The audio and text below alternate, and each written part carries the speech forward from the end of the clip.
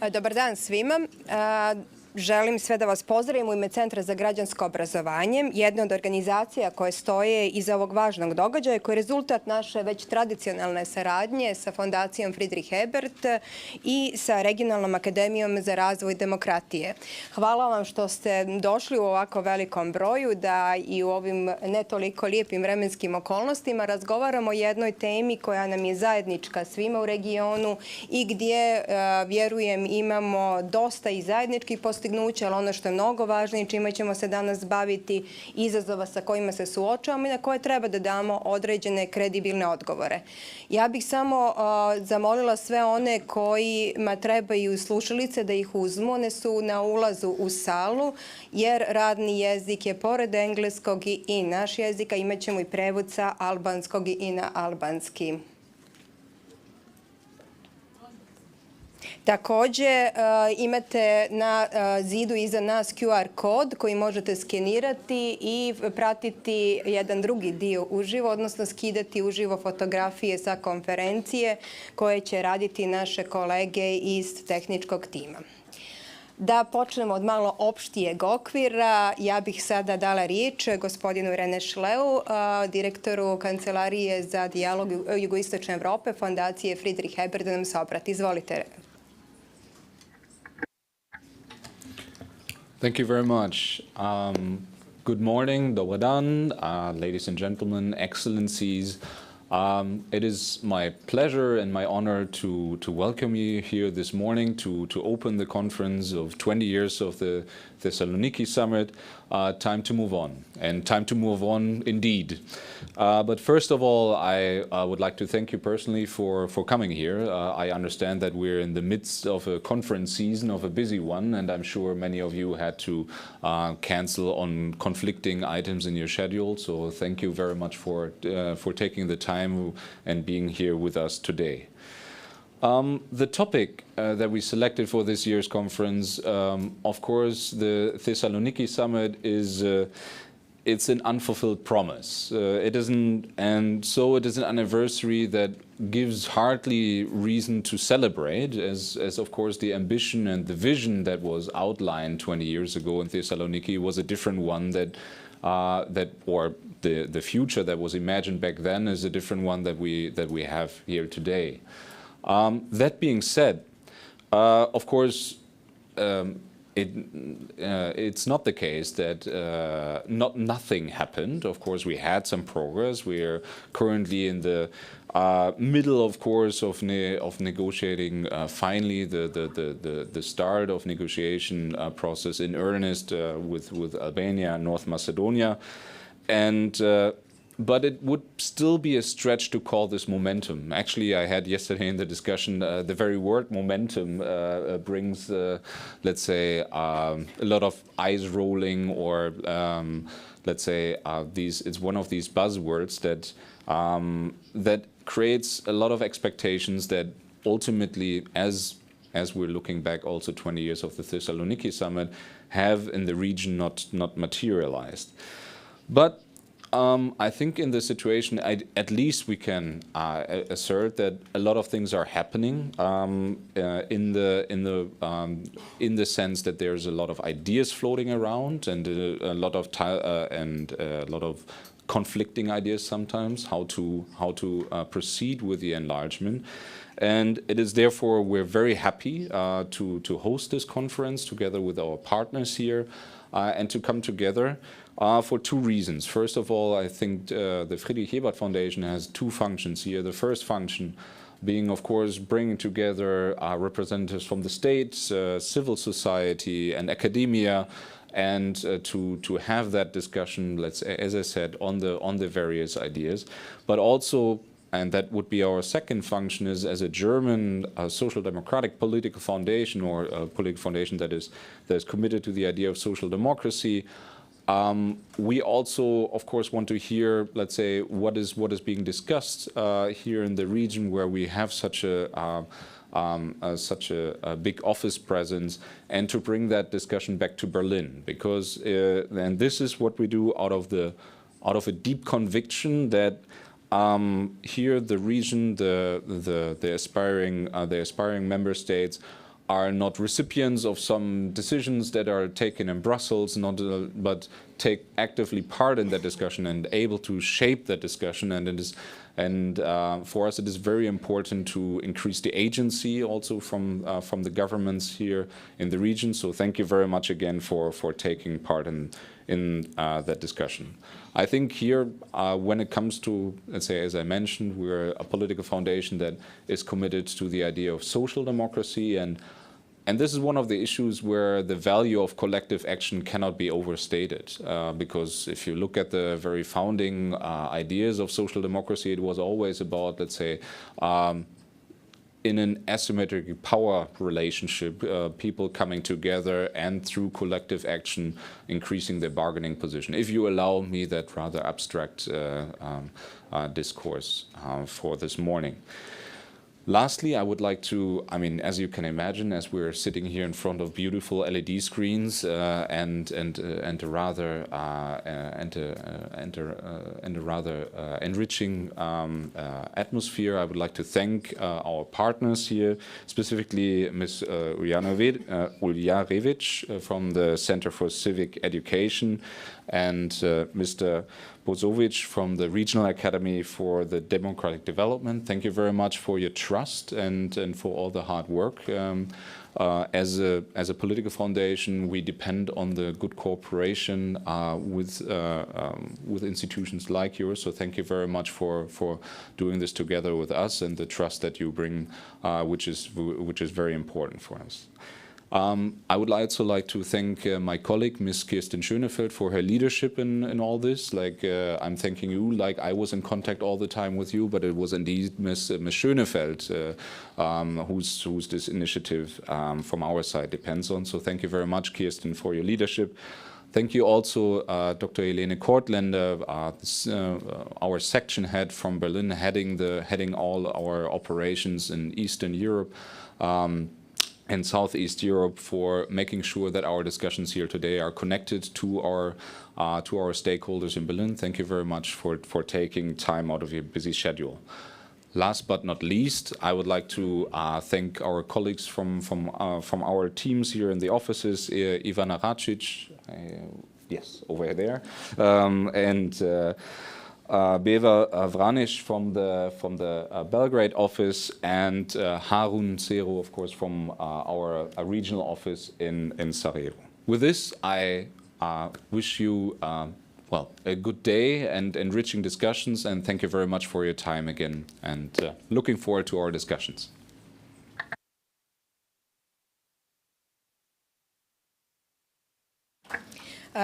Zahvaljujem se, gospodine Šlau, na ovom i kritičkom osvrtu na period koji je iza nas. Vjerujem da će to biti stimulativno i za nastupajuće diskusije i naravno na onome što je bilo isticanje saradnika iz fondacije Friedrich Ebert, koji su zaista bili važna podrška svima nama.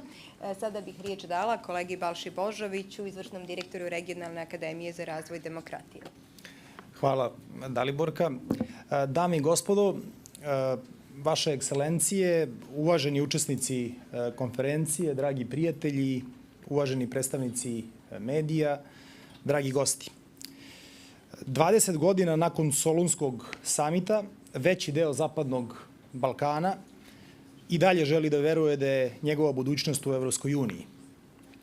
Nove ratne okolnosti u Evropi, pre svega ruska agresija na Ukrajinu, učinile su da Evropska unija i Zapadni Balkan treba ponovo da obnove svoje međusobne privrženosti i da nastave da u novim okolnostima zajednički rade na integraciji ovog dela Evrope u Evropsku uniju. Druge održive alternative za ovaj prostor nema. Sve drugo bilo bi samo spoljno-politički avanturizam koji bi bio poguban za stabilnost, održivi razvoj pa čak i mir na Zapadnom Balkanu. Evropska unija je najuspešniji mirovni projekat u istoriji evropskog kontinenta. Iskustvo Ukrajine nas uči na teži način da mir više nije garancija ni u svetu, ni u savremenoj Evropi. Isto tako, danas je Zapadni Balkan, kao meki trbuh Evrope, slaba tačka evropskog jedinstva u spoljnoj i bezbednosnoj njenoj politici. Zato je važno da problem zakočenih reformskih procesa i teških i opterećujućih međudržavnih odnosa na Zapadnom Balkanu bude rešavan od strane i isključivo od strane Evropske unije, na kopenhaškim kriterijumima i na temeljima evropskog sistema vrednosti. Iskustvo poslednjih godina pokazalo je da neki naši partneri, nažalost, nemaju dovoljno senzibiliteta za krhke demokratske procese na Zapadnom Balkanu. Danas je taj evropski senzibilitet potrebniji više nego ikada pre. Mir se više ne podrazumeva, mir je postao privilegija, a na Zapadnom Balkanu on je odavno na staklenim nogama. Nakon nedavnog terorizma na severu Kosova, imamo obavezu da se na odgovorniji i solidarniji način posvetimo demokratizaciji i evropeizaciji našeg regiona. Ne možemo samo da se pravimo da se u Banjskoj na severu Kosova nije ništa dogodilo, jer u tom slučaju dogodit će se ponovo, možda ne samo na severu Kosova, možda i u nekoj drugoj državi Zapadnog Balkana. To znači da evropske institucije treba da nađu način da se izbore sa uticajima koji mogu da poljuljaju mir na Zapadnom Balkanu, a samim tim i stabilnost same Evropske unije. Mi ćemo reći da sve zavisi od Evropske unije, Evropska unija će reći da sve zavisi od nas, a istina je da zavisi od naših zajedničkih napora i želje da učvrstimo evropsko jedinstvo i da time sačuvamo mir i demokratiju na evropskom kontinentu. Moramo pomoći onima koji su najdalje odmakli u evropskim integracijama, jer svaki pojedinačni uspeh država Zapadnog Balkana budi veliku nadu i podsticaj ostalima da je evropska budućnost dostižna. Crna Gora je danas najdalje odmakla u evropskim integracijama. Ona je takozvani frontrunner. Pomoći joj da se politički konsoliduje nakon trogodišnje političke krize i smogne snage da nastavi svoj evropski put ka punopravnom članstvu bio bi znak da Evropska unija geostrateški ne prepušta ovaj deo evropskog kontinenta malignim uticajima sa istoka, kao i da ne toleriše maligne uticaje na Zapadnom Balkanu država Zapadnog Balkana iz neposrednog okruženja.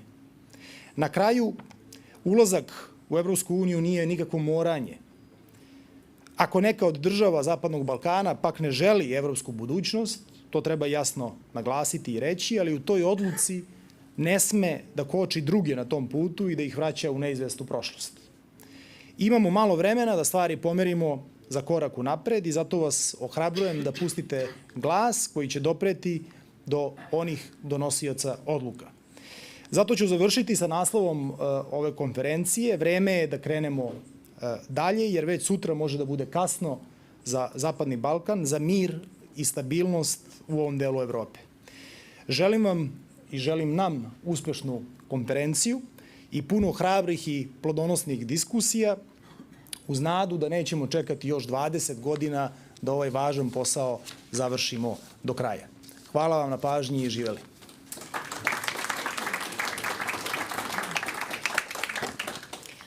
Zahvaljujem se kolegi Božoviću. Okolnosti društva u kojima živimo očito nas stalno tjeraju na dijaloški osvrt i iznalaženje pitanja na naizgled, odnosno iznalaženje odgovora na izgled jednostavno pitanje, a to je kakva nam zapravo budućnost Zapadnog Balkana treba. I čini mi se da još uvijek nismo to jasno, konsensualno odgovorili, da je to dio nekih naših stramputica. Nisam sigurna u kakvom ozračju vas dočekujemo danas u Crnoj Gori, državi, kako je Balša u jednom trenutku napomenuo, koja je nekadašnjeg istaknutog đaka, ali moramo naglasiti u grupi vrlo osrednjih, došlo do ponavljača bez naznaka da će u skorijem periodu napraviti suštinski napredak. Nisam sigurna ni kakva je skorija perspektiva evropskih integracija Crne Gore, a imajući u vidu poslednje informacije koje se odnose na strukturu vlade Crne Gore. Takva vlada u kojoj je mnogo rezervi prema Evropskoj uniji dolazi, i to ću napomenuti, kada brojimo 6. godinu od kad nismo zatvorili ni jedno poglavlje u pregovorima sa Evropskom unijom. Na jednoj strani mi imamo kontinuiranu i dominantnu većinu građanstva koja sanja evropski san i podržava put Crne Gore ka članstvu u Evropsku uniju. Trenutno je to 77,4% po istraživanju koje smo predstavili prošle sedmice. Istovremeno, Evropska unija, države članice, Sjedinjene Američke Države, drugi zapadni partneri gube uticaj u Crnoj Gori, ali i u regionu. Indikativno je da su vlastima sve bliži oni koji ne insistiraju na progresivnim vrijednostima i funkcionalnoj vladavini prava. Zato nije iznenađenje ko treba sve da nas brine što se entuzijazam i optimizam u pregovaračkim strukturama u regionu, koje su kičma procesa, nalazi na minimumu.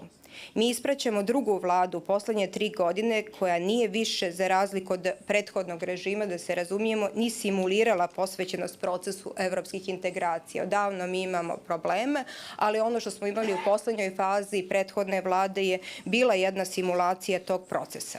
Brzo ćemo imati i prve testove u kojem pravcu ide nova vlada, a doskorašnje naznake nisu ohrabrujuće u onom što bi trebalo da bude kvalitativno drugačiji pristup. Svjesno se ignoriše činjenica su evropska posla domaća posla, da to nije ništa apstraktno, da nije svrha ispunjenja mjerila u okviru pregovaračkih poglavlja dobijanje neke bolje briselske ocjene, već da se radi o naporima koji nas kao društvo moraju učiniti pristojnijim i utemeljenijim na demokratskim vrijednostima i razvijenoj političkoj kulturi. To zahtijeva i odgovorne političare, integritet i kredibilitet, posvećenost emancipaciji društva, a ne populističkom podilaženju biračima zarad ostvarenja partikularnih i partijskih interesa, a na štetu društva kao cijeline. Nažalost, sve nam to i dalje nedostaje. U vrtlogu regionalnih nestabilnosti i političkih obrta u kojima se dogovori ne baziraju na vrijednostima, već na pukoj borbi za opstanak, tema evropskih integracija ostaje na marginama u svim našim državama. 20 godina nakon samita u Solunu zasluženo stojimo u istoj čekaonici, jer nije demonstrirana uvjerljiva politička volja za reformama uz ono što je već hronična potkapacitiranost, manjak znanja i nerad, a višak prazne, ali opasne ambicije. Ovdje moram zaista izuzeti primjer Sjeverne Makedonije u odnosu prema kojoj Evropska unija nije bila fer kad je to trebala pokazati. Vrijedi se 20 godina nakon Soluna osvrnuti na ono što se dešavalo na globalnom nivou te 2003. godine. Imali smo tada rat u Iraku, rat u Liberiji, izbijanje epidemije SARS virusa u Aziji koja je uzrokovala ozbiljnu zabrinutost za javno zdravlje, postignut je nuklearni sporazum sa Sjevernom Korejom koji istine kasnije prekršen, radilo se na širenju Evropske unije što je u konačnici realizovano velikim proširenjem u maju 2004. Ovo kroki podsjećanje treba da ukaže da ne postoji idealan moment kada je riječ o proširenju EU i da ćemo zauvijek živjeti neki aspekt ugrožene globalne bezbjednosti bez jasnih naznaga kada bi se to moglo završiti. Ali čekanje da se stvari razbistre ne može i ne smije biti politika ni Evropske unije ni zemalja regiona. Danas geopolitičke okolnosti donose povoljan vjetar za region. Postoji veća pažnja Evropske unije, njenih institucija, njenih zvaničnika za proces evropskih integracija i za proces proširenja. Ta se prilika ne smije propustiti i vjerujem da ćemo kroz današnje panele čuti neke preporuke kako bi počeli izlaziti iz začaranog kruga ovih izgubljenih šansi. Naglasila bih i da je politička odgovornost okosnica procesa. Ta odgovornost treba da unese i spremnost da populizam zamijeni rad i kredibilni rezultati, a onda možemo govoriti o jasnijoj perspektivi za države koje pristupaju EU i smanjenju postojećih frustracija zbog izostanka napretka. Proces jeste težak, bolan, iscrpljujući i očigledno dugotrajan, a lažna je dilema oko prioritiziranja brzine i kvaliteta, jer je to neodvojivo.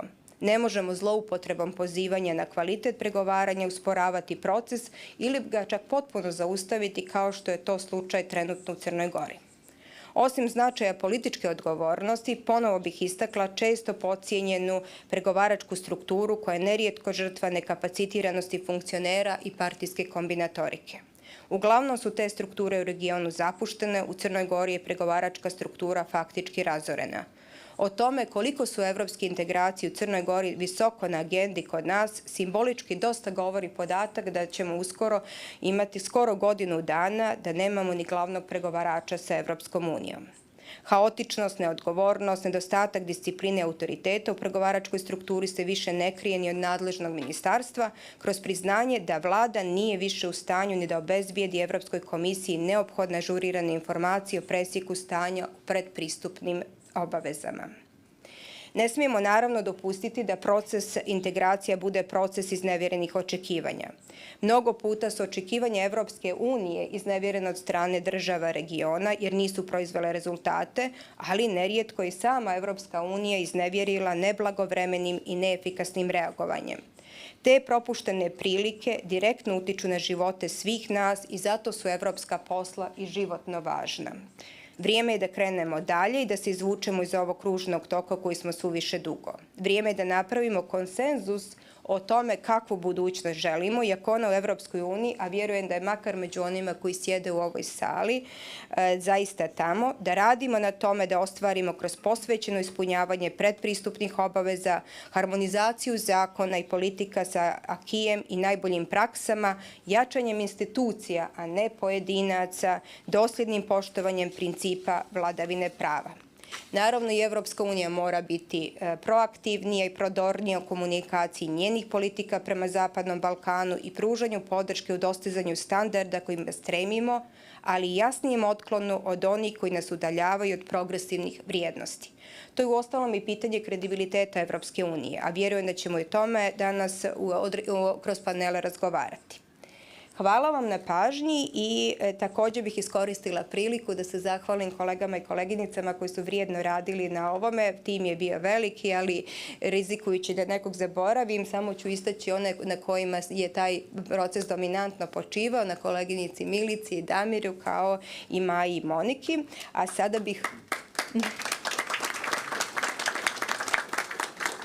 bih zamolila za minut strpljenja i pozvala moderatorku prvog panela i paneliste našeg prvog panela da nam se pridruže i iznesu njihove stavove i promišljanja. Bitan nam je taj zvanični dio da čujem, a vas ohrabrujem i da postavljate pitanja jer ovo je otvoreni forum. Hvala vam.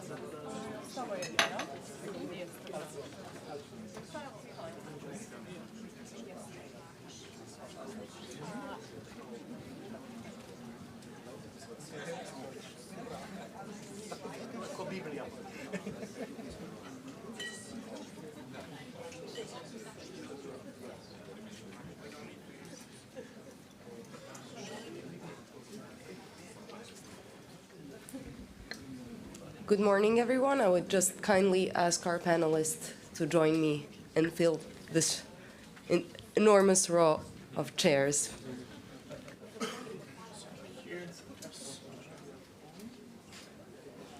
Looks like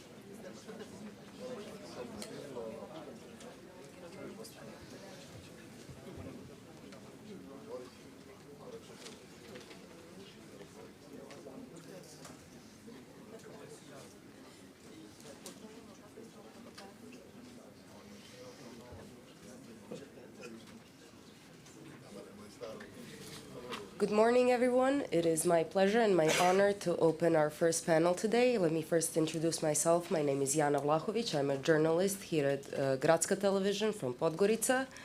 In that case, if you are visiting, I wish you a very warm welcome. You are experiencing our typical fall weather, unfortunately.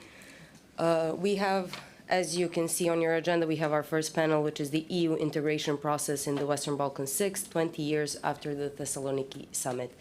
Before we begin, of course, I would like to remind everyone of the QR code that you see up on the screen where you can see and download any photographs of the event.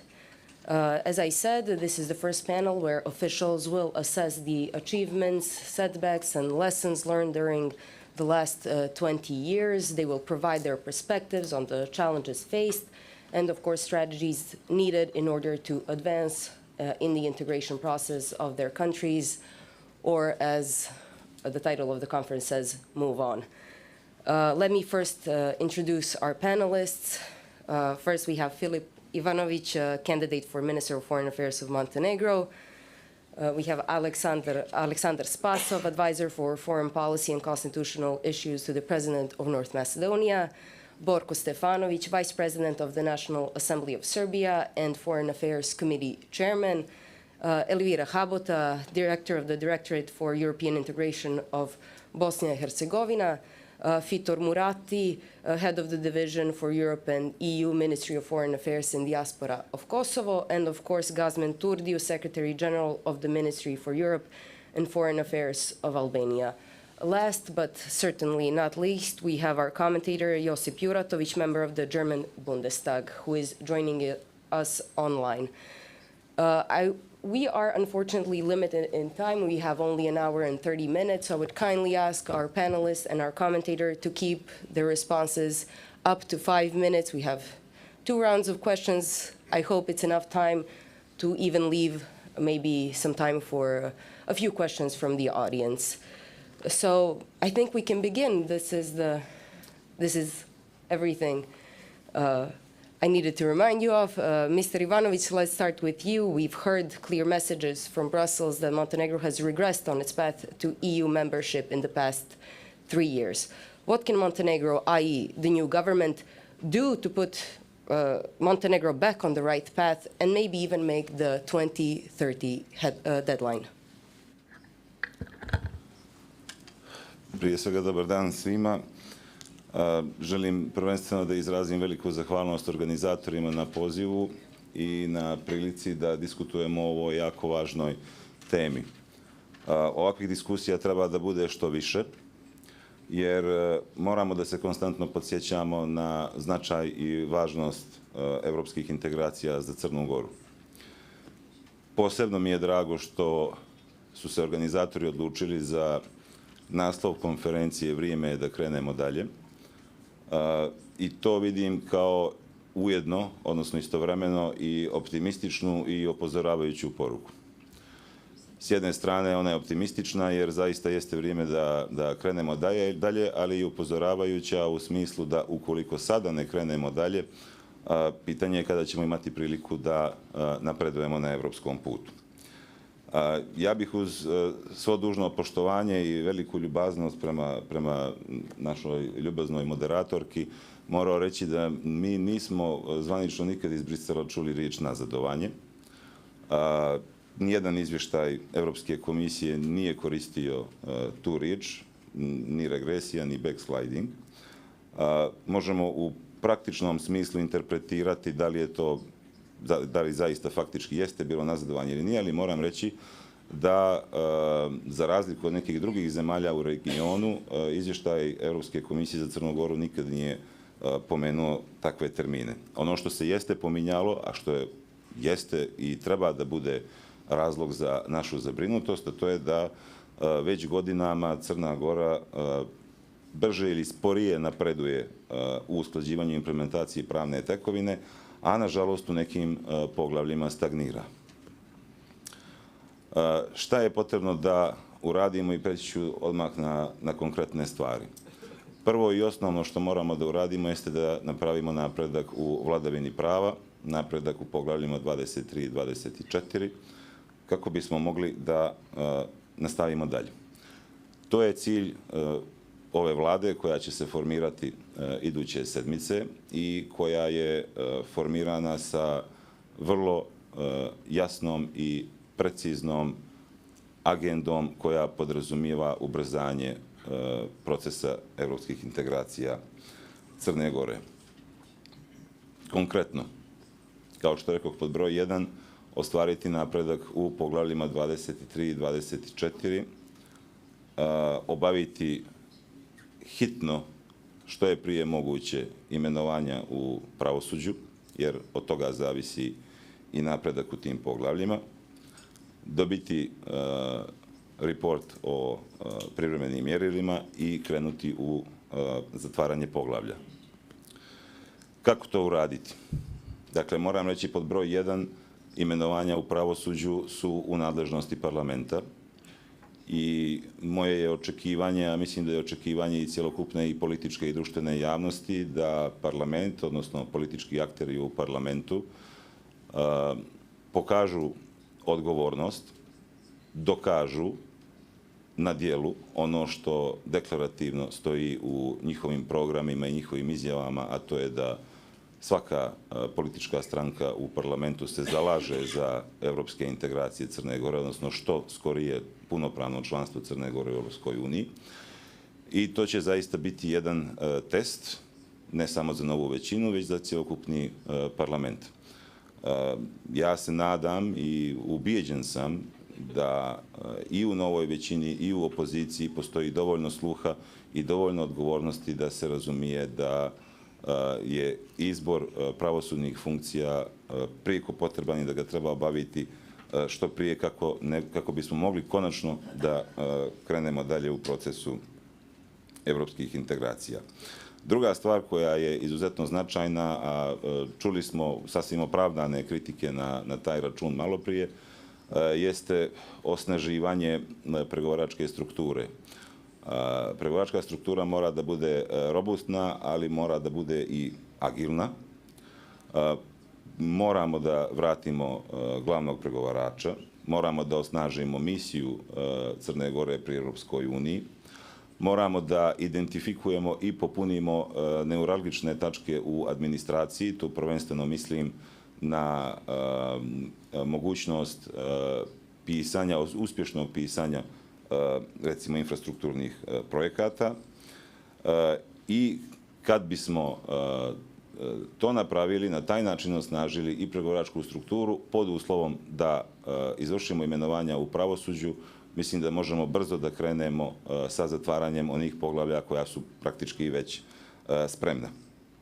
Po 2, ono na čemu će se zasnivati aktivnosti vlade Crne Gore u domenu evropskih integracija kao ključnog opredjeljenja vlade, bit će pored ostaloga i strateško komuniciranje o Crnoj Gori kao najboljem izboru Evropske unije u smislu pokazivanja da proširenje je živo, odnosno da Evropska unija zaista ima namjere da primi nove članice i Crna Gora definitivno treba da bude prva među njima. U tom smislu sasvim sigurno će biti potrebno razviti jednu intenzivnu diplomatsku aktivnost u smislu posjeta prestonicama država članica, jačanje naše diplomatske mreže, osmišljavanje kampanje strateškog komuniciranja kako sa domaćom javnošću, tako i sa stranom i nadamo se u tom smislu da ćemo moći, da se metaforički izrazim, da Podgoricu približimo Briselu, ali i da Brisel približimo Podgorici. I treće, intenzivno treba da radimo sa Briselom u vezi sa novim planom rasta za Zapadni Balkan. U okviru toga postoje mogućnosti za dobijanje dodatnog novca, mogućnosti rane integracije u jedinstveno tržište Evropske unije i kao primjer, ilustrativan primjer ću pomenuti SEPA, odnosno Single Euro Payments Area. Ukoliko bi Crna Gora postala dio SEPE, mi bismo, kad se uzmu u obzir sve doznake koje dolaze iz inostranstva od naše dijaspore ka Crnoj Gori, to bi bilo na nivou od 70-80 miliona eura godišnje. Dakle, mogli bismo dobiti 70 do 80 miliona eura godišnje više od doznaka iz inostranstva ukoliko bi se ukinule provizije koje u ovom trenutku su prilično skupe. i potrebno je raditi ciljano, strateški i odgovorno na koordinaciji nužnih institucija. U prvom redu mislim na dva ministarstva, Ministarstvo vanjskih poslova i Ministarstvo evropskih poslova, na nivou vlade i sa Skupštinom. I zaista mislim i iskreno vjerujem u to da je sada pravi moment za to. I rekao bih još jednu rečenicu.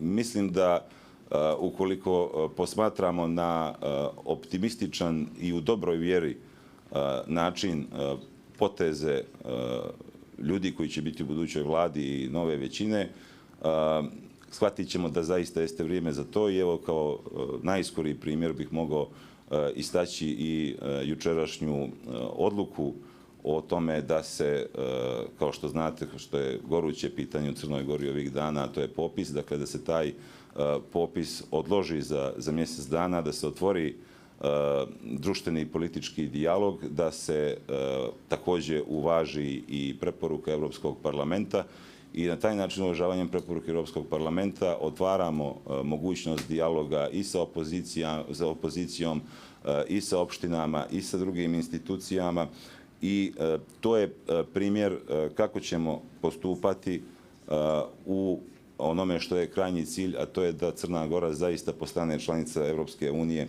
do 2030. godine, a ja mislim da možemo biti spremni i ranije. Ono što je također bitno, osim zatvaranja poglavlja, osim čekiranja određenih uslova i kriterijuma koje imamo, to je europeizacija Crne Gore, odnosno europeizacija društva, uvođenje jedne nove, tako reći, političke kulture i mislim da to pokazujemo i treba da nastavimo to da pokazujemo. Ono što hoću da kažem jeste da je vrijeme da krenemo dalje.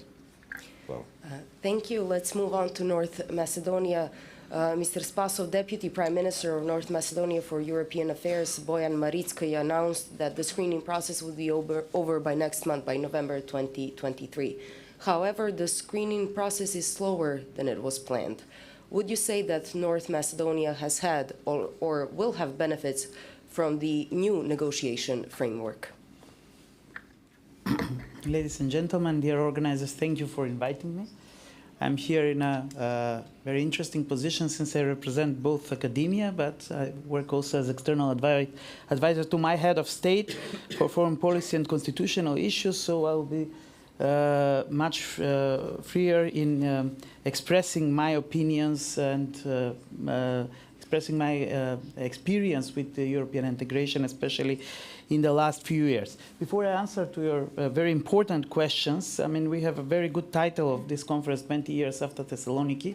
And if we think about that decision in 2003, that was a different world because at that time no one was speaking about geopolitics and geostrategy. At that time geopolitics was something of the past, of the Cold War. We all thought that we'll live in a, let's say, liberal empire.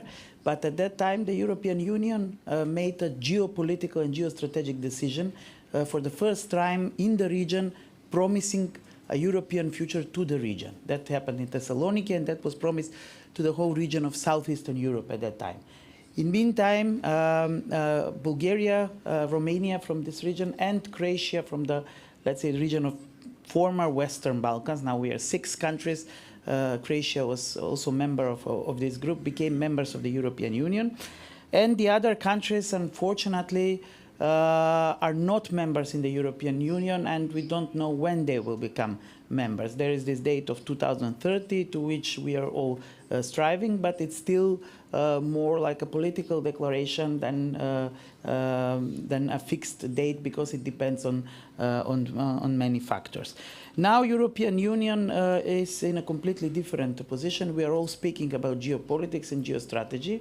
And to quote the French President Emmanuel Macron, if the European Union is striving to become a geopolitical entity, or if we are striving towards a European sovereignty, European Union must make a geopolitical decision, and that is to integrate the 6 countries of the Western Balkans into the European Union. And it's very important for the European Union not to let this potential Achilles feet of Europe in a way isolated or in the European neighborhood. Of course, here is always the question of Eastern Europe and what is happening there.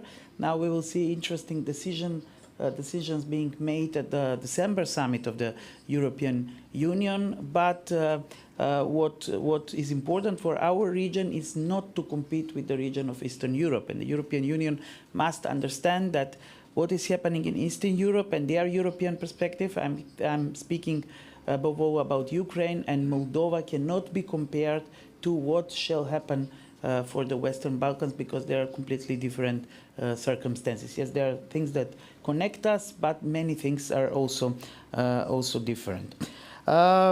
If we speak about the screening process that started for North Macedonia and the negotiation framework, first we have to explain, I suppose you all know the famous negotiation framework for North Macedonia. Here was mentioned that North Macedonia faced many challenges. I mean, all of the countries here faced many challenges, but the challenges that we faced were something unexpected. First, North Macedonia and Albania faced the 2019, when actually the process was changed by introducing the new methodology. So we were supposed to start the accession talks, and Serbia and Montenegro did years ago according to the existing methodology. But then there was discussion and demands by France, but also supported by other EU members, to change the process and to introduce new methodology. If you look at the new methodology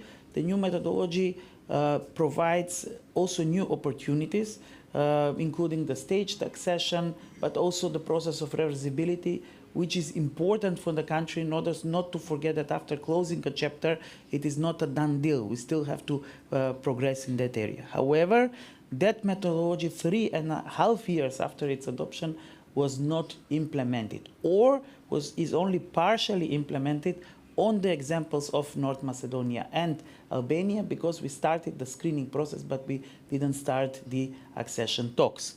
And now we come to the second issue, and that is the issue that European Union, I think that they didn't expect, but we may expect it, but it was not a very pleasant surprise for us, and that is to have a bilateral issues on table in the European accession process. As we always, as was said, the only criteria for the European accession are the Copenhagen criteria, and the European Union, but also we as a country, faced in a challenge how to deal with bilateral issues that are not necessarily part of the core process of the European Union, but by some EU countries, specifically by one EU country, were declared to be part of the good neighborly relations. So we got the negotiation framework that has one precondition, and that is the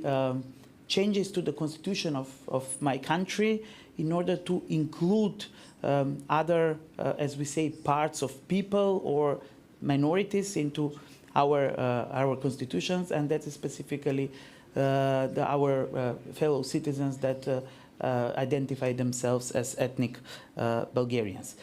That created a very hard political atmosphere in my country.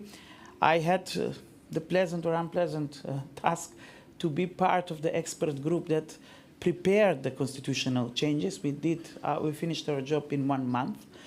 But the problem is that there is still not the necessary 2/3 majority in our parliament to adopt that change of the constitution. If you read the negotiation framework carefully, it is clear that the second part of the first intergovernmental conference, I'm always trying not to become very much like a Brussels bureaucrat with these phrases, but I must quote this.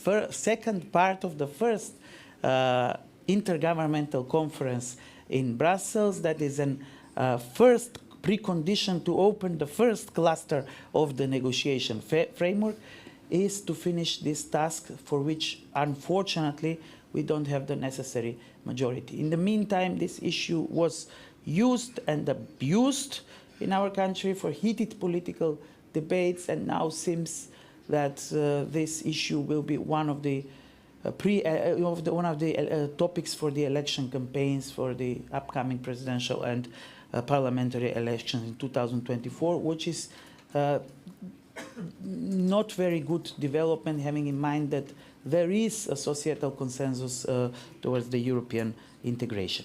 To answer directly to your question, the screening process is going good. Yes, there is always more optimism in the beginning when it will be finished, but there are no substantial difficulties in screening process.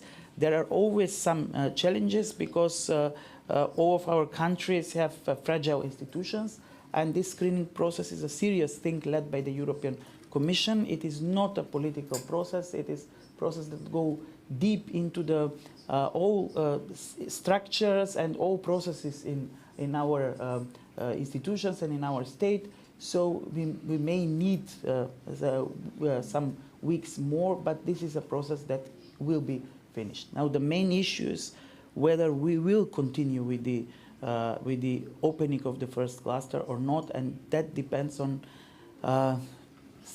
something that is not, unfortunately, directly related to the core of the European integration process. Thank you, and I hate to be the strict teacher, but I would kindly ask our panelists to be mindful of the time because I'd hate to interrupt as well. You've talked about the societal agreement, so to say, that there is a pro-EU sentiment, but moving on to Serbia, it seems we don't see it in Serbia as well. Mr. Stefanovic, where is Serbia 20 years after the Thessaloniki Summit, and what are the biggest successes? And as far as obstacles go, what impact does the fall in pro-EU sentiment among the public in Serbia have on the negotiation process? Well, thank you so much. I think, first of all, I really need to thank you and to say that I'm really honored to be invited here and to participate in this wonderful conference. Vielen Dank. And also I have to say that when I'm listening to my colleagues, I just realized that you know, I'm one of the two politicians in the panel, so forgive me for maybe being too extensive. I'm saying in advance, so this is my craft. On the other side, coming from Serbia as the chairman of the Foreign Affairs Committee of our Serbian Parliament, and also as opposition to Mr. Vučić and his party, I have to say that it's much easier for me to make the screening of the current situation in Serbia, but also in the Western Balkans. So after 20 years of hopes, you know, prayers, hard working, problems, resolving bilateral issues, we are pretty much stuck right now. And of course, we all agree that it's time to move on. But how we're going to move on and where are actually we going, that's a completely different matter. Right now, we have a situation in which there is a open, formal invitation for all of us from Brussels. There is also formal, open wish from all of us to join. In the meantime, we are losing our energy and time trying to figure out where we stand concerning the public figures, you know, how much support is there for European Union in Serbia. I'm proud to say that we have 44% in favor of joining EU right now in Serbia. Why I'm proud to say?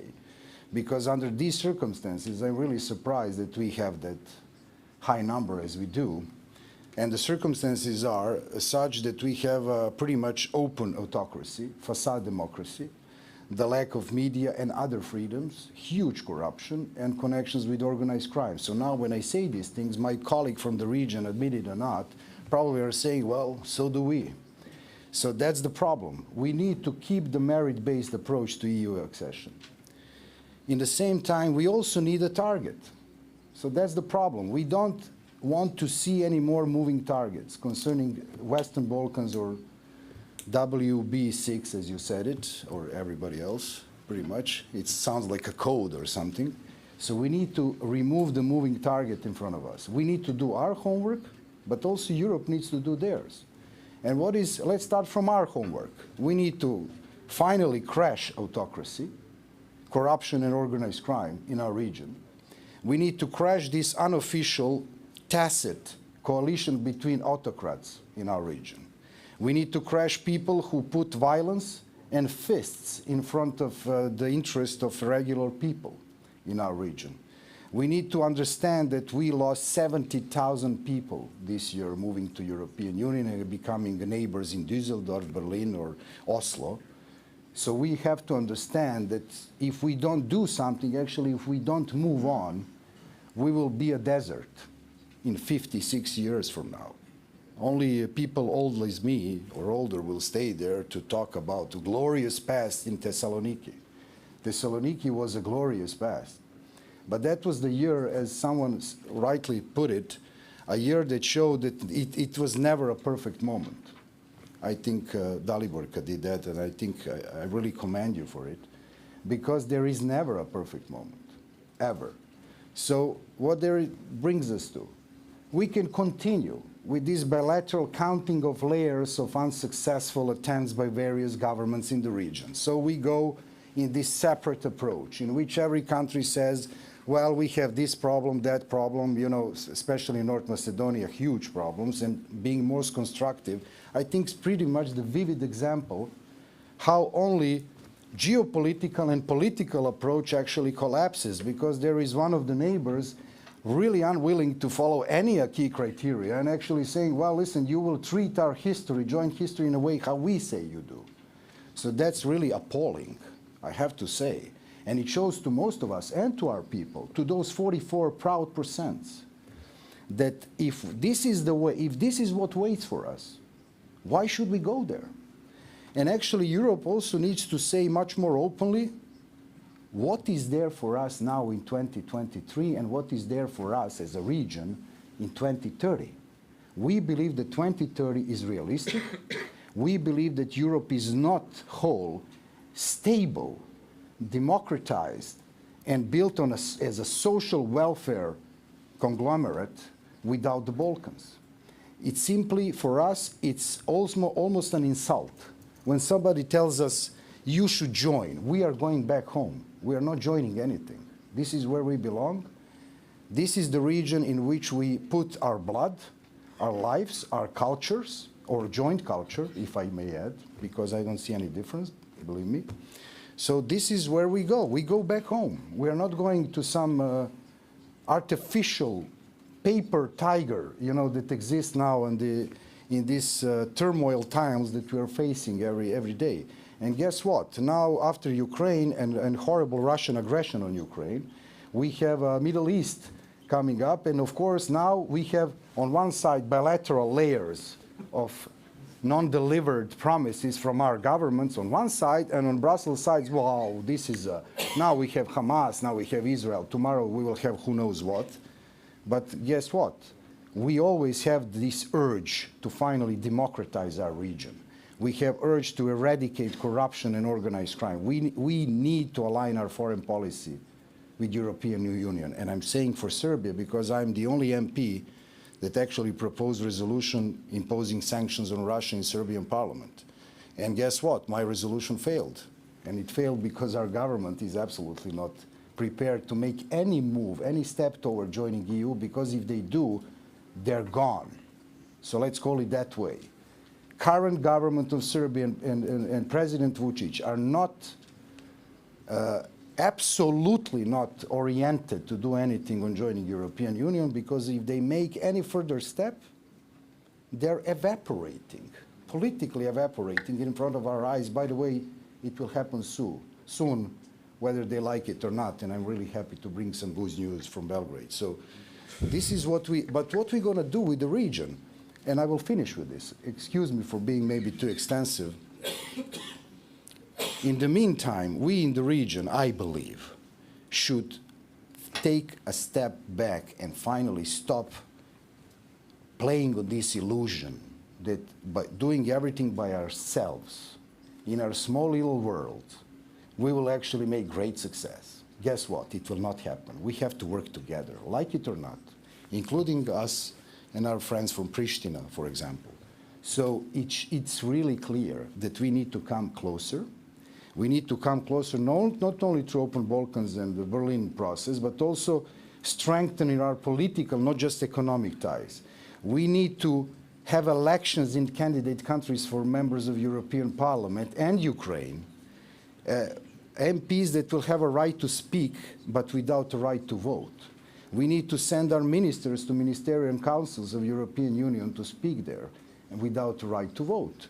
We need to make appeal to Brussels to finally reform their decision-making process concerning enlargement. Because if we continue this way, believe me, what happened between Bulgaria and North Macedonia is a walk in the park, comparing what waits for Serbia and Croatia, for example, or, as some people would expect, what waits Belgrade and Pristina, for example.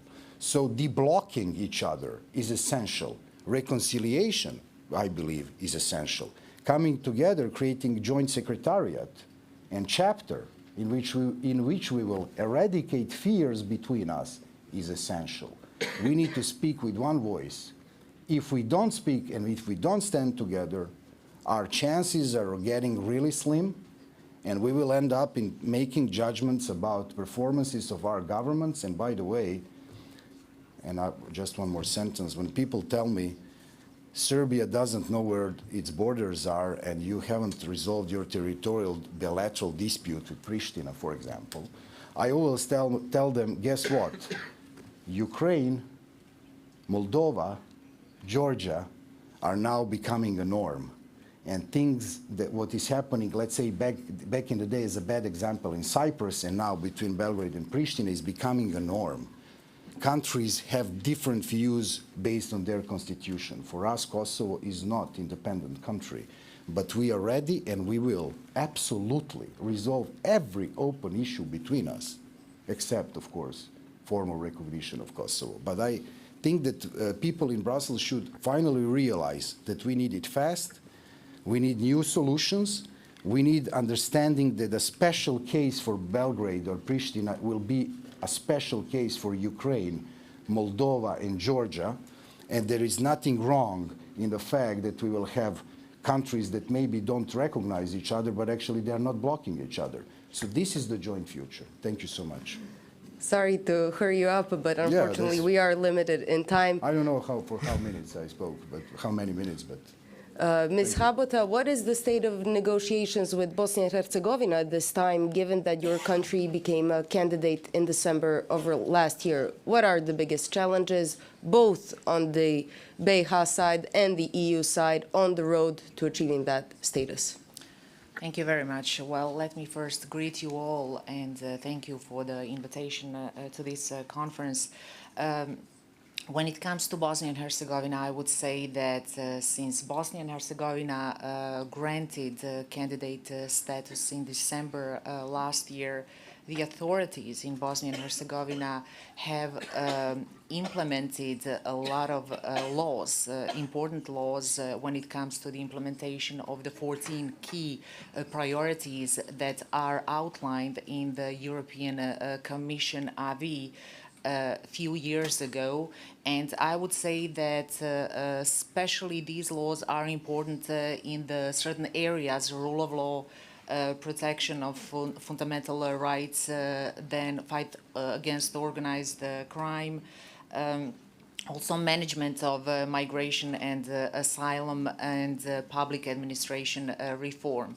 It's very important to emphasize that when it comes to the national program for the adoption of the key so-called document program of integration, there are certain activities that were accelerated as well, especially after the Collegium for the European Integration of the Council of Ministers of Bosnia and Herzegovina tasked 36 working groups that are working on these issues, gave them certain deadlines to speed up the process.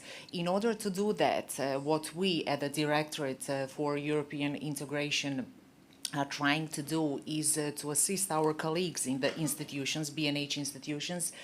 We are literally sitting with them and trying to speed up in these 2 weeks all the job that needs to be done in order to fulfill this one of the key important priority.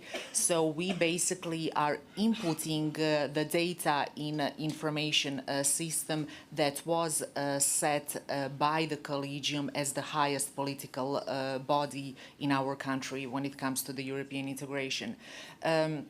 it's very important here to emphasize that besides that, we are urging and calling authorities to do their job and to speed up the process in order to fulfill these priorities before the new EC report on our country is published, and that will be, for now, as they say, 8th of November. So we are truly hoping that Parliamentary Assembly of Bosnia and Herzegovina will adopt two more very important laws, such as law on courts at Bosnia and Herzegovina level, and the law on prevention of conflict of interest of Bosnia and Herzegovina. One thing I would like to share here with you is that it's very much clear to us, the more progress Bosnia and Herzegovina makes, the better European Commission report will be, meaning that this report is very much significant, being the first one after the candidate status was granted to Bosnia and Herzegovina, and secondly is very important because based on this report, further decision of the European Union depends largely and relies largely on this report. Will the opening negotiations will start it or not? And that's very much important, of course, for Bosnia and Herzegovina. When it comes to your second part of question to say so, I'll just sum it up in 2 sentences. Whenever in Bosnia and Herzegovina we have a strong political will, the progress is faster and everything goes much better.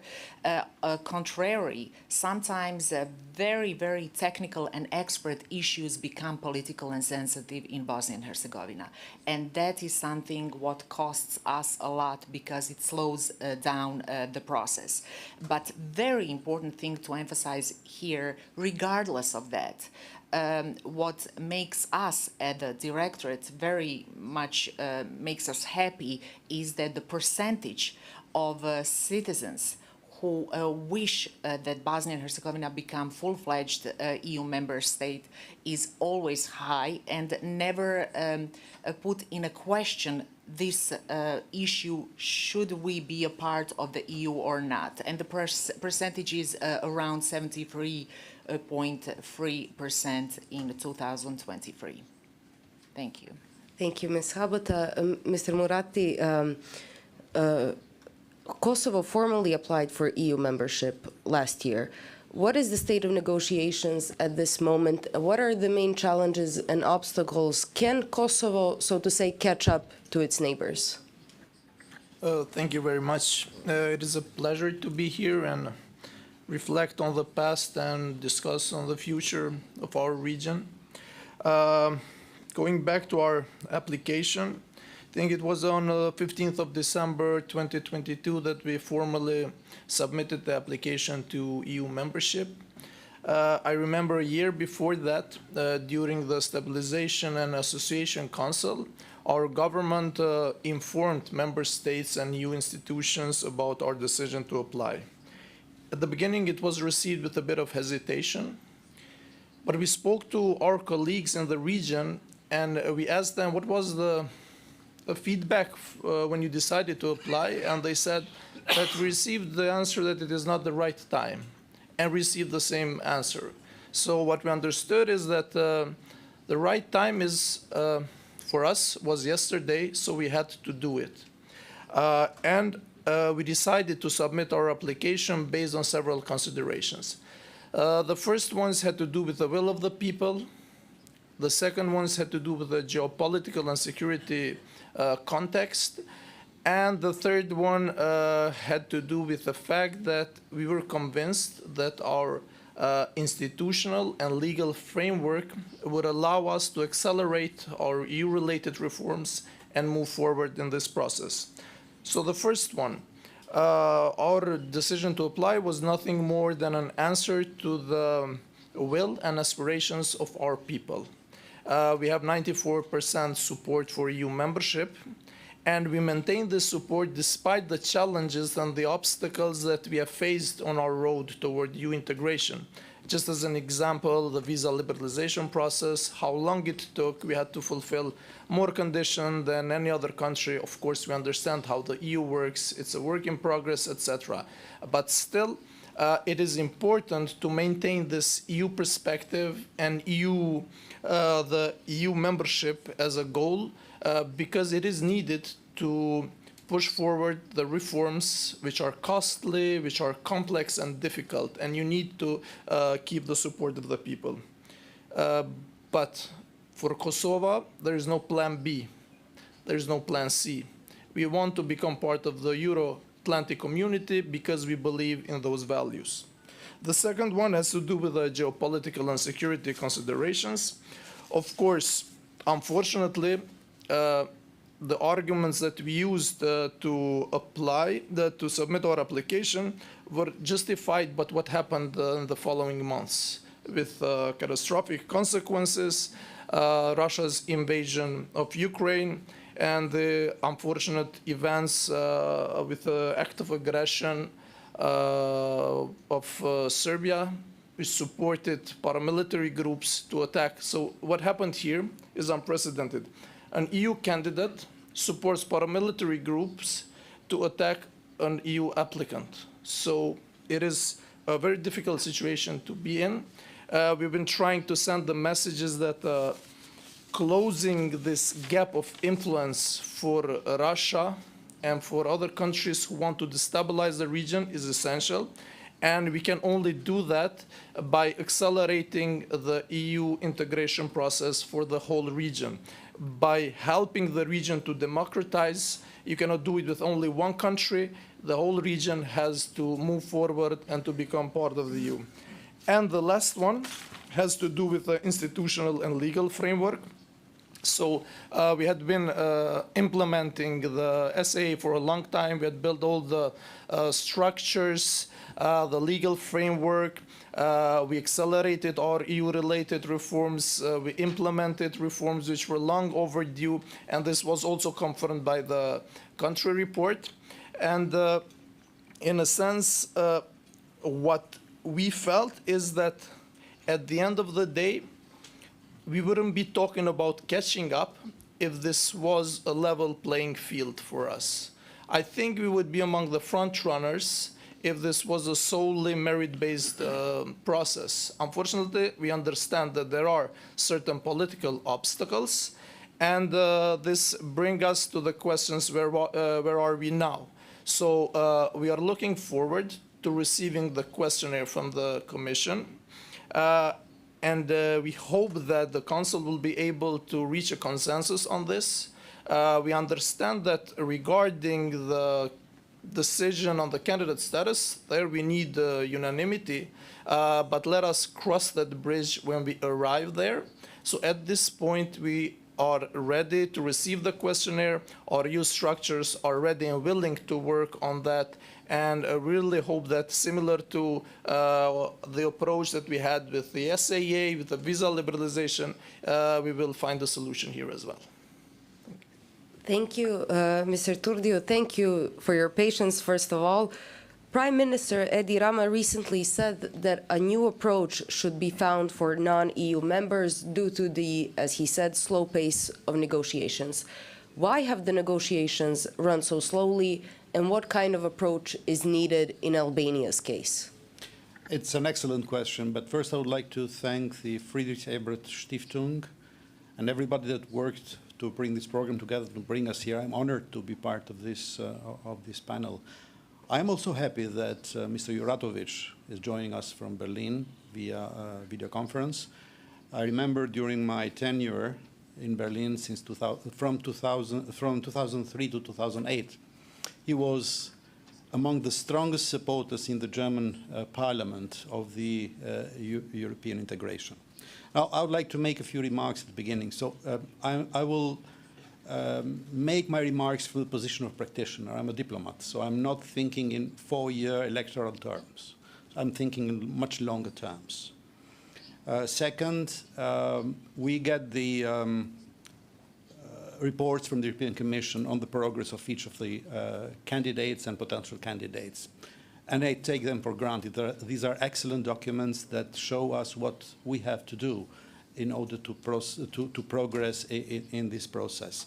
I will get more focused on, let's say, on the other side, because it was mentioned here from previous speakers that it's a work that needs all partners to cooperate.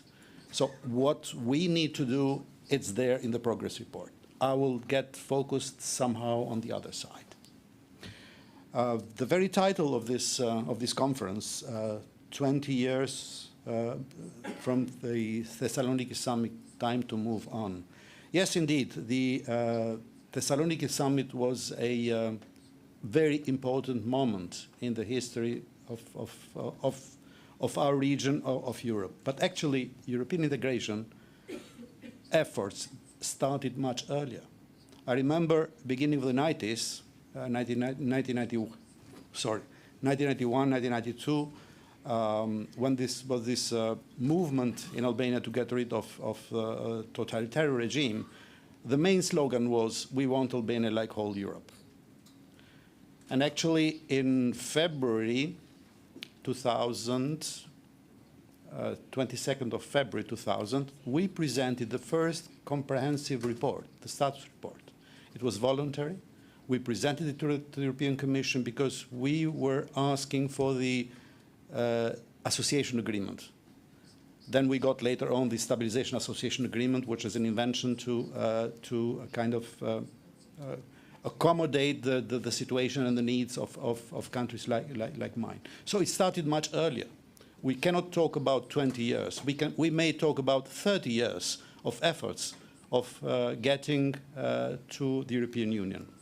And then I would say that, yes, we are used to the word enlargement. But actually, I will join my voice to what the speaker of the Foreign Affairs Committee of the Serb Parliament said, that we are getting back home. It's not a matter of the EU being enlarged to us. It's us joining where we belong. It's, I would say, reunification of Europe. As far as Albania is concerned, we may talk of slow progress of negotiations, but actually only now that negotiations are starting. Actually, they have not really started. We hope that in December, the Council will take a decision to start the accession negotiations. So what has this delay of about 30 years produced? Let us remind ourselves that both laws of physics, but even those of society, they don't accept vacuum. If a space is empty, it will be filled by something. We have participated in conferences where there is normally said that there is no alternative to the European integration. Actually, we don't want alternatives to the European integration, but there are alternatives. And you know what those alternatives are? Is, well, Russia, China, Middle East, others maybe. And the offer is forget the rule of law, forget the free market rules, take the money, stay in power forever. And this might be quite an appealing offer to some of the politicians in the region. So the longer the EU keeps a distance from us, from our region, the worse it is. I mean, did the region progress since the summit in Thessaloniki? Oh, yes, indeed, it progressed. But once we were talking about Western Balkans, Croatia was part of it, and then Croatia, the only one between us, became a member of it. Now we are talking about the Western Balkan CISCs. Did we progress? Yes, we did. A lot. Internally and in our regional cooperation, in our position towards the EU, but that's not enough. That's what I'm saying. So coming back to your question, what should be done about Albania? It's not only about Albania, it's about the region. And I would say that in between the strategic approach and the technical approach, there must be a shift towards a strategic approach. And I hope that thanks to those horrible events that are happening in the last 1.5 years, the aggression of Russia against Ukraine, perhaps the EU is getting more to the strategic thinking. And I hope this will deliver results. Thank you. And of course we have our commentator, gospodine Juratoviću, nadam se da nas čujete i da ste uspjeli da nas čujete sve ovo vrijeme. Možete li ukratko u nekoliko minuta prokomentarisati ovo što ste čuli do sada i dati vašu ocjenu kako je stanje u regionu kada je riječ o evropskim integracijama? Čujem vas dobro.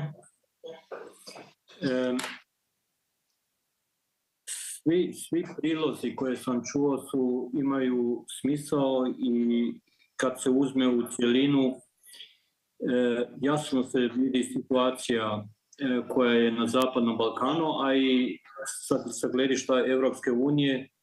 I tu postoje dvije stvari. Jedno je napomenuto, pogotovo ratovima koje se zadnje vrijeme odvijaju. Ima taj geopolitički smisao, strateški smisao po pitanju sigurnosti, ali isto tako i sama Europska unija je unutar sebe sa 27 članica politički postala relativno nestabilna. Pojavljuju se strukture, pitanje Europske unije, demokratskih vrijednosti sve više postaje bitno i pitanje ko će nam se pridružiti, koje su to strukture.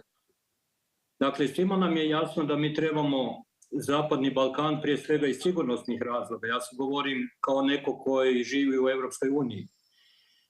Ali isto tako nam nije svejedno ko će nam prići. Vi dobro znate da mi imamo probleme sa određenim zemljama, odnosno vladama, na primjer kao što je Mađarska i Orban. I jasno postoje pitanje, želimo li političke strukture unutar Europske unije koje će jačati Orban. Orban koji prije svega njemu nije ključni interes Europa demokratskih vrijednosti kao temelj našeg društvenog političkog sustava. Nego prije svega imamo osjećaj da jednostavno želi, kao takozvani suverenist, je zainteresiran za ekonomska pitanja, što je u redu, ali sama ekonomija i ekonomska pitanja, financijska pitanja nas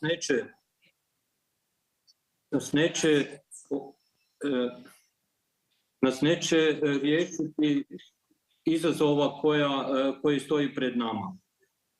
Dakle, šta je meni bitno? Momentalno postoji njemačko-francuska inicijativa oko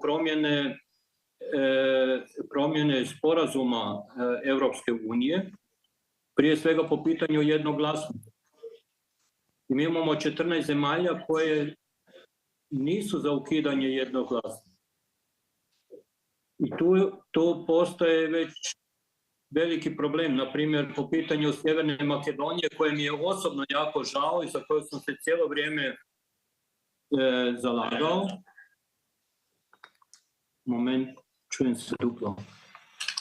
Za koju sam se osobno cijelo vrijeme zalagao i sada stojim tu da Sjeverna Makedonija ponovno mora mijenjati i usklađivati svoj ustav da bi krenula i dobila zeleno svjetlo za ulazak u Europsku uniju. I tu mi je jako bitno sada Zapadni Balkan. Zapadni Balkan mora sa više solidarnosti krenuti. Treba stvarno zajedničku strategiju na putu u Europsku uniju. Ovdje je dobro napomenuto, nije bitno više o kojoj se zemlji radi. Ako stvarno svi žele u Europsku uniju, onda trebamo jednu zajedničku političku platformu. Berlinski proces je jedan mali dio toga svega. Ali na kraju krajeva znamo jako dobro šta treba mijenjati, šta treba usklađivati i tu ne trebamo sada prije svega Brisel, nego i sami znamo da bi nam funkcionirale države na Zapadnom Balkanu i sustavi na Zapadnom Balkanu šta je potrebno uskladiti i promijeniti. Trebamo funkcionalne institucije, mi ih nemamo u svim zemljama. Bosna i Hercegovina je sad konačno dobila funkcionalnost institucija gdje funkcionira federalna ni parlament kao najviši organ gdje funkcioniraju vlade i tako dalje.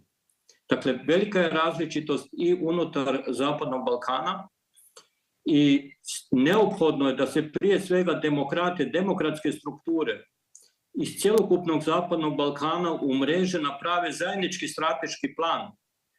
Prije svega unutar svojih zemalja kako reformirati zemlje, a i na drugoj strani kako nastupiti prema Europskoj uniji, koja po mom mišljenju se nalazi i politički i društveno-politički u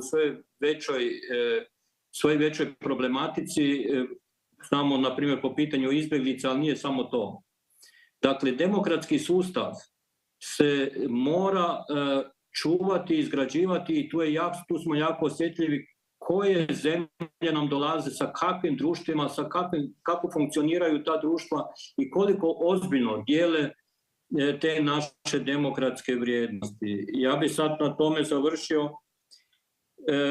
Samo želim jedno reći. Moj veliki san je od nekada bio, kad sam bio u Njemačku došao i kao mladi politički aktivist, da bivša Jugoslavija ili zemlje nasljednice bivše Jugoslavije plus Albanija koja jednostavno pripada u taj spektar s nama i drago mi je to, da postanemo, mi jesmo dio Europe i imamo sve u toj regiji što može Europu ojačati, što može Europu obogatiti. Samo te strukture trebaju pomoć. Te demokratske strukture se premalo o njima brinulo. Mi smo išli previše tehnološki, previše birokratski, a premalo smo motrili koje su te demokratske strukture koje jačaju na kraju krajeva i regiju, a i Europsku uniju. Kao što kažem, Europska unija koja je izgrađena i stoji na temeljima demokratskih vrijednosti, a to se nažalost cijelo vrijeme zanemarilo i tu jednostavno mogu samo apelirati i moliti da se demokrati iz cijele regije umreže, udruže, da uspostave demokratske sustave u svojim zemljama, funkcionalne institucije koje će moći onda sa Europskom unijom raditi. I Europska unija je prije svega ne samo novac i fondovi. Nažalost, i autokratski sistemi samo nekako gledaju kako ćemo se dočepati fondova bez da rade na stvarnom rješenju tema koje treba riješiti, odnosno institucionalno riješiti za ulazak u Europsku uniju. I zato sam za kondicionalnost. Mi trebamo svu pomoć koju dajemo u regiju trebamo kondicionirati sa reformama koje su neophodne za ulazak u Europsku uniju. Sve ostale podržavanje autokratskih sustava koji su se dijelom toliko ustabiljili da demokracija gotovo više nema nikakve šanse. Gospodine Juratoviću, hvala vam. I'd like to mix it up a bit now and open maybe some time for, there will be time for commenting, I apologize, but if there are any questions from the audience, now would be the right time if anyone's interested. We have one question there.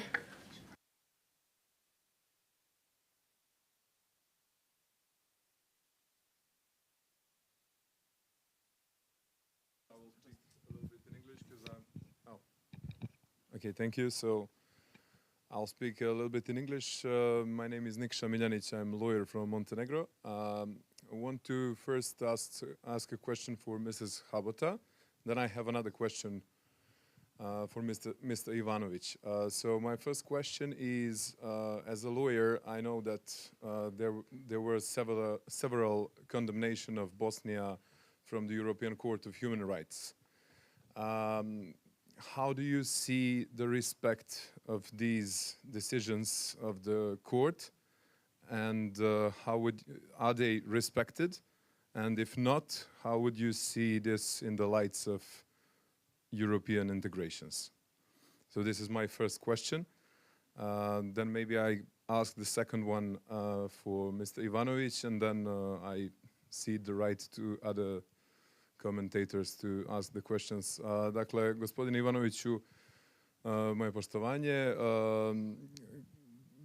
odmah ste se u vašem izlaganju osvrnuli na prije svega veoma bitan segment na kojem će nova vlada poraditi u smislu europskih integracija, a to je vladavina prava. I veoma mi je drago zbog toga, pa bih želio vaš komentar na rad prethodne vlade, odnosno prije svega nepoštovanje određenih sudskih odluka od strane prethodne vlade, kao što je na primjer slučaj Brđanin. I želio bih vaš komentar u smislu kako će nova vlada gledati na ovakva pitanja, da li će u smislu zaštite vladavine prava nastaviti sa sličnim kršenjem ili će promijeniti svoj stav. Dakle, pitam vas kao budućeg ministra i kao nekoga koga vidim kao stup buduće vlade u Crnoj Gori. Hvala vam lijepo.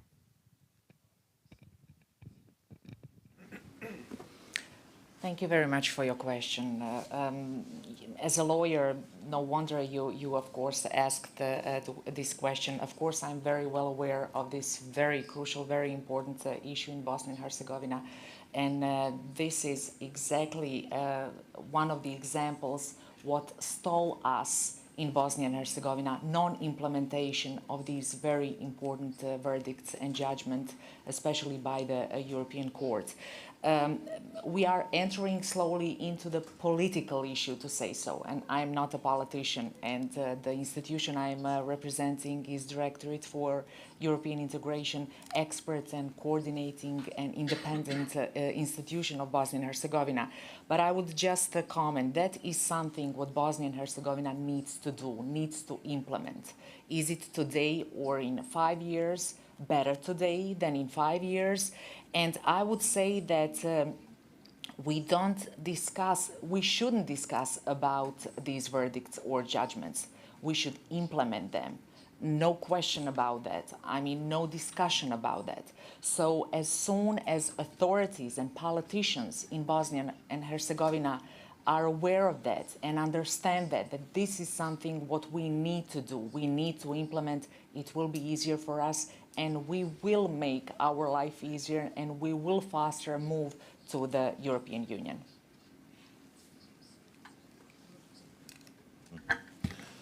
Hvala vam na pitanju.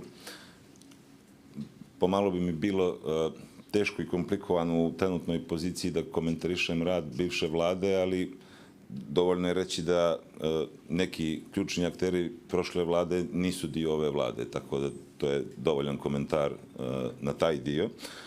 Što se tiče vladavine prava, to je jedan od stubova ove vlade i većine i na kraju krajeva i političkog subjekta kome ja pripadam i o čemu smo i govorili tokom predizborne kampanje. Osim toga, naravno, tu je i borba protiv organizovanog kriminala i korupcije i evropske integracije. Ne bih komentarisao pojedinačne specifične slučajeve, ali ono što želim reći jeste da će nova vlada u svom radu biti prilično pažljiva kada su te stvari u pitanju i da svaka odluka koju vlada donese ili pojedinačna ministarstva budu u skladu sa Ustavom i zakonom i na kraju krajeva u skladu sa najboljim procedurama. Ne mogu da garantujem da se greške neće dešavati, ali ono što mogu da garantujem jeste da će se greške priznati i ispraviti kad god je to moguće. Hvala. We have more time please, we have...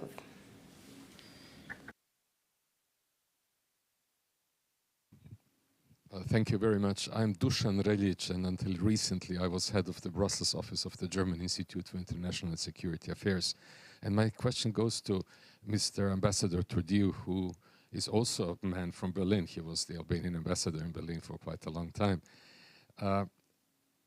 Josip Juratovic, member of the parliament, referred to the request of Chancellor Scholz and President Macron to change the decision-making process in the European Union and to drop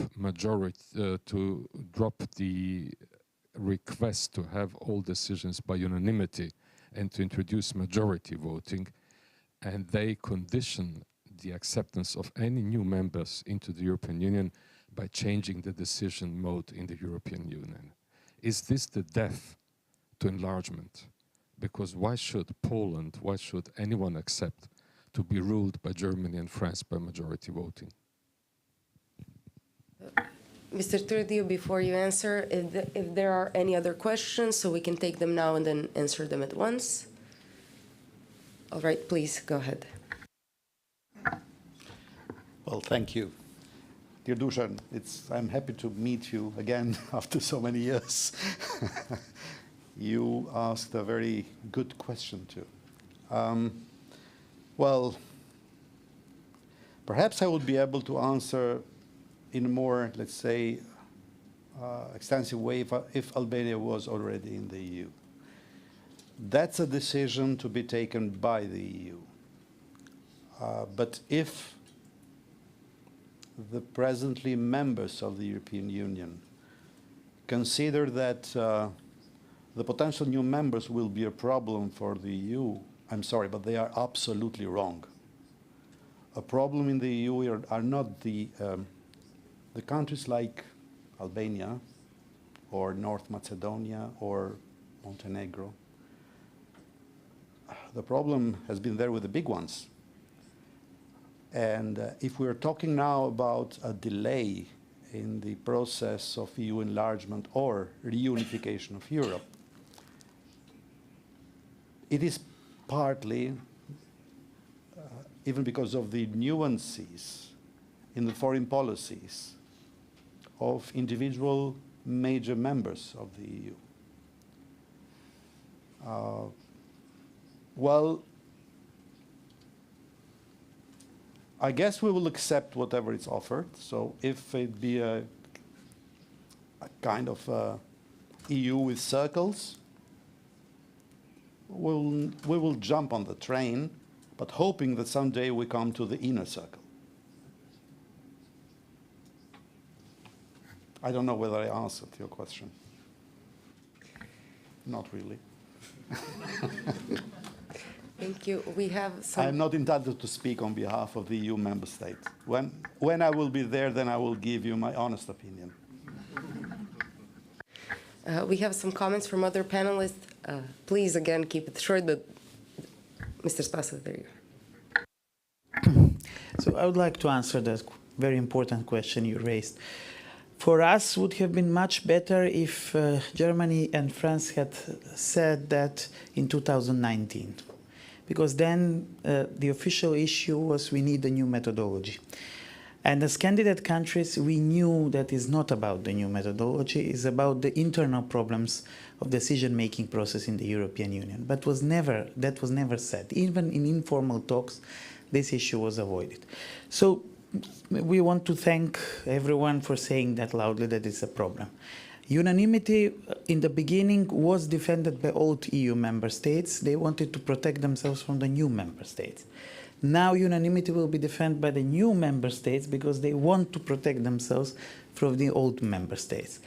And if the European Union goes so deep into this question and makes a internal conflict out of it, it won't be only a death of the enlargement, it can be only a death of the union itself, because that would cause a major internal conflict. I understand the frustrations because of unanimity. We are the ones that suffered the most in North Macedonia recently because of that unanimity, but I don't think that connecting so closely internal problems and enlargement problems can be of benefit both for the European Union and for us as candidate countries. Second thing is about Mr. Juratovic asked whether we want new, let's say, Hungaries in the European Union. Yes, authoritarian tendencies are on the rise in the region. We have to be honest about that. Also, Euroscepticism is on the rise. I mean, here I heard good numbers about polls, but you have to be very critical about polls, because polls, first question, do you support your country to become a member of the European Union? Most citizens, there is by inertia, say yes. But if you conflict them in other questions, are you willing to become member of the European Union by making this and this and this and this painful compromises, then you will have much lower numbers than on the first issue. In principle, yes, in principle, more than 90% of all citizens, because they see European Union as a good economic opportunity, and indeed it is a good economic opportunity, but it's not only that. But I understand also the criticism because of authoritarian tendencies in some new member states and in our countries. But I would ask myself, how will the enlargement process look after the next European elections? I remember being a youngster of 25 when I lived in Germany, and the Heinrich Böll Stiftung organized a study trip for us in Saxony, in Dresden, to speak about far-right extremism. And at that time, they were hooligans, you know, the NPD. There is one German party called NPD. And it was like going to a zoo, because it was some far-right hooligans. Now, far-right is not anymore hooligans. They are people with suits and ties. I don't have ties, but with ties. They are now the second largest party in Germany, first or second party in France. What will be the results of the next European elections? Just 2 days ago, one former member of the Left Party announced she is forming a Left Party in Germany. She is forming a new party as a mixture of Bolshevism and nationalism. I mean, let's be honest. Far-right extremism now is not only a problem of immature democracies or developing democracies. So every society in Europe has now a problem with far right. So my point here is not criticism towards older member states, but let's be honest that all progressives have to unite and support each other. But insisting too much on technicalities would just weaken progressive and pro-European forces in any country, whether it is a new member country of the European Union or a candidate country, as it is happening now in older member countries. So now, again, I would say what I said in the beginning. We have to think geostrategically, geopolitically, in order to defend the European project and to defend the progressive values on which this European project rests, because there is no European project unless the values on which this project rests are defended. Thank you. I would like to move on to the second round of the questions, and since they are more specific, I would kindly ask you to be concise to the point. And we've talked about the specific geopolitical moment we find ourselves in. So my first question would be for Mr. Ivanovic. Members of the European Parliament speaking about Montenegro recently warned of pro-Serbian and pro-Russian influence in the new Montenegrin government. The European Commission said that they expect a strong pro-European government. However, your movement, Europe Now, is forming a government with political forces with known ties to Belgrade and Moscow, namely the Za budućnost Crne Gore coalition for the future of Montenegro. What does this mean for the future of Montenegro's EU integration process? Hvala. Ja bih rekao samo jednu rečenicu nadovezujući se na prethodnu diskusiju, a to je da i države članice Europske unije treba da shvate da proces proširenja i proces reforme Europske unije treba da idu, odnosno mogu i treba da idu zajedno, ruku pod ruku, a ne konsekutivno. Odnosno, ne bi trebalo da mi čekamo na proces reforme unutar Europske unije da se dovrši da bismo onda dobili šansu za pristupanje. Što se tiče vašeg pitanja, zahvaljujem na njemu takođe i s obzirom da je specifično pitanje, shvatit ćete da ću dijelom odgovoriti kao, odnosno u svojstvu kako sam i najavljen, a dijelom ću odgovoriti kao član pokreta Evropa Sad, koji je i predvodnik, odnosno najveći konstituent nove parlamentarne većine. U pravu ste da Evropska komisija jeste rekla da očekuje snažnu proevropsku vladu i Crna Gora će takvu vladu i da dobije. Dakle, vlada koja će se formirati u narednim danima će biti snažno proevropski orijentisana. Svi konstituenti te vlade, dakle i svi članovi vlade i njihove partije su takođe snažno proevropski orijentisane partije. Dakle, to je što se tiče vlade. Što se tiče većine, situacija može biti na prvi pogled malo drugačija. S tim što bih također želio da istaknem da je upravo Evropa sad kao najveći konstituent većine zajedno sa nekim drugim svojim partnerima upravo garant da će vlada koju ona formira i koju ona bude predvodila biti proevropska i prozapadno orijentisana. Što se tiče određenih segmenata vašeg pitanja, ja bih razdvojio nešto što bismo definisali kao kontakt ili veza sa Beogradom, odnosno sa Srbijom. U programu i ove vlade i svih prethodnih vlada je također i dobrosusjedska saradnja, sarađivati sa Srbijom kao našim susjedom na osnovama međusobnog poštovanja i uvažavanja pojedinačnih nacionalnih interesa će biti interes, odnosno i dio programa i ove vlade i to tako naravno i treba da se nastavi. Što se tiče veza, odnosno odnosa sa Moskvom, činjenica je da su određene partije koje će činiti sadašnju parlamentarnu većinu imali dobar odnos, dobre veze sa Moskvom, ali moram reći da nisu jedini. I neke partije koje su sada u opoziciji su imale jako dobre odnose sa Moskvom, imali su potpisane sporazume sa jedinstvenom Rusijom, ali ih to nije sprečavalo da budu proevropski i prozapadno orijentisane partije. Tako da u politici nikad ne treba biti isključiv i nikad ne treba a priori negirati mogućnost pozitivnog ili negativnog iskoraka na kraju krajeva.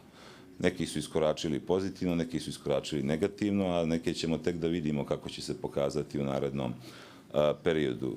Još bih dodao također da što se tiče relacija sa Moskvom koje su možda u prošlosti mogle biti obilježene zaista istinskim, možda ili pozitivnim željama Crne Gore i njenih političara da nastavi sa dobrom saradnjom i dobrim odnosima sa Rusijom u duhu neke tradicije i istorije. Vjerujem da su posljednji događaji kojima svjedočimo, a pri tome mislim na agresiju Rusije na Ukrajinu, pokazali da, odnosno podstakli sve političke i društvene aktere da napuste određene iluzije koje se tiču odnosa sa Rusijom.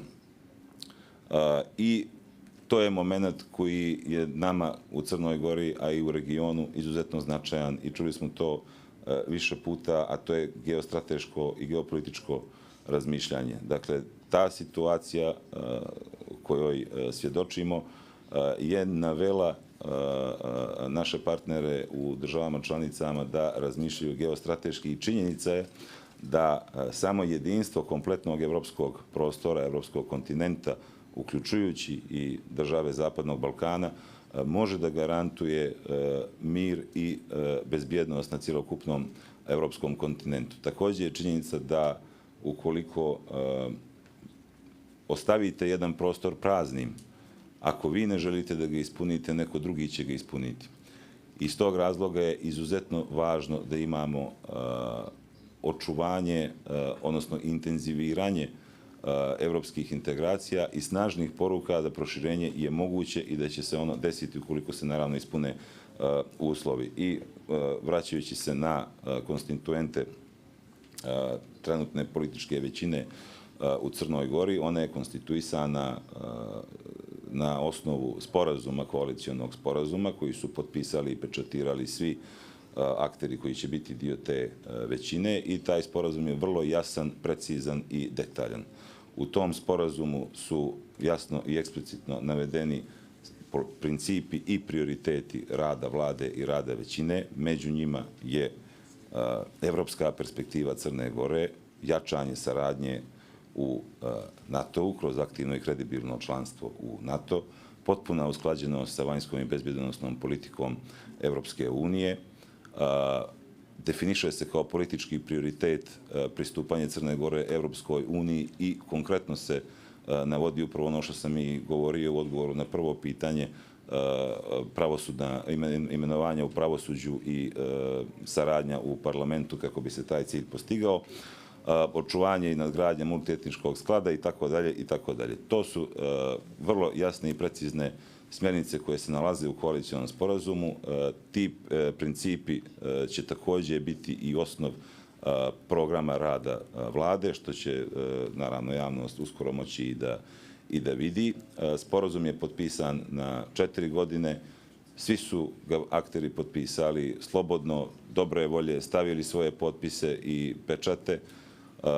Naravno, vrijeme će pokazati da li će svi, i ko hoće i ko neće, u narednom periodu poštovati ono što je potpisano i pečatirano, ali mislim da treba da pristupamo ovom pitanju sa dozom realnog optimizma i da konstatujemo da poslije određenih demokratskih promjena prije 3 godine, pa određenog tranzicionog perioda koji smo imali u prethodne 3 godine, posjetit ću, ovo je 3. vlada koju dobijamo u posljednje 3 godine, sada je pravi moment za dobre stvari za Crnu Goru, a jedna od tih stvari je definitivno i možda prva na listi prioriteta upravo rad na pristupanju Crne Gore Evropskoj uniji. I to je nešto za što će se ova vlada i moj politički subjekt Evropa Sad, koji čini okosnicu i najveći dio te vlade, zalagati. Ukoliko ne budemo mogli da ispunimo te rezultate, mi ćemo sasvim sigurno snositi političku odgovornost za to.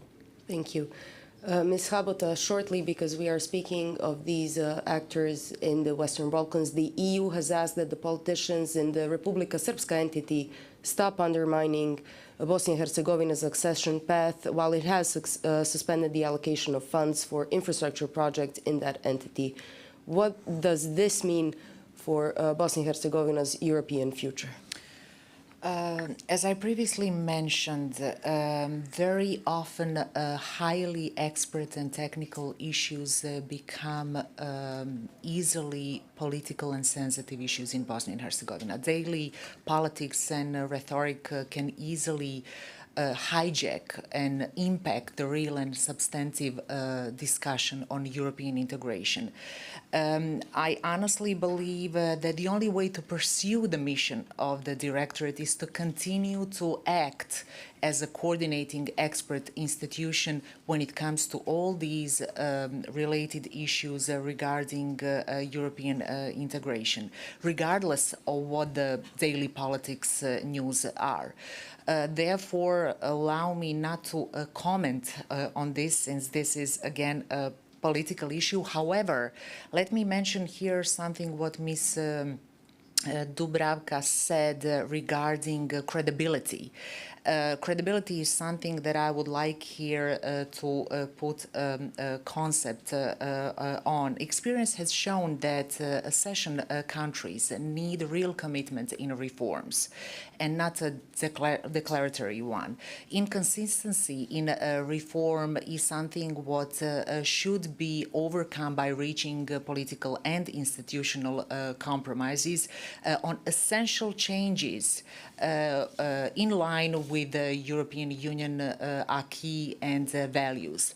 Therefore, I strongly believe that the Directorate for European Integration will do anything to contribute to Bosnia and Herzegovina to become credible, a serious and effective partner in the EU accession process. On the other hand, I believe that European Union can contribute as well when it comes to this credible issue by providing a clear, consistent and timely explanation regarding strict but fair conditionality.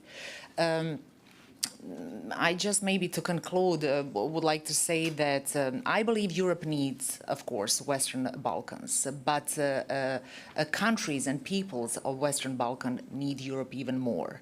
So let's just hope, at least in Bosnia and Herzegovina, that the key leaders and people that make key decisions are aware of that fact.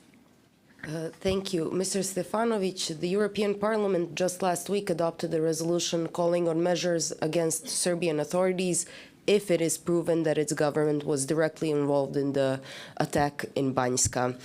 How does Serbia interpret this and what steps will it take? Well, short, I don't think they will do anything, pretty much. Everybody in Serbia, and through controlled media, it was represented as a resolution brought by the institution without binding framework. So this is, hey, great news. We're not obliged to do anything. So we learned how to live with this. Basically, whitewashing of the regime started not in the European Parliament, but actually in European Commission. So through various reports we are reading, and we were desperate to see some, remnants of reality, some trades, small, crumbles of reality. And now this reality becomes overwhelming, and basically not even the Commission, that is not so expedient, if I can say, now has to see that, well, there is a completely different world happening in the Balkans. And I have to say that, of course, all people responsible for Banjska need to be prosecuted, and that they need to face justice. And I think overall, this is pretty much, there is a consensus on this. Not only in Serbia, there is not a consensus, but the majority of people believe that, but also in European Union. So just to finish, because I'm always tempted to speak more, I think that it's obvious that, yes, we are bringing stability to European table. But this is not what we are so proud of. I have to say we have so much more to bring. For example, we are bringing a reminder what Europe is all about. We are coming from the forefront of the battle for those values that sometimes seems to be forgotten in Europe. We have a crisis of social democracy. We have a crisis of liberal democracy. We are you but younger. We did everything first. We had crises, sanctions, wars, autocrats. Now people wake up and see, hey, we have problems in Poland, in Budapest, and things like that. Hey, we did it first. So we do have some experience with tackling these guys, and we need to show you some good services, to Europe. But also I want to remind you that the whole thing started, we need to Europeanize the Balkans. Now we have Balkanization of Europe.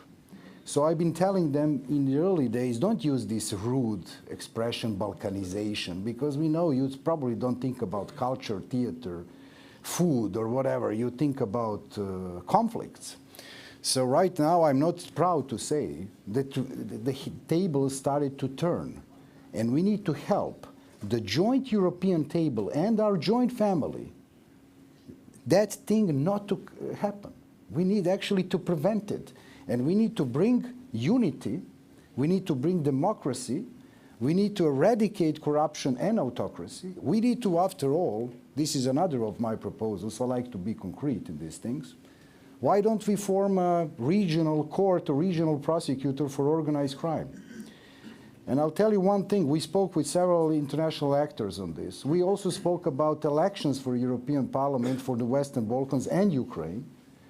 And I remember 6 months ago, people were laughing at me. But now they take it serious. Why? Because people see that we are there. It's not some Camelot, some lost castle on the hill with its own problems. It's our reality, it's our way of life, it's your way of life. We are not different from any of you. We are actually, let's say, the missing leg of a big, stable, rich and solidar table. And this is what we want to do. Basically, if you look to everything that my esteemed colleague said today, there is a continual struggle of making us better. And we are doing it because of us. European seal is a seal of normality, of democracy, of freedom. But it's a seal. We don't need a copycat approach. And we know, of course, esteemed colleague Mr. Redic asked, I think, a crucial question. They need to reform the decision-making process, not because of us, because of them. Because if the enlargement stops, Europe stops. There is no, you understand, there is no fuel, there are no wheels. I know you want to stop me, but I'm struggling not to. I'm kidding. So basically, we are absolutely determined to do our homework. We need to come together as a bloc of countries.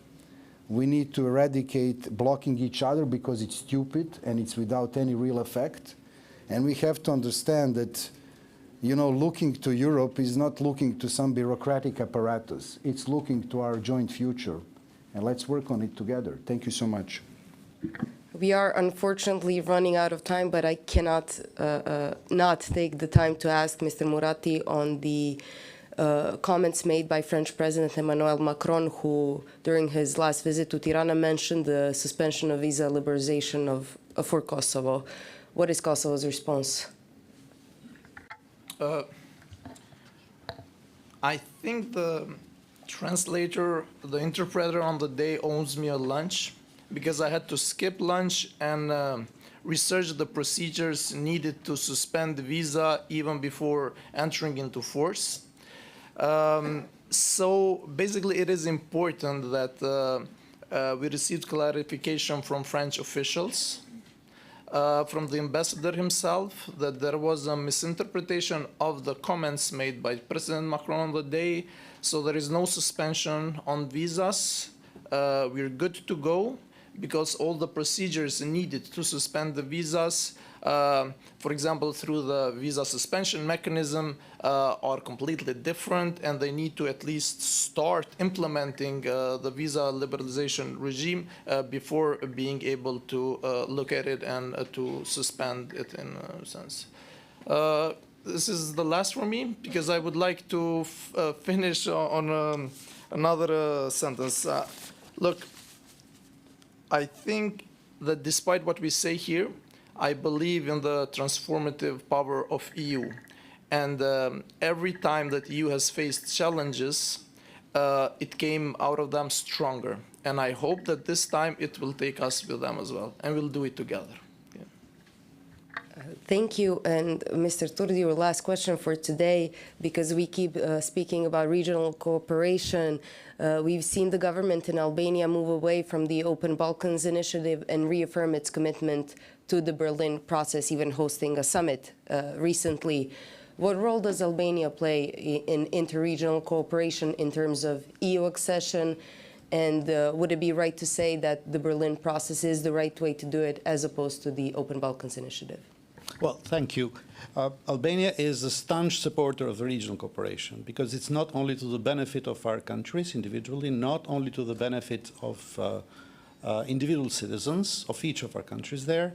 I think it produces confidence. And if it's a kind of a cycle, I mean, more confidence, more cooperation, you're better off. In our region, there are plenty of cooperation initiatives. A few years back, there was a report, ECORIS report, that noted 96 in between regional organizations, cooperation platforms, cooperation mechanisms, whatever. We don't need that many, of course. It's too much. It's proliferation. It's losing value, losing sight. And they were covering different matters. But there was one, and I like to say this because, I mean, I worked for that organization for 6 years, the Regional Cooperation Council, who had a comprehensive regional cooperation program, which included almost everything, even challenging issues. It was not progressing as it was expected. And then the idea of the Berlin process was born. If you see at in essence, the Berlin process about promoting the basic liberties of the European Union, free movement of goods, of people, of ideas, of capital. So that foresaw some agreements, including even the digital agenda and the green agenda. And that foresaw some agreements like the roaming-free agreement, the mutual recognition of professional qualifications, of academic qualifications, so on and so forth. Actually, it produced only one excellent result. In the 4th of April 2019, in the framework of the Berlin process in Belgrade, was signed the intergovernmental agreement for lowering the roaming charges. Now, I mean, we are moving around the region. We don't even notice it across the border. We use the telephone at 0 additional cost. And that was excellent, of course. And that was mirroring what the EU is doing. We try to continue with that, but then we run into roadblocks. And then our governments, some of them, thought, okay, we are not able to do this in the framework of the Berlin process, so let's try something more concrete, more reduced. And this is how the Open Balkans started. And in the framework of the Open Balkans, there were several agreements that were signed with direct impact to the quality of life of the citizens, like the free movement around the region among the three signatories of the Open Balkans. But let us remind ourselves that from the outset, the Open Balkans was open to the other remaining three, which is Kosovo, Montenegro, and Bosnia-Herzegovina. So if they wanted, they could join. And we were very careful when negotiating the agreements in the framework of the Open Balkans to make sure there were no obstacles for other countries joining these initiatives. But then there was a rekindling of the Berlin process, so why not? So it's not that we moved away from the Open Balkans per se. Just Open Balkans did its job. And now we have something better. We used to have it before, it was blocked, it was there dormant, now it's back, and we are fully committed to that. And this is why we were so happy to host the summit recently in Tirana, which was a huge success. Thank you.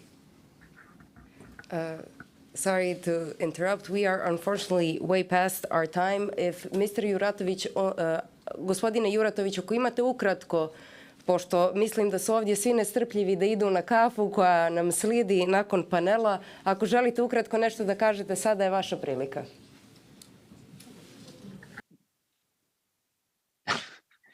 Neću vas dugo zadržavati od vaše kafe. Htio bih samo oko jednoglasnosti nešto pojačati gdje je moja misao. Da postoje i različita razmišljanja unutar Europske unije i po tom pitanju različiti interes je jedna stvar. Međutim, druga stvar je u tome, pošto sam fokusiran na situaciju Zapadnog Balkana i budućnost Zapadnog Balkana. Jednoglasnost je meni, ukidanje jednoglasnosti je po meni jako bitno da konačno prestane ta blokada jedne zemlje naspram drugima. To nije samo Bugarska, prije je bila Slovenija, Hrvatska, Kipar sa Turskom. I po meni je nezamislivo da jedna desna radikalna stranka koja je u vladi u Bugarskoj odlučuje o budućnosti cjelokupne Europe. Tako da hoću reći, to je jedina misao po pitanju Zapadnog Balkana koja je meni bitan da što prije uđe u Europsku uniju i da se olakša Zapadnom Balkanu i da se ne blokiraju zemlje između sebe, da postoje tu vjerovatno i neki drugi interesi, to je sigurno ta mogućnost, ali u svakom slučaju po meni je najbitnije to što se zbiva na Zapadnom Balkanu i da se Zapadni Balkan demokratizira, da preuzme europske vrijednosti, stvori institucije koje će biti na istoj razini očiju sa institucijama Europske unije i to mi je jedina želja i uostalom želim skupu koji je kvalitetan, puno uspjeha za cijeli dan. Hvala vam. Thank you, Mr. Juratović. Thank you to our panelists. Thank you for the audience, for your patience. We are now getting our coffee, finally. Our coffee break is until 12, and then we're having a second panel. Thank you. We're having a second panel on the effects and results of the new negotiation framework and new models of EU integration. So everybody back here at 12. Thank you.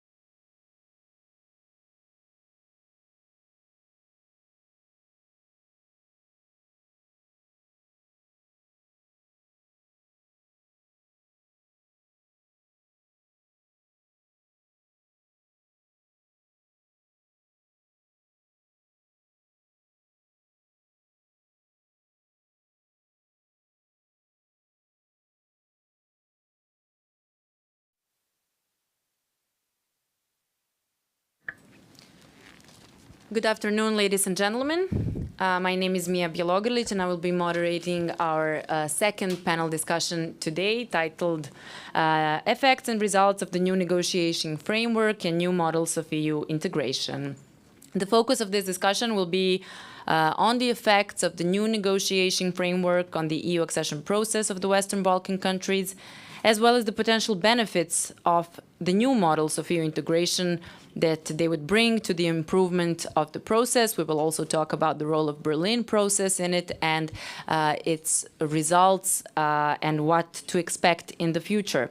Let me now introduce you to our panelists, Mr. Albert Hani, Secretary General of RAICO, Ms. Jovana Marovic, former Minister of European Affairs of Montenegro and member of the Balkans in Europe Policy Advisory Group, Mr. Srđan Majstorović, Chairman of the Governing Board at European Policy Center in Serbia, Mr. Edo Kanlić, Coordinator of Initiative for Monitoring of European Integration of Bosnia and Herzegovina, Mr. Ledion Krisafi, Senior Researcher at Albanian Institute for International Studies, and Mr. Demush Shasha, Executive Director of European Policy Institute of Kosovo. And here with us today also is Ms. Meglena Plukčijeva, former Bulgarian Deputy Prime Minister and Ambassador to Montenegro, and she will give us her insights and comments on the discussion after our first round of discussion, as well as her conclusions in the end. Now, I would like to start with first questions and our opening remarks of our panelists,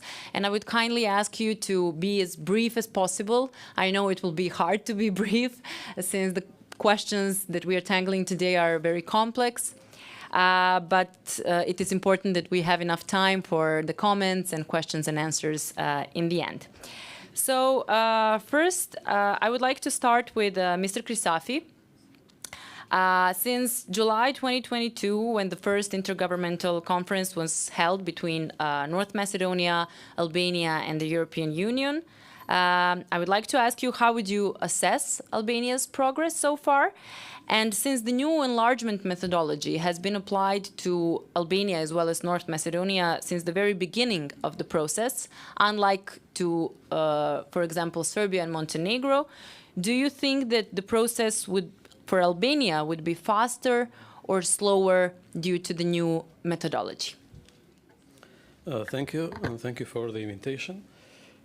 First, in this 1 year and a half, I think Albania has done a lot of progress, but I don't think it's, let's say, directly related to negotiations or open negotiations with the European Union. What Albania is doing now is this progress is related to the justice reform. And it's a reform which has been going on in the last several years and which has totally changed, let's say, the image of the country and which would make Albania, let's say, the front runner in towards European integration. In the last 30 years, what we have seen is reports and all declarations of corruption in high levels, of big level of corruption. But what we are seeing in Albania at the moment is the idea that this myth of untouchable politicians, untouchable ministers or prime ministers or mayors is being fallen. And a few days ago in Albania, it was the former prime minister who was accused of corruption, and he's for the first time in 30 years he's going to be present in the court. We have several ministers or former ministers by the same government which have gone to the prison. At the moment, it was the former deputy prime minister which was accused of corruption, and he has left the country, unfortunately, but let's say hope that one day he will return. So this is how I see Albania's progress, and it's not related directly to negotiations with the European Union, not related directly to what is happening with the European Union, but related to this justice reform, which will give, let's say, consequences also for Albania's integration to the European Union. Because I remember a few years ago, it was Albanian Prime Minister Rama. He made a visit. I think it was one of his first visits in Berlin, and he met Merkel at the time. And at one moment, Rama said that we won't be part of the European Union. And Merkel said, how do you think we are going to be part of the European Union with this justice system? So that's why I think this is let's say, the biggest development that is happening in Albania, which can have consequences for Albania's European integration. Because if until a few years ago we thought that prime ministers or mayors or ministers were untouchable with that incredible level of corruption, now we are seeing a big change, which gives also the people, let's say, a faith or in the European integration, because Albania is practically probably the country which has the biggest support from population for the European Union. But the population sees, let's say, European Union mostly for economic reasons.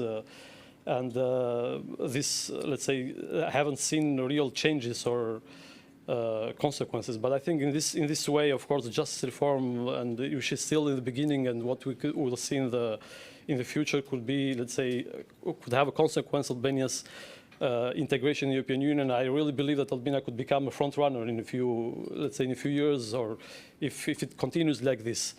And for the second question, and this is, let's say, similar to a line from Shakespeare, which says that what is in a name? A rose by any other name will smell as sweet. So I don't think it's related to methodologies. Any methodology would be problematic, let's say, would not make Western Balkans part of the European Union if the Western Balkans has big problems.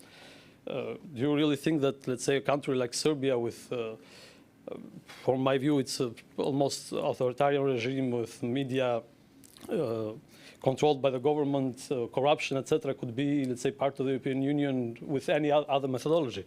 So this is, I don't think it is part of the methodology, it's part of what the countries do themselves.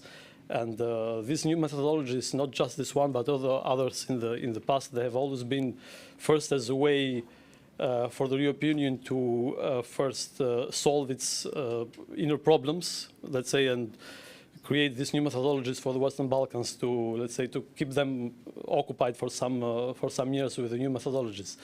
But the idea is that with any methodology, is the Western Balkans at the moment ready to, let's say, in 6 or 7 years, as 2030 has become fashionable lately, is the region ready to become part of the European Union? Personally, I think no. So no country in the region is ready to become member after 6 or 7 years. I don't think this new methodology will change it, because even with the former methodology and countries like Serbia or, let's say, Montenegro, which have opened a lot of chapters, are they better now than they were, let's say, when they opened the chapters? In the case of Serbia, I don't think so. In Montenegro, maybe could be better, but the idea is that it's not the question of methodology; it's the question of what the countries do, or the political will of the countries themselves. And also, it's what has been mentioned even before here, that at the end of the day, my idea is that this is a strategic decision. If, let's say, the European Union wants after 6 or 7 years to make the Western Balkans part of the European Union, it will do it. Either we are ready or not. So in this case, what we are talking about methodologies, let's say, are technicalities at the end of the day. So it's not the real issue. Thank you. Well, now Mr. Krisafi gave us a very good introduction to what would be my next question for here, let's say, NGO representatives of Serbia and Montenegro. Jovana, tell us what Mr. Krisafi said. I don't know if it is better for Montenegro or Serbia now that they opened some chapters. Is it better for Montenegro now than it was at the beginning? Because comparing to Serbia, Serbia hasn't closed any of the chapters except the 2 provisional ones. And Montenegro did, but did open all the chapters. But in the past 6 years, it hasn't closed any of them. So what would you say is the main reason for that? And do you agree that it is about a strategic decision, not about the methodology when it comes to Montenegro? Hvala Mija, ja ću na crnogorskom. Kompleksno je pitanje zašto Crna Gora je ovdje gdje je nakon 11 godina pregovora, iako je tačno da Crna Gora, ako je uporedimo sa ostalim državama Zapadnog Balkana, i dalje ima najveće šanse da se prva priključi Evropskoj uniji. Prije svega postoje 3 seta razloga ili 3 seta okolnosti zbog čega Crna Gora nije bliže Evropskoj uniji, a trebalo bi da bude nakon 11 godina pregovora.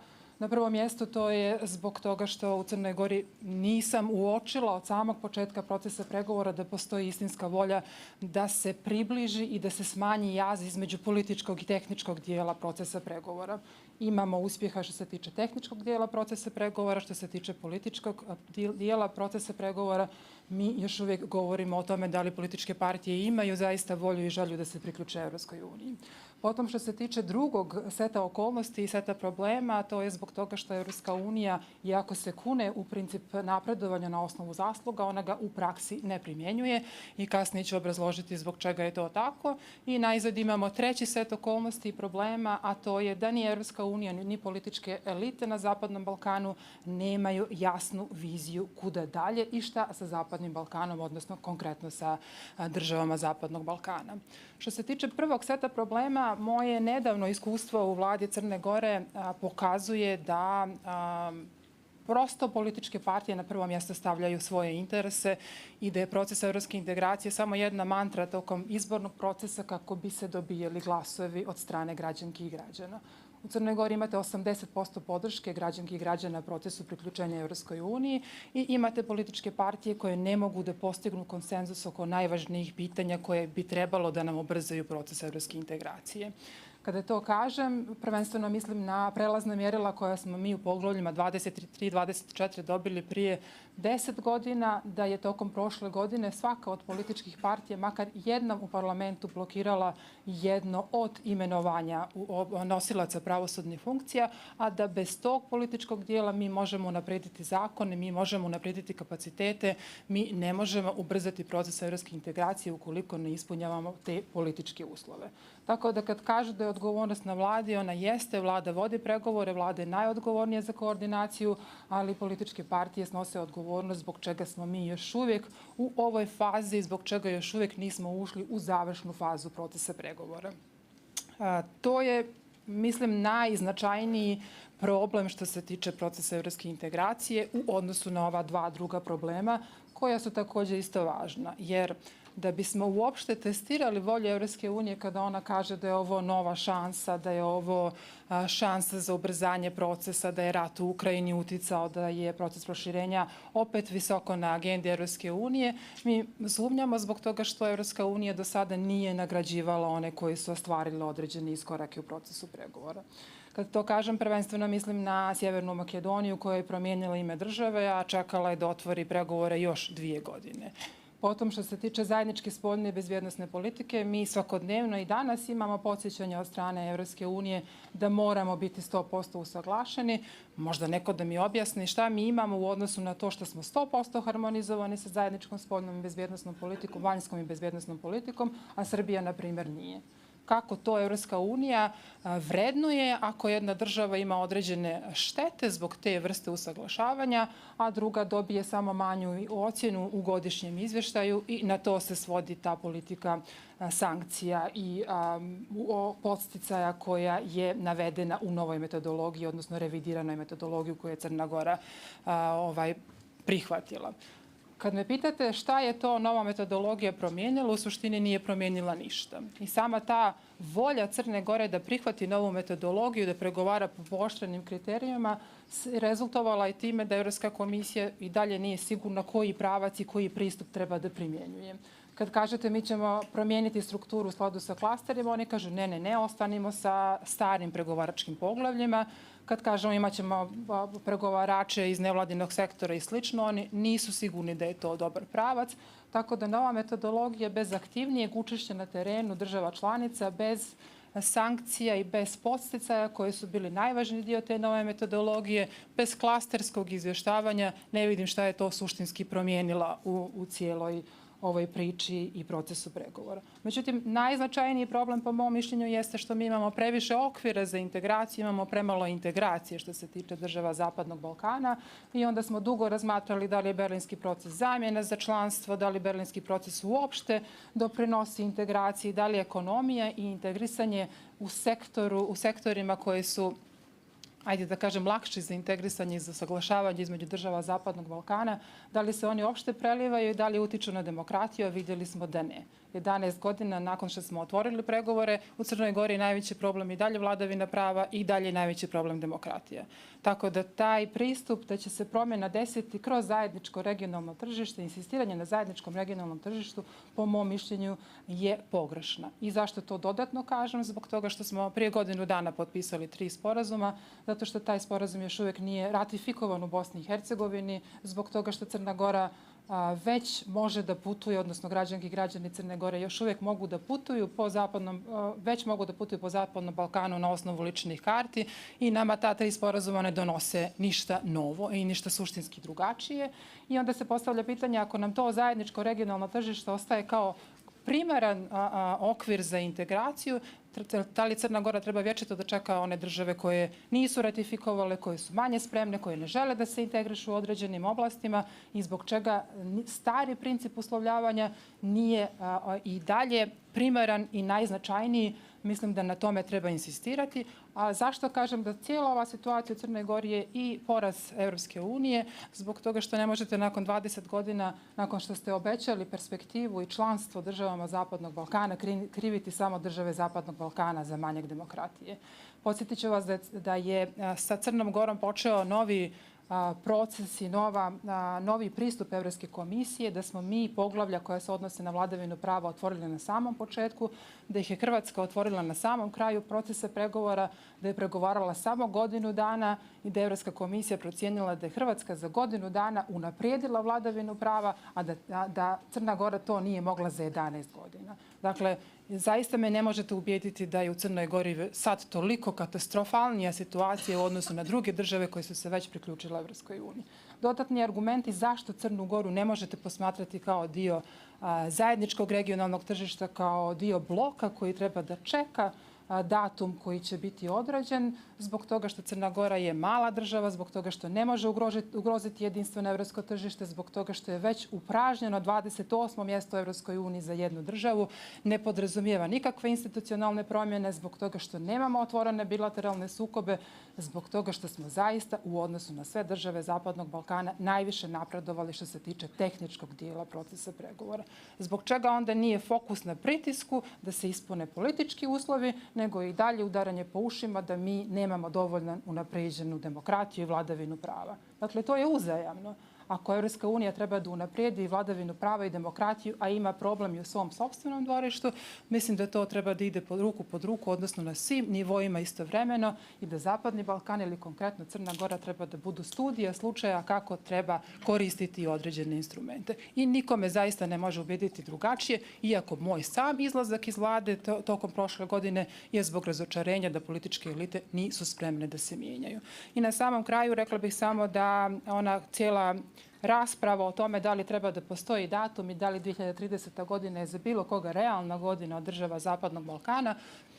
Ja jesam zaista zagovornica procesa napredovanja na osnovu zasluga i da u skladu sa tim je nemoguće odrediti da će jedna država tada biti spremna ili bilo kog drugog datuma, ali moguće je za svaku državu mape puta razviti i onda napisati i staviti šta je u kojoj državi moguće unaprijediti do 2030. godine. Jedna stabilna vlada, evropska vlada, građanska vlada u Crnoj Gori može za 4 godine da ispuni sve reforme i to je suština priče. Da li ćemo dobiti evropsku i građansku, zaista ne znam i nisam sigurna. We will talk about that part also a bit later. Thank you, Ms. Marović.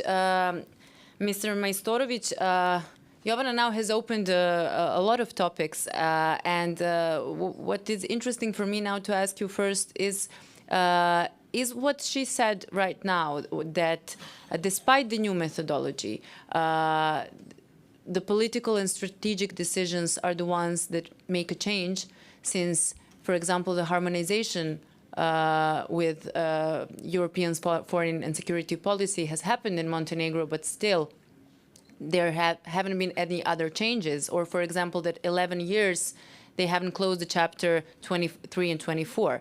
So is it about methodology? That would be the first question. And the second question is European Policy Center has made a proposal for staged accession.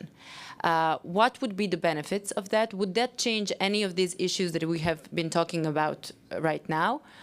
And what are the benefits of horizontal rather than sectoral progression? Thank you very much.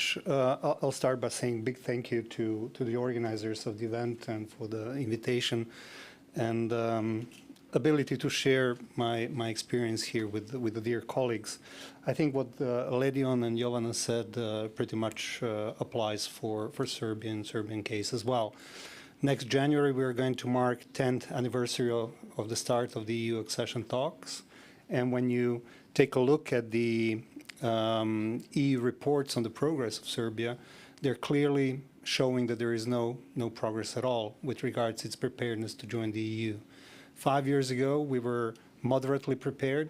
Last year, we were also moderately prepared. So this is a clear sign that regardless of this box-checking progress, there is no essential progress in itself. And the citizens of Serbia cannot feel that Serbia is moving forward.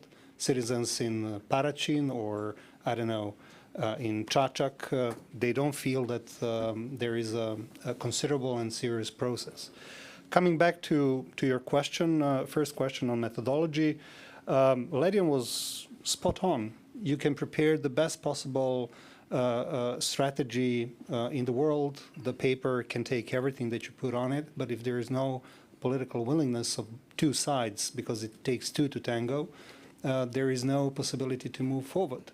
And it seems to me that in the last, well, almost 20 years, there was a kind of a cohabitation of lack of political willingness on both sides, on the side of the EU to actually start the serious enlargement process. And that caused basically a feedback from the candidate countries not to invest all their political capital in the changes. And what that brought is the basically disappearance of credibility. And the credibility is a word that has been worn out pretty much in the past couple of years. So I would share with you the definition of Merriam-Webster's dictionary, which says that credibility is capacity for belief, which means that no one believes that there is a serious political commitment of both the EU and the candidate countries to move forward. How that can be healed? Only by breaking the mold, by breaking the framework. We need a disruption. I think it was Albert Einstein, who said, you know, that the definition of stupidity is to try and to get to this to the new result by using the same tools and not getting anywhere. And this is a case with this, and I will correct you. It's not a new but revised methodology. And this is the correct term used by the European Commission, which describes what it is. It's nothing new. It's just revised. The chapters are now put in different thematic clusters. But the conditionality and all the other aspects of the EU integration process have not been changed. What is wrong with it is what Jovana described, is that conditionality is not being used in a proper way. And in that sense, the EU itself loses the sense of credibility. What we wanted to do with, together with our colleagues from the Center for European Policy Studies in Brussels, is to try to change this mold, change this framework, and to put forward some benefits of the EU membership before the actual membership starts. But it is based on the same principles as the original EU accession process was, always. That means Copenhagen criteria, that means clear-cut conditionality for all the members. The difference is that we are promoting, as you said, a horizontal progress, meaning that countries can move forward only if they reach a certain level of preparedness for the EU member states, and primarily in the field of fundamentals. That means rule of law, functioning of democratic institutions, In general, this is the cluster that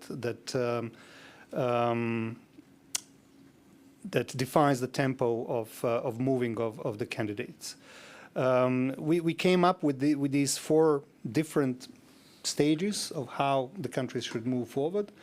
So the countries which applied for the EU membership, which are now pretty much all in the region, and who are moderately prepared, that means that on the scale from 1 to 5 have reached the average grade of 3, but in the area of fundamentals at least 4. So the aspect of the fundamentals is very clear.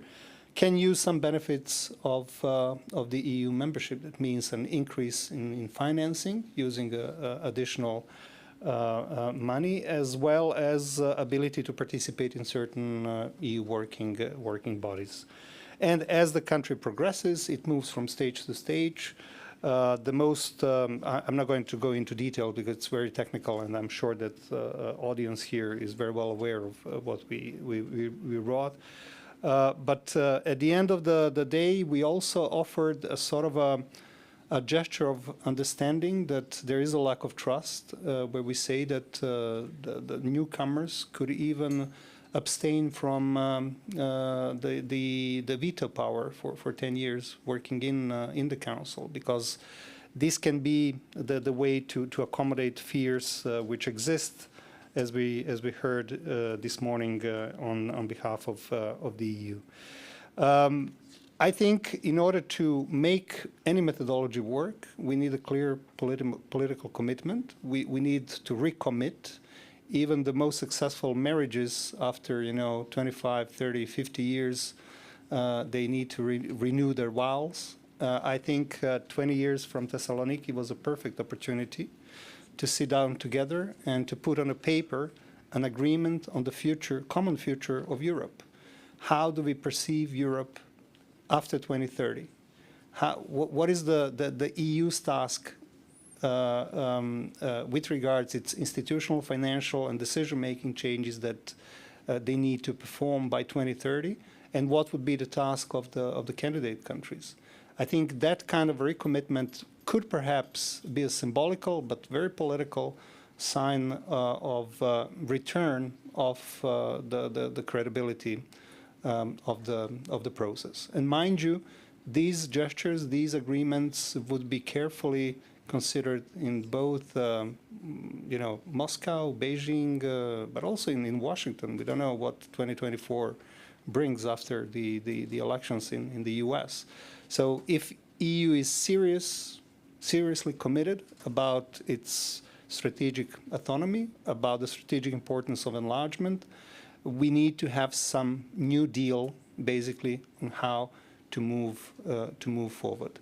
But once again, without clear political commitment, which I hate to be pessimistic, but I don't recognize at this moment, it is going to be very, very difficult. And that's something that no methodology can help you with. Thank you, Mr. Majstorovic. Now moving to Mr. Šaša. Kosovo has officially applied for EU membership in 2022. What would be your suggestions on how to improve the road that leads Kosovo from potential candidate to candidate? And do you think that Kosovo, for instance, would benefit from a staged accession? Ja, dobar dan svima, mirdita gjithve. I wanted to say a couple of things, but I think the morning panel and speakers in this panel by now basically destroyed everything I wanted to say. So I'll try to do 3 things, Mia. So first, answer your question. Second, say a few words about EU enlargement methodology. And 3, speak about Russian methodology in the context of EU enlargement. So your question on the dialogue, on the candidacy dialogue, and the revised methodology.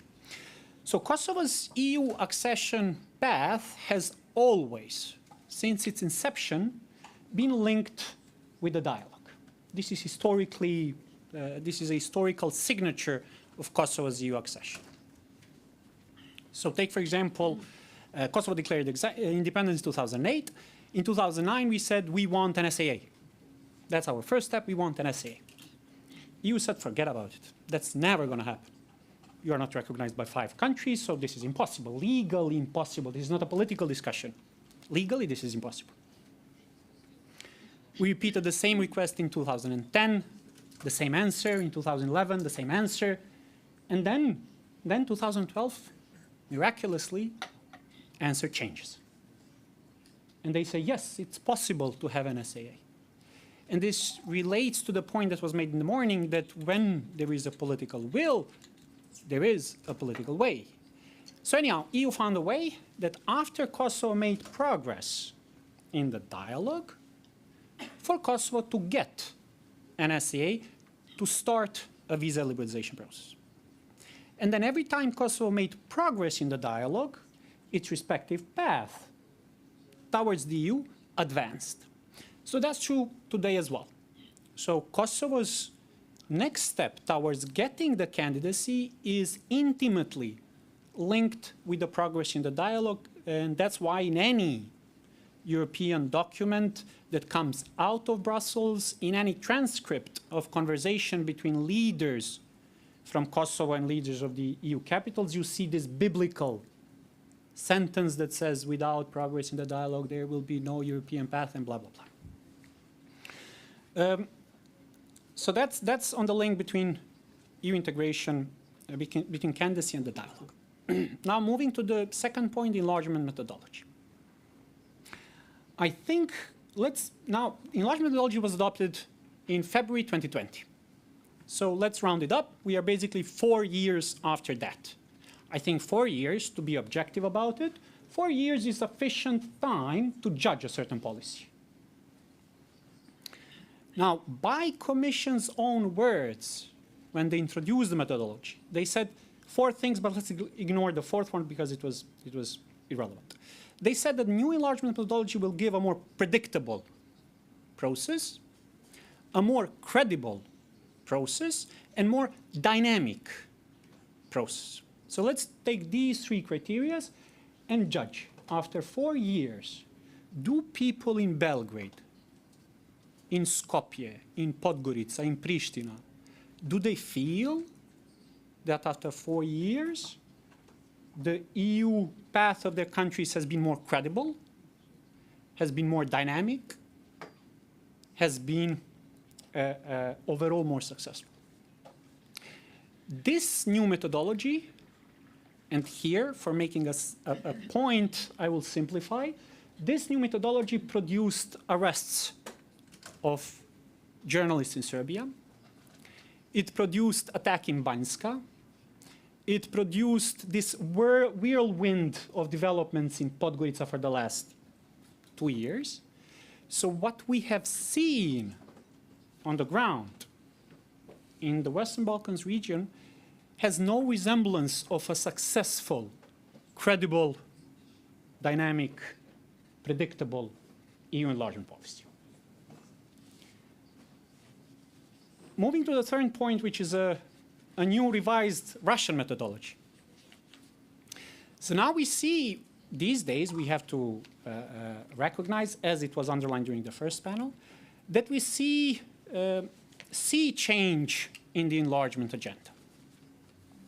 So something that was unprecedented in the history of enlargement. So take, for example, Ukraine and Moldova. If everything goes right, by the end of this year, they will start accession negotiations. So that means that since Ukraine and Moldova submitted application for their membership, and until the time that they will start their accession talks, 20 months will pass. Now that's by far record-setting timeline. So never in history of enlargement did EU acted so quickly, so credibly, so dynamically, and so predictably on the enlargement agenda. And all of that because of what Vladimir Putin decided to do when he invaded Ukraine. So the lesson that we are drawing from what we have seen in the recent times surrounding the enlargement is that, as always, beyond papers, procedures, bureaucracies, politics dictates everything else. Against this backdrop, I want to make a case that this next few months, European Union will have a unique opportunity to exercise what they call their geopolitical posture, their geopolitical ambitions. And it can do that in its own backyard. And to do that, it will cost it basically nothing. They have to open accession negotiations with Ukraine and Moldova. They need to give Kosovo candidacy status. And they have to advance membership talks with all other regional countries, including Bosnia. This costs the European Union nothing. And whilst we now hear all this noise coming out from capitals, right, about, yeah, but we are not ready, we need to do these reforms, we don't know, we have to see treaty changes, etc., etc. These are nothing, just repetitions of the same noise that we used to hear at the beginning of 2000s, right? I'm old enough to remember the early 2000s. It was the very same point that were being made. The EU is not ready for this huge big bang. Who remembers today these Polish plumbers billboard?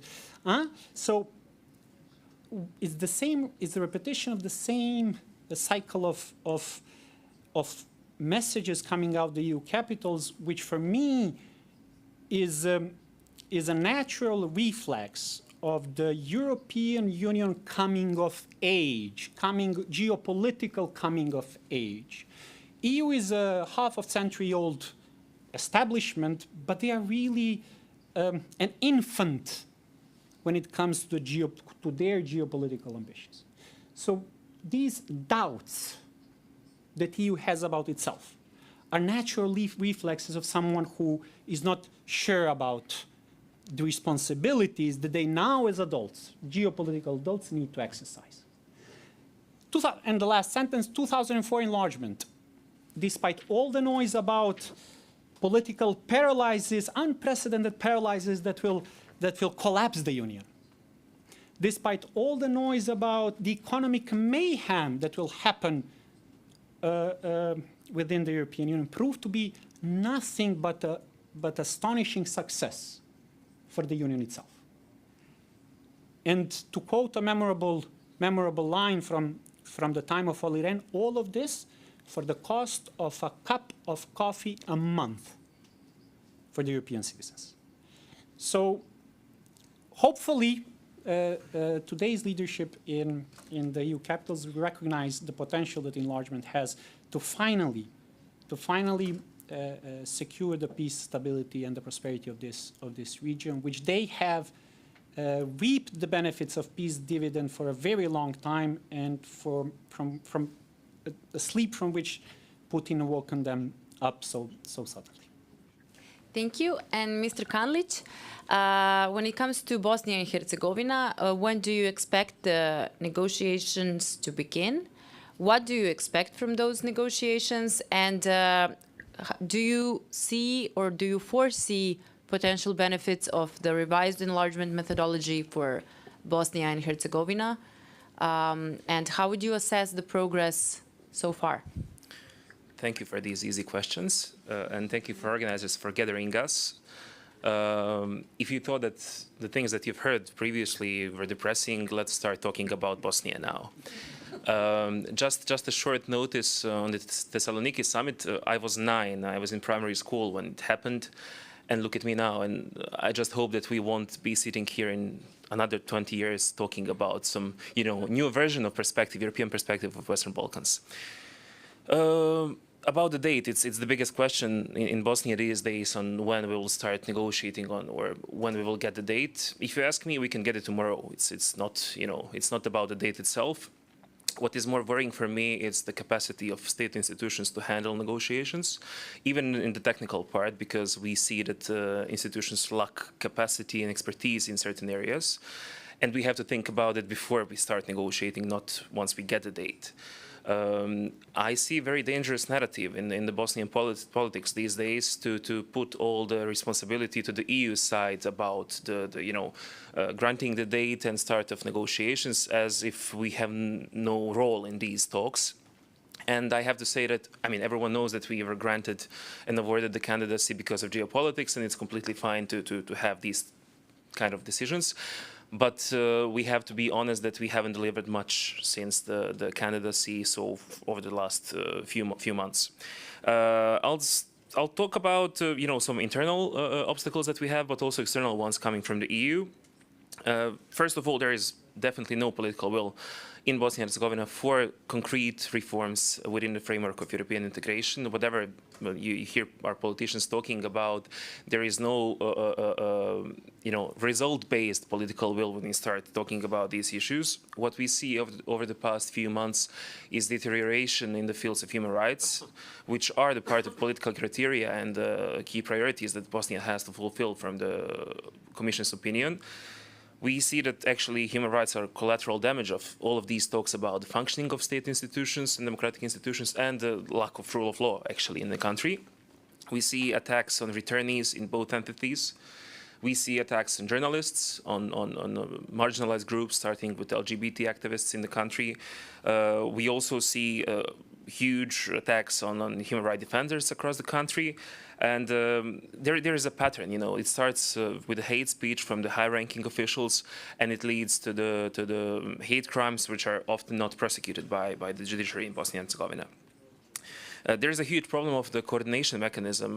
Ms. Habota from the Directorate for European Integration mentioned this important document or set of documents named Integration Program, which actually a part of that is also NPAA for Bosnia, which would be a roadmap not only for institutions but for civil society as well to do monitoring in a meaningful way. We see it as an inefficient, unfortunately, mechanism, this coordination mechanism that brings all the executive power representatives from all the levels. And without that document, we will not be able to talk about, real negotiations on any kind, because if we are not, capable of adopting a document which will be a roadmap for over, 3-4 years since we got it on the agenda, and we keep postponing it with the new deadlines, I'm not very optimistic that we can really start negotiating on the acquis. And of course, it's very important to mention that the European integration is often misused by the state institutions to avoid participatory decision-making processes. They started, this package voting that we call, so as many questions as possible on the agenda, so we vote at the same time without the real involvement of civil society. There is also misuse of expedited procedure, because there is no place for amendments in some occasions, and we discuss about the laws that are within the rule of law section. And as a civil society representative, I really have to share my frustration that so far civil society was mainly excluded, although the state institutions sometimes mix expertise that they can find in civil society, so it wasn't the case so far. Speaking about external obstacles, I really have to say that I'm very unhappy with the way how the EU institutions are communicating their policies and approaches towards Bosnia, but region at large. There are very vague and inconsistent communication on priorities that we have to fulfill, but also about assessment. Because even when Commission reports are very negative, as the one that we had last year, with very sharp wording and concrete examples and also recommendations on how to fix some things, it's not followed by the same messages from EU officials. We had a visit of Ursula von der Leyen to Sarajevo last year, only a few days after the report was negative report was published. And we heard completely different messaging coming from her. She emphasized, the positive momentum, one of those buzzwords that we were talking about, which really does not resonate with the situation in the field. They're negotiating with party leaders and not with the representatives of institutions, and they're mostly doing it out of institutions, which is a very bad message for the citizens of Bosnia. I always tell to EU officials, if it's geopolitics, just call it like that. Let's not pretend and let's not show that desperate need to portray some progress and success where there is none. And of course, the one line on foreign interference, and I'm not speaking only about the Russian one because it's well-known one. I'm very worried about the role of Hungary and Croatia regarding European integration of Bosnia and Herzegovina. We see that this unanimity is being misused by these two countries in order to support some. First of all, secessionist forces, but also those who are working against human rights, those who are trying to block all the processes, and those who are trying to portray Bosnia as an impossible state, as how they do that. And unfortunately, I think that Macedonian scenario that we had with Bulgaria will be a joke when we come to the stage when these two countries will be in a position to stop the processes in Bosnia. Especially I speak about the Croatian case because if we speak about European values, and it's very often misused in a public space in Bosnia, if we see and approach these European values as interpreted as by Croatian officials, I'm not sure that citizens of Bosnia would be really happy to adopt them and to have them as our own standards. And just a short and a last sentence, we called one of our reports on progress of Bosnia last year as Potemkin's candidacy, because it was really, it was really just geopolitics. I just hope that opening of negotiations and negotiations itself won't be a Potemkin's negotiations. Thank you. Thank you, Edo, very much. And now, finally, moving to Mr. Albert Hani from Regional Youth Cooperation Office. We can say, I think, that RYCO is one of the most significant results of Berlin process. And now, first of all, of course, I would like to give you some space to give your comments on everything that we have heard so far. But also, I would like to ask you, from the position of Berlin process, can we conclude that we cannot talk about individual European integration of Western Balkan countries, and that we have to talk about regional cooperation and look at the Western Balkan as a whole, not only as their individual members and their individual progresses? And what has Berlin process showed in that context? And I also have one more thing to ask you. Do we need similar initiatives as RYCO, and in which areas? And I will leave the rest of the assessment of Berlin process for the second part of the discussion. Thank you very much, Mia. I would say more comfortable situation here because of I'm sitting here with brilliant minds actually working on the topic that you are discussing, and I will need to refer to a positive example of the Berlin process, which will bring maybe another energy here. For sure, not just because of the fact that the Regional Youth Cooperation Office is part of the Berlin process, I say good things, but I'm personally also very much convinced that, I will start from the last question, that the regional initiatives are a necessity in the region. They are bringing a new spirit of cooperation and communication in higher level. Yes, it is an intergovernmental organization that is established by the 6 Western Balkan contracting parties. I have to use that word, but it also is a baby of the Berlin process as well. It is a baby of the European Union. The sole fact that it is established as an institution that is caring about the topic of youth, I mean the position of youth in the region. It also shows it is life proof, or it is a testament of the good willingness of the contracting parties, I would say first at all, to move a step ahead into the level of cooperation. Yet I cannot say that this is perfect. I know we feel it in RICO, that every single turbulence in political or economical field in the region is also reflected in our work, which we normally usually people expect that youth shouldn't be affected by politics, but yes, we are affected, and we try our best to navigate our path carefully into producing results, because many of the stakeholders, including the civil society that is here and other international community, are expecting a lot from us. Because it is, as you said, a significant result of the Berlin process, this is also a burden for us to produce as much as it is possible results and go in line with all the values that this process is bringing, but also in line with the European values. It is easy to judge the work of others. It is easy to criticize the work of others, but we strongly believe that we are creating a platform where all of us understand that alone we cannot go forward. Alone means stagnation, whereas togetherness means in fact progress.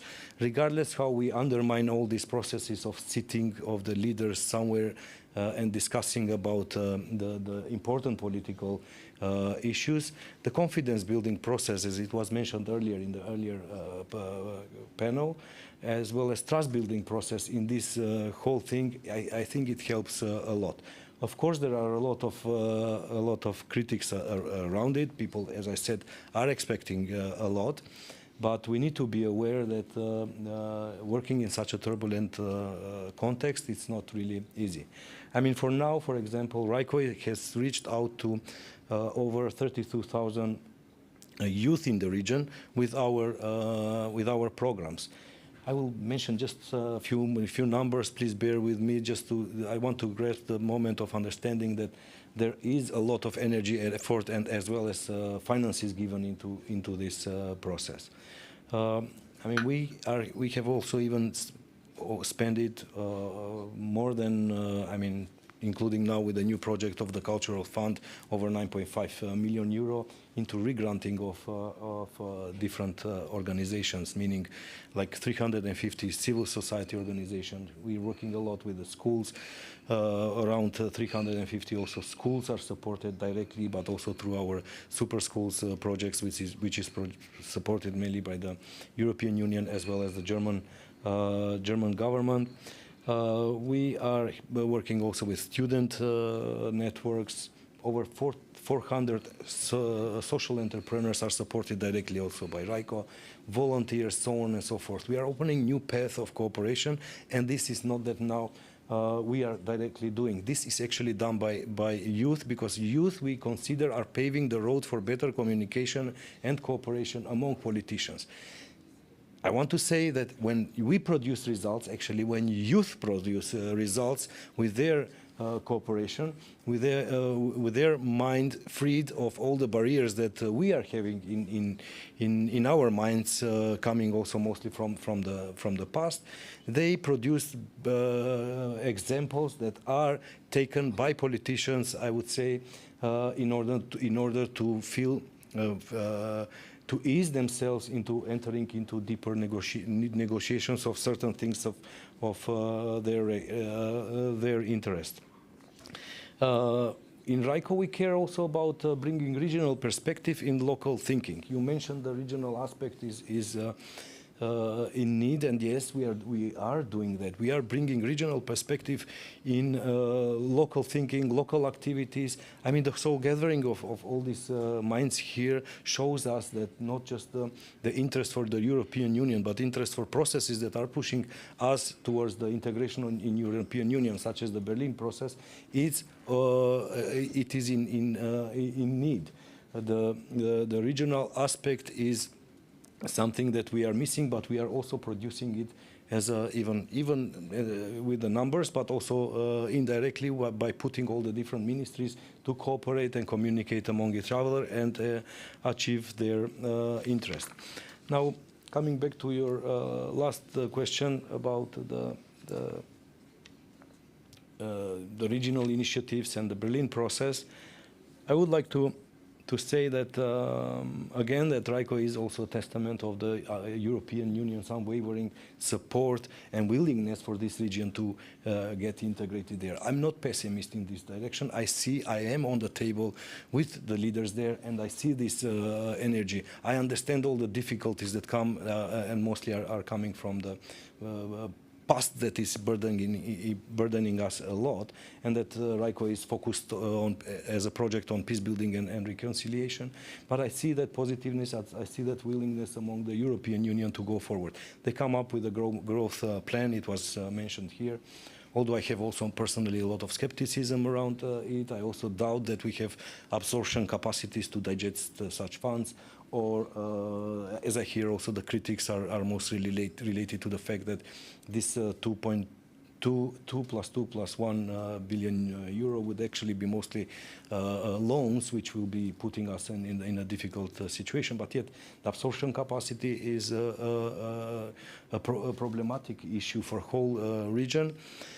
Saying that, I want to link it also with the facts or new statistics that I hear now also coming from RESPA and from some other organizations, that most of the young people also working in administration want to leave the administration. There are some scary estimations that by 2030 we will be really dealing with great difficulties with the administration of, I don't know how many percentage actually are predicted to leave the administration.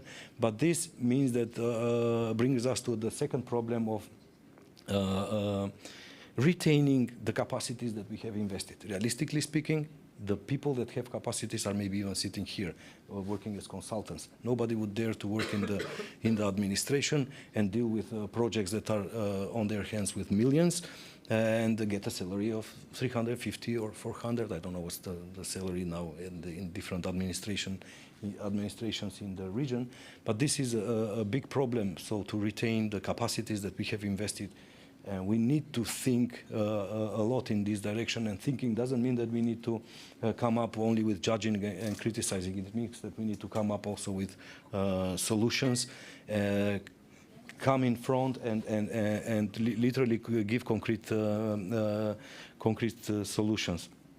I mean, and one last thing that I think I should mention, I'm going a little bit above my role, but it's one thing that is related to corruption and to criminal. It was mentioned here. This is also a big bottleneck that we really need to care a lot, and we need to pay attention to it. But because it goes hand in hand with our expectations towards the European Union, towards, for example, how to call it, de-bureaucratization, or towards the reforms that are related to decision-making processes, where we expect them to bring us in a position of not having applicants to be blocked by somebody just because of some internal issues, like the case that was mentioned here with my country, North Macedonia. Thank you very much. And now I would like to ask Ms. Meglena Plutijeva to give her comments, and thank you for your patience. Thank you, Mia. Good afternoon. And first of all, I would like to express my gratitude to the organizers for inviting me to this very important and interesting conference. I have a very difficult job to do at the moment. First of all, because I have the assignment to comment the statements of such a brilliant speakers from the region.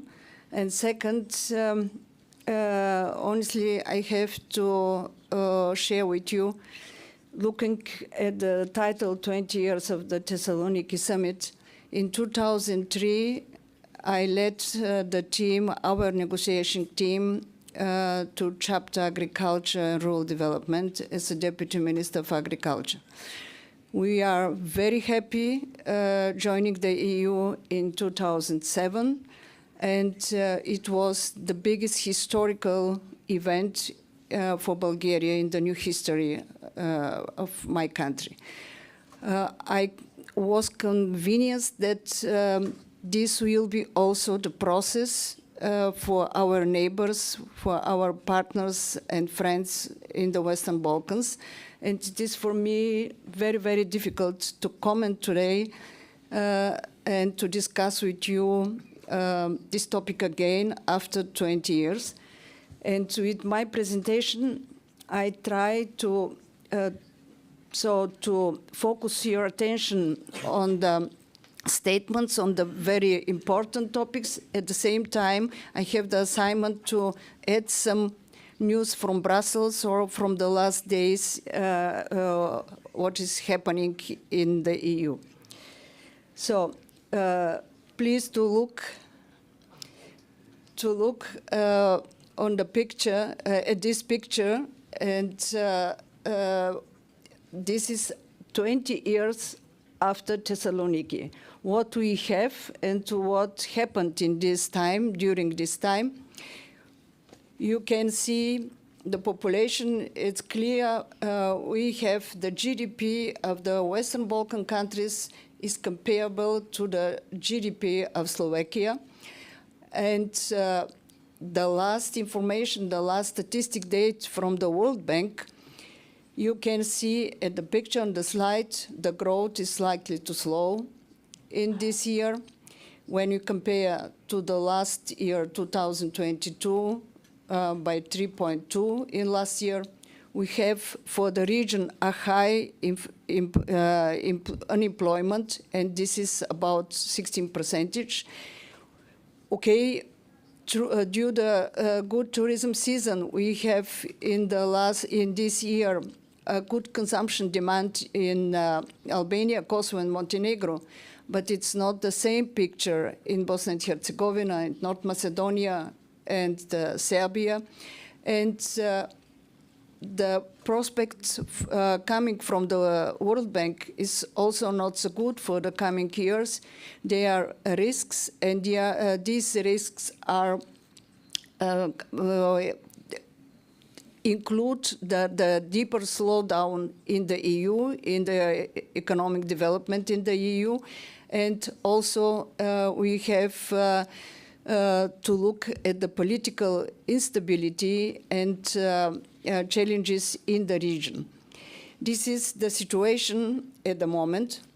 And coming to the living conditions on the Balkans, we can see that the biggest danger for the region, it was also mentioned in the first panel, this is the brain drain, and this is a big, or the biggest danger really for the countries. What is a process continuing in all these years, and it's without a decision, without a solution to stop this process.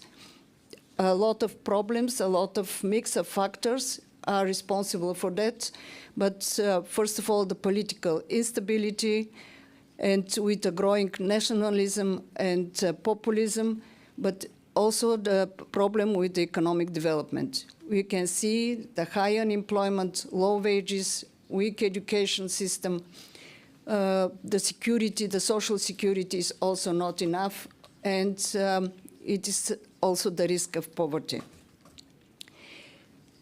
Coming to the EU enlargement state of play at the moment, we can discuss a lot about the pro-arguments, and we know all of these pro-arguments. The Western Balkan countries are surrounded by EU member states. It's so important to avoid future crises and to ensure economic and social development in the region, to have more economic benefits for both sides.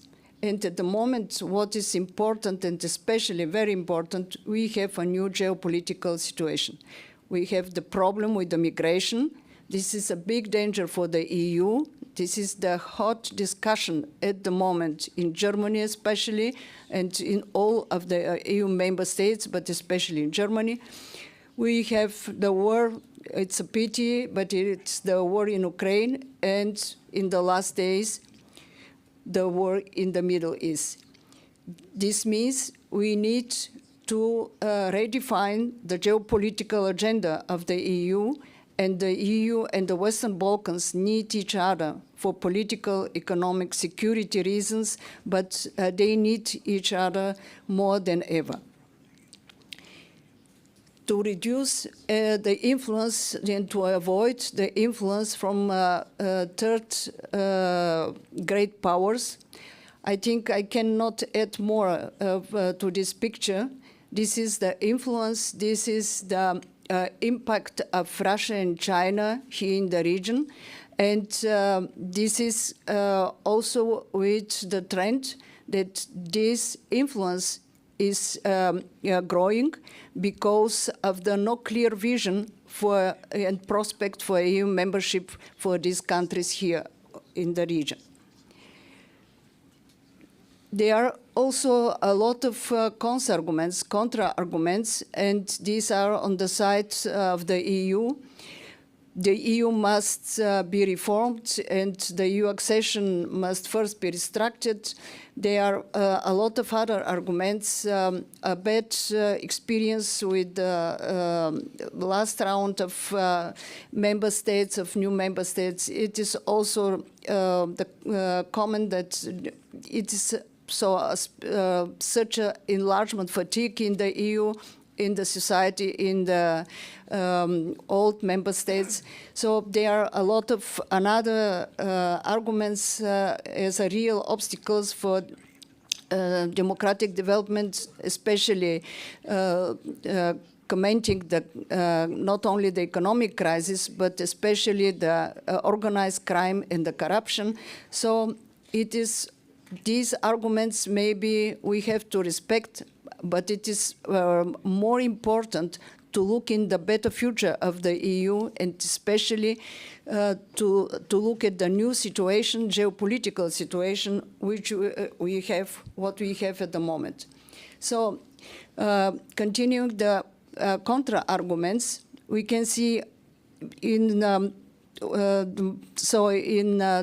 EU, and especially by the old member states, we have this opinion, it's better not to help because you can set wrong incentives for the countries waiting for enlargement. And this is maybe a danger coming from the bureaucracy in Brussels or in countries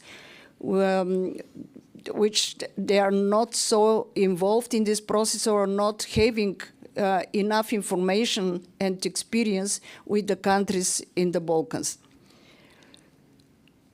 We have in the new situation, after the start of the war in Ukraine, we have the problem, especially not to, it is a danger and it is a risk not to come to the competition between the Western Balkan countries and Ukraine and Moldova.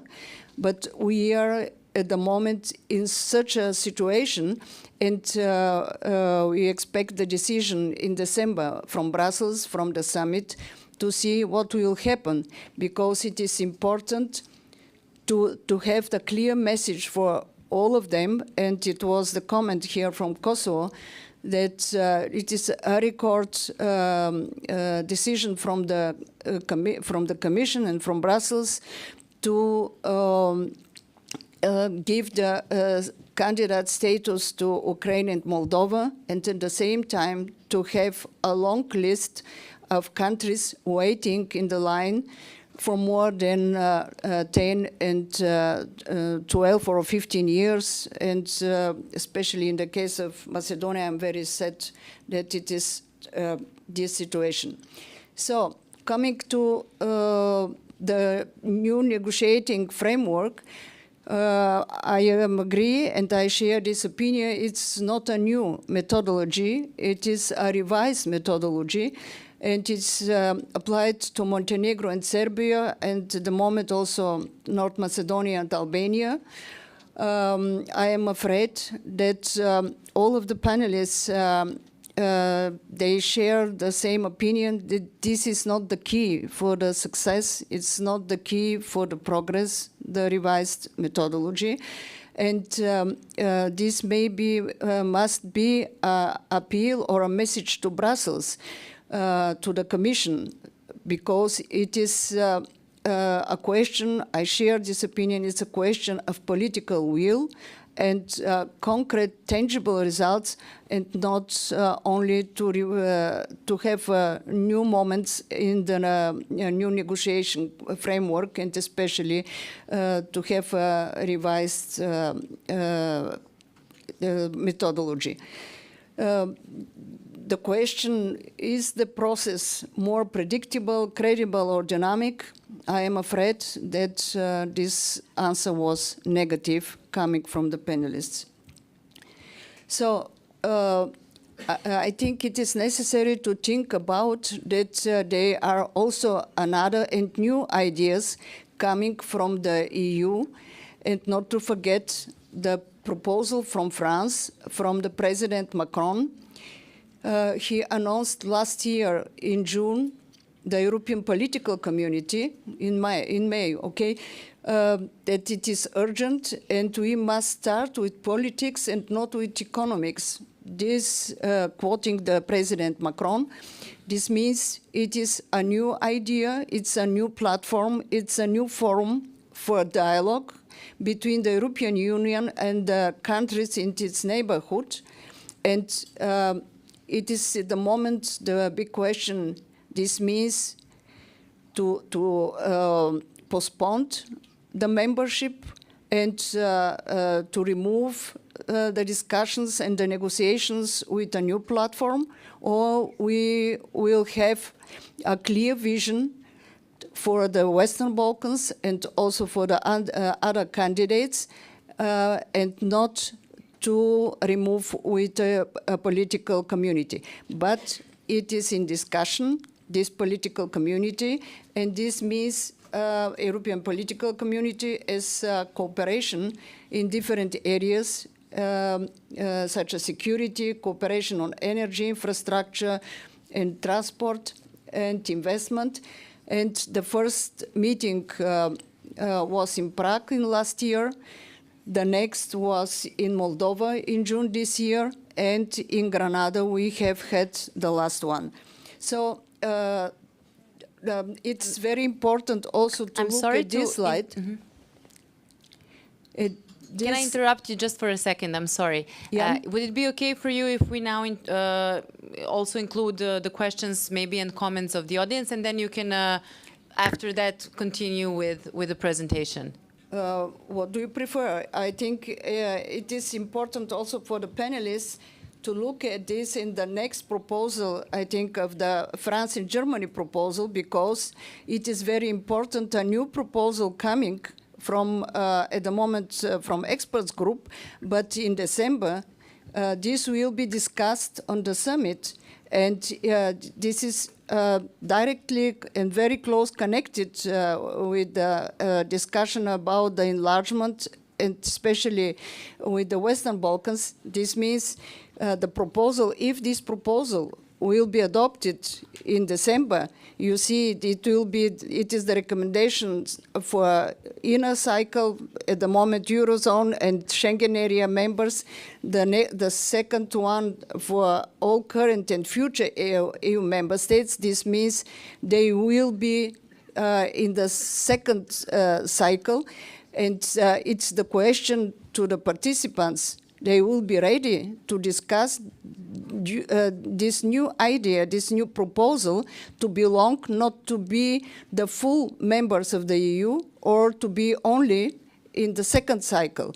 It is also the proposal for a third one, for a fourth one, and I think this is important for the member states, for the candidates at the moment discussing here negotiation process, and it will be interesting for me to listen, to have their answer on this very important question. Okay? We won't have much time for the answers, unfortunately, but please continue. Okay, and the last, I wanted only to demonstrate the last development for the last year, from Tirana summit in last year 2022 to the Berlin process summit in October, on the 16th of October 2023. And you see, we have not achieved a lot, because this is the, for Bosnia and Herzegovina became a candidate country for Kosovo visa liberalization signed for entry in early 2024. But the message from Brussels, only from the president of the EU, is to come, to be ready to have the enlargement in 2030, but from the message from Mrs. Merkel is to organize, first of all, the common single market here on the Balkans. And listening to Montenegrin representative, it is not, they are not so happy to wait to have the single market, or they have already this market. It is the question, it will be the full membership or not? Is this in discussion? And is a clear political will with a clear deadline for, yes.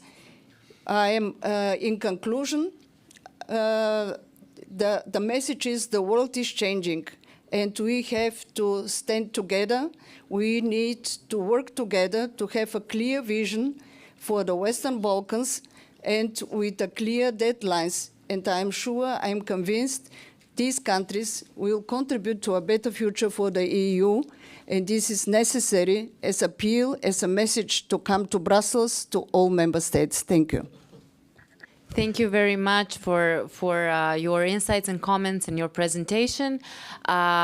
I hope we will have enough time for the panelists to give their brief comments and give you some answers. But before that, I would like to include the audience and ask you if you have any questions or comments that you might add right now, so that we can then continue with our discussion.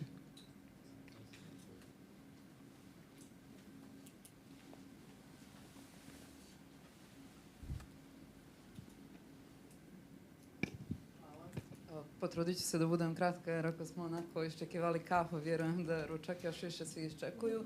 Dakle, pitanje za gospodina Majstorovića, možda nekako i zbog utjecaja koji su različiti think tankovi, pa uključujući i CEP, imali zapravo na novu, kako vi kažete, revidiranu metodologiju koju predlažu, jel te, Francuzi i Njemci. Ja ću ovo možda malo kao studentkinja političkih nauka, kao neko ko je veoma mlad, iznijeti kroz jednu analogiju koja je malo prostija. Dakle, gospođa ambasadorka je preskočila slajd na kojem piše da je Crna Gora formalno i dalje lider u pregovorima. Dakle, čak i da ona ne napravi neki napredak, ona je i dalje dobar đak. Nešto što se u prosvjeti često radi je to da bi loši đaci bili bolji, oni dobri đaci stavljaju klupu sa njima kako bi oni nekako uticali na njih. To se pokazalo kao u prosvjeti užasna stvar i ono što se nekako ukazuje kao bolje rješenje je da se neko kome treba posticaj uključi u neko bolje odjeljenje, što bi u ovom slučaju za Crnu Goru bilo upravo Evropska unija. Pa da li nekako u tom kontekstu ova nova metodologija može imati uticaj na Crnu Goru koji možemo karakterisati kao negativan, da li ona može izgubiti volju za pregovore i da li ova nova metodologija sa ova 4 veoma složena, makar u mojoj glavi, prstena, može zapravo obrisati ono što je zapravo kreirano sa Crnom Gorom i Srbijom na umu, a to je merit-based proces pristupanja i da li ćemo mi imati možda tu mogućnost da zaobiđemo ta 4 prstena i da zapravo po ovoj staroj metodologiji pristupimo Evropskoj uniji, jer to bi za Crnu Goru bilo korisno, vjerujem, i za Evropsku uniju. Hvala. Yes, maybe we can gather some more questions and then answer them all, if there are any. Uh-huh.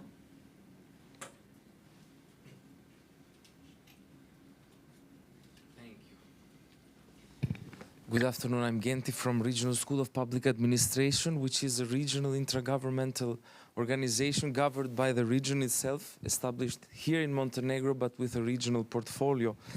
I would like specifically to thank Albert for bringing on the table the critical burning topic of capacities in the public sector, because in the end of 70s, early 80s, the United States reformed their administration, introduced the new modern public administration, management, etc. And at that time, the President Carter said it's all about people. But I think that's where the problem is standing here in this region. The people who will need to lead the whole process. Some statistics which for sure need to be checked and maybe also updated. If 10 years ago for one vacant position in the public sector there were at least 20 applications, now it's an average of 11. I mean, average if at regional level. In Montenegro, lower because also the country is smaller, etc. So this is a clear message that youngsters, young people, talented people, well-educated, don't want to work anymore in the public sector. But translating 200,000 pages of the acquis, because it's not the European political community or the Berlin process that will make integration happen. It's the translation alignment of the acquis in all the areas. So only translating 200,000 pages of acquis, you need an army of people. And we have only an average of 5 people in our translation units in the Western Balkans, in each of them. So this is a clear sign that we need to take it more seriously. There are people, we need to make the government attractive for people to get in. And this is not only an issue of salaries. The salaries are improving. But we need to ensure, and this is up to the governments, to prime ministers, to ministers, to ensure career perspective. If you start as a junior specialist in a ministry, you should know that in 5 years you'll be head of unit and in 10 years the director. This is not yet ensured. People start as a specialist, they die like that in the administration. So this is a call, a kind plea for, because around the room there are important players, political players, etc. And this is a message that should go up if we want to take this process seriously. We need to invest in people and in time. I don't have any question because I think everyone shares this, but just I wanted to bring this into the table. Thanks. Thank you very much for your comment. Do we have any more comments or questions? If not, then we can proceed with the discussion. And first, I would ask Mr. Majstorovic to give the answer to the question received. Well, thank you very much for your question, and don't be shy. I mean, being a student, it's a wonderful experience and adventure. So there's plenty of things that are still opening in front of you, and you should always ask the question. This is how things are going. Now, with regards methodology, as I said, and I think Jovana put it very eloquently as well, it's not about methodology. It's about political commitment. Either you want to join the EU or not. It's, there are no negotiations. What is required from our countries is to adopt the whole body of the EU acquis communautaire, so all the legal aspects of all the legal acts of the EU, and to implement them in practice. It's as simple as that. The negotiations are here in Podgorica, or in Sarajevo, or in Belgrade, Pristina. We are negotiating with ministries of finance, with ministers of different portfolios, how to implement these requirements, which are there equal for each and every candidate in the process. So it's about commitment to understand what our countries want and how to implement that in practice. So in that sense, the think tank, the role of the think tank organizations is to think about different policy alternatives. And what we came up with was in the middle of the crisis of the enlargement process, we said to ourselves, okay, we don't want to sit idle, we don't want to spin our fingers, we want to offer something to think about. And when my colleagues came to me with the proposal, I was kind of conservative at the first instant. I said, listen, this is quite out of the box solution, and it might not resonate positively around EU institutions and the governments in the region.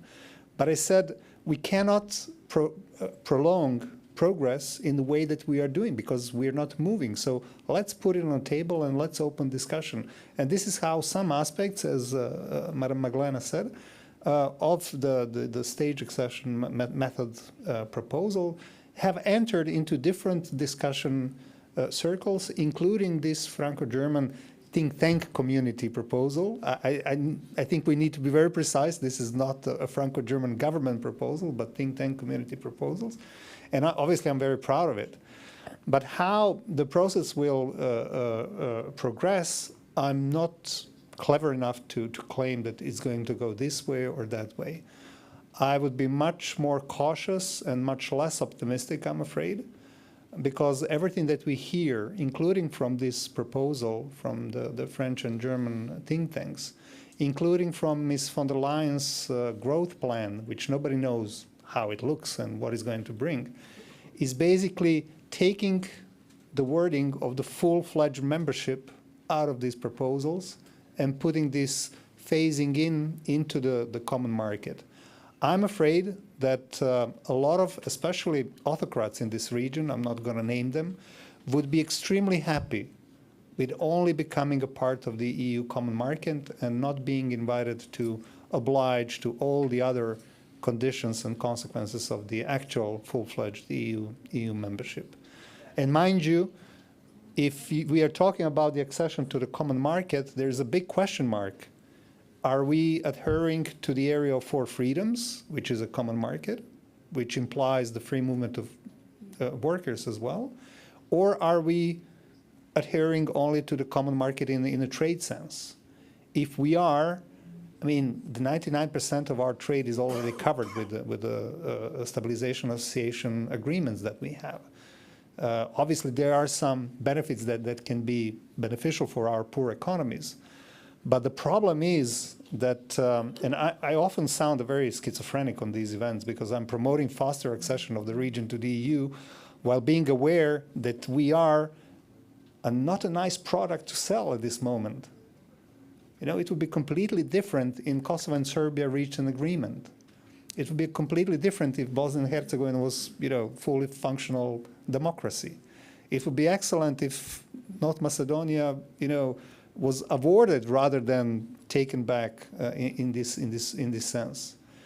It would be a much better case for us as a candidates to present ourselves as a mature region that doesn't need chaperone, that doesn't need a teacher to take it by his or her hand, but that we are capable of bringing solutions at the European table and contributing to the European future.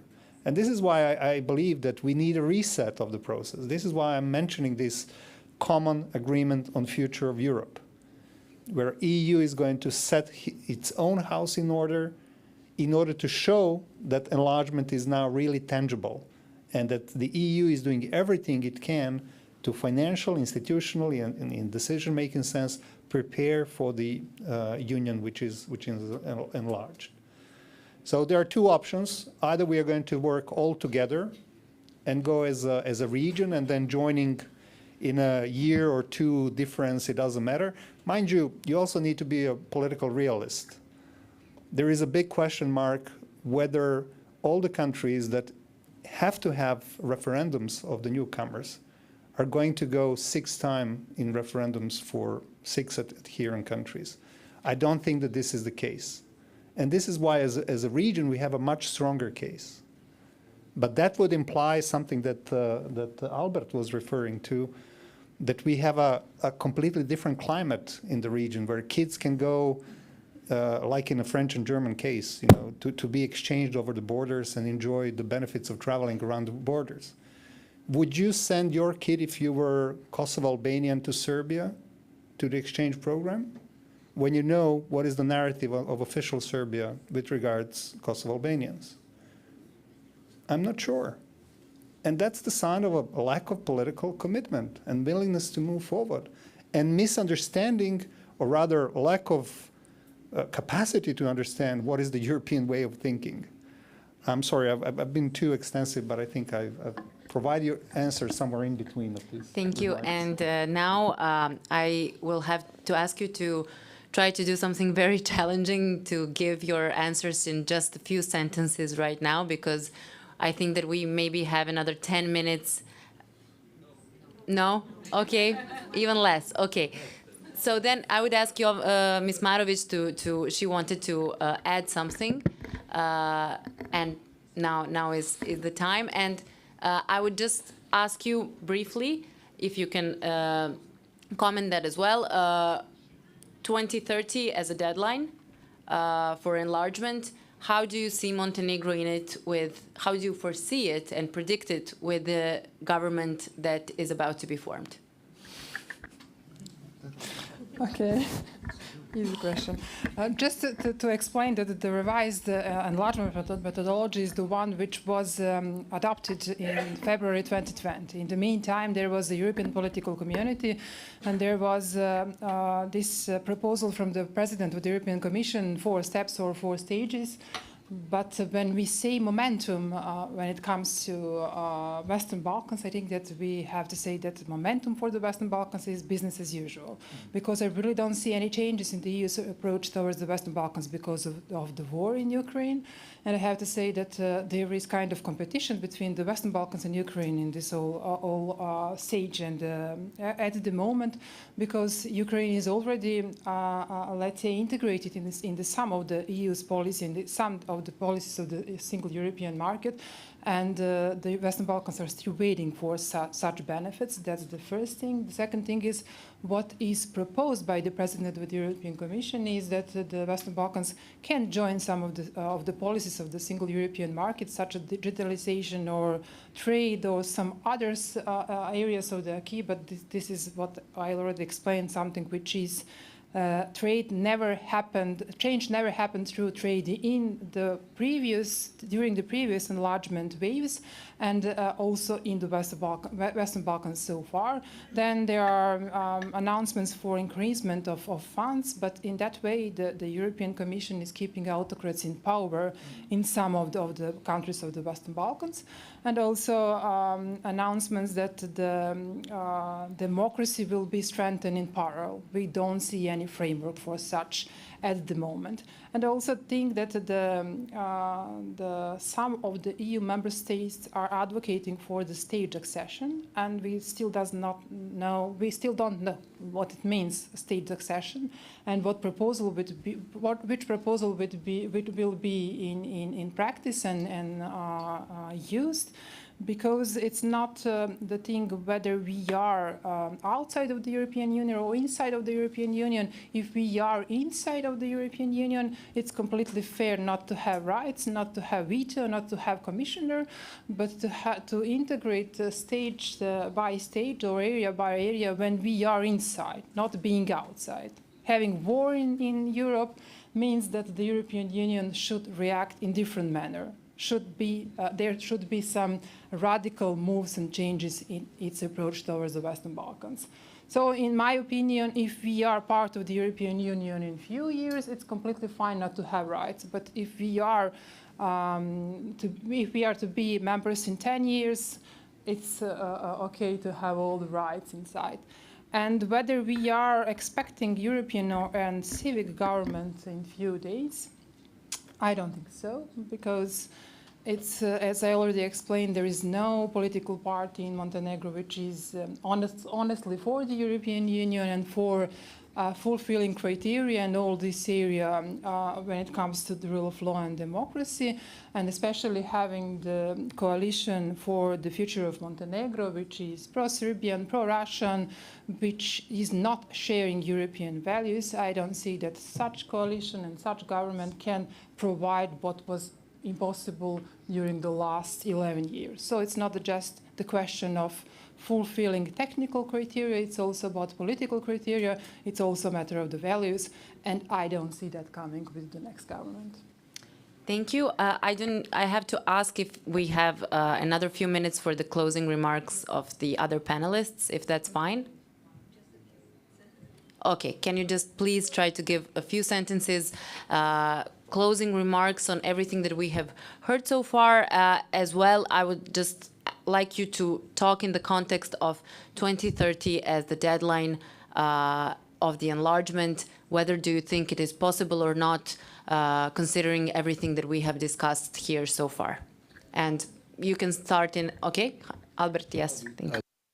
Very, very short. I just wanted to bring in surface one experience from the Youth Forum that we organized this time also as a side event of the Berlin process. Youth this time, for example, said that it's enough with declarations, statements, documents, whatever we produce. They wanted to work on concrete actions. They produced action plan for what they want. And this is also a good message coming from them that we need to move in this direction too. They also said we don't want any more conferences and things. That's why we organized it on literally on a train from Elbasan to Tirana. But closing sentence would be from my side that, and link it to the title, yes, it's time to move forward. I think it's time to focus on what we can do with our forces and align with the requests of the European Union. And yeah, to start with the ones that we don't require a lot of money, like nationalism or corruption, for instance. We could do some things on our own, not waiting for the date, because the date is not the ultimate goal. I believe that even some could even go earlier than this year that you mentioned. Thank you, Albert. Demush, can you give your closing remarks, please? Yeah, Mia, your life and life of participants, we made the health, so I'll try to do two things in 120 seconds. First, I want to send a message of hope. But as the saying goes, hope is not a strategy, so I'll try to propose a strategy, so I'll grossly oversimplify. Hope. Igor Lukšić, Deputy Prime Minister of Montenegro, 2011, made a pledge. By 2018, Montenegro is member of the EU. President Milatović repeated the same sentence this year by saying, by 2028, we will be member of the EU. So my hope is that we will not be in an event like this in 2040, in 2030, hoping that by 2040 we will become member of the EU. So that's the hope, the strategy part.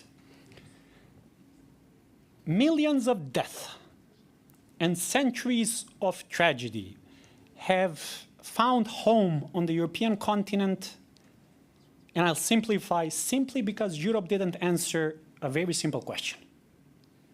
What is Germany? So what is Germany on the European continent? Who is Germany on the European continent? I'll paraphrase that question by saying, today in Balkans, we have spent history of bloodshed and millions of lives lost because of a same question. What is Serbia? Who is Serbia in the Balkans? So I would argue that this region's future would be a brilliant one, a truly European one, if we see a beautiful, a European Serbia that we all want to see. A Serbia that is in peace with its borders, that recognizes that it has nothing to do with the internal affairs of Montenegro, that calls for utmost loyalty of Montenegrin citizens to Montenegrin state, the one who calls for the same for Kosovo citizens, for Bosnian citizens. That single act will solve all of the regional problems. Thank you.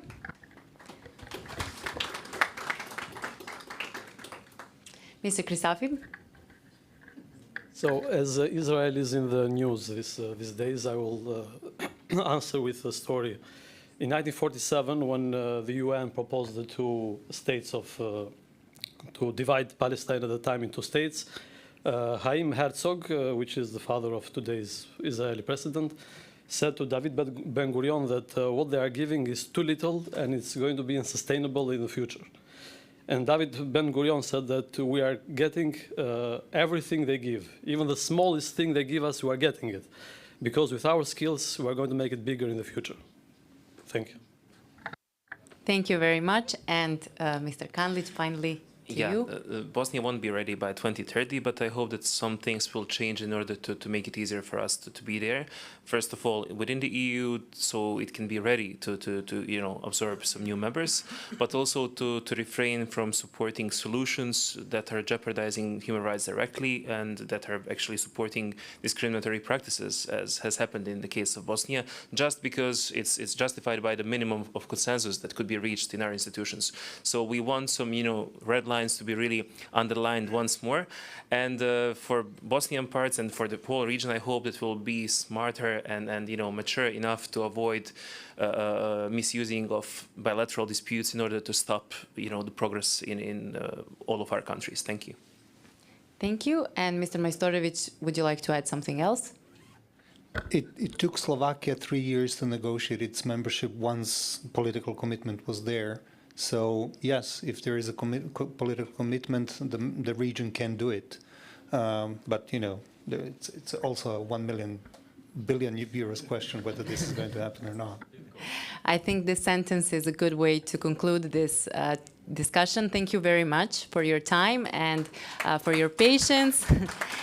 And now we can all have lunch. I know that you're probably hungry. And at what time do we need to be back? 2:30.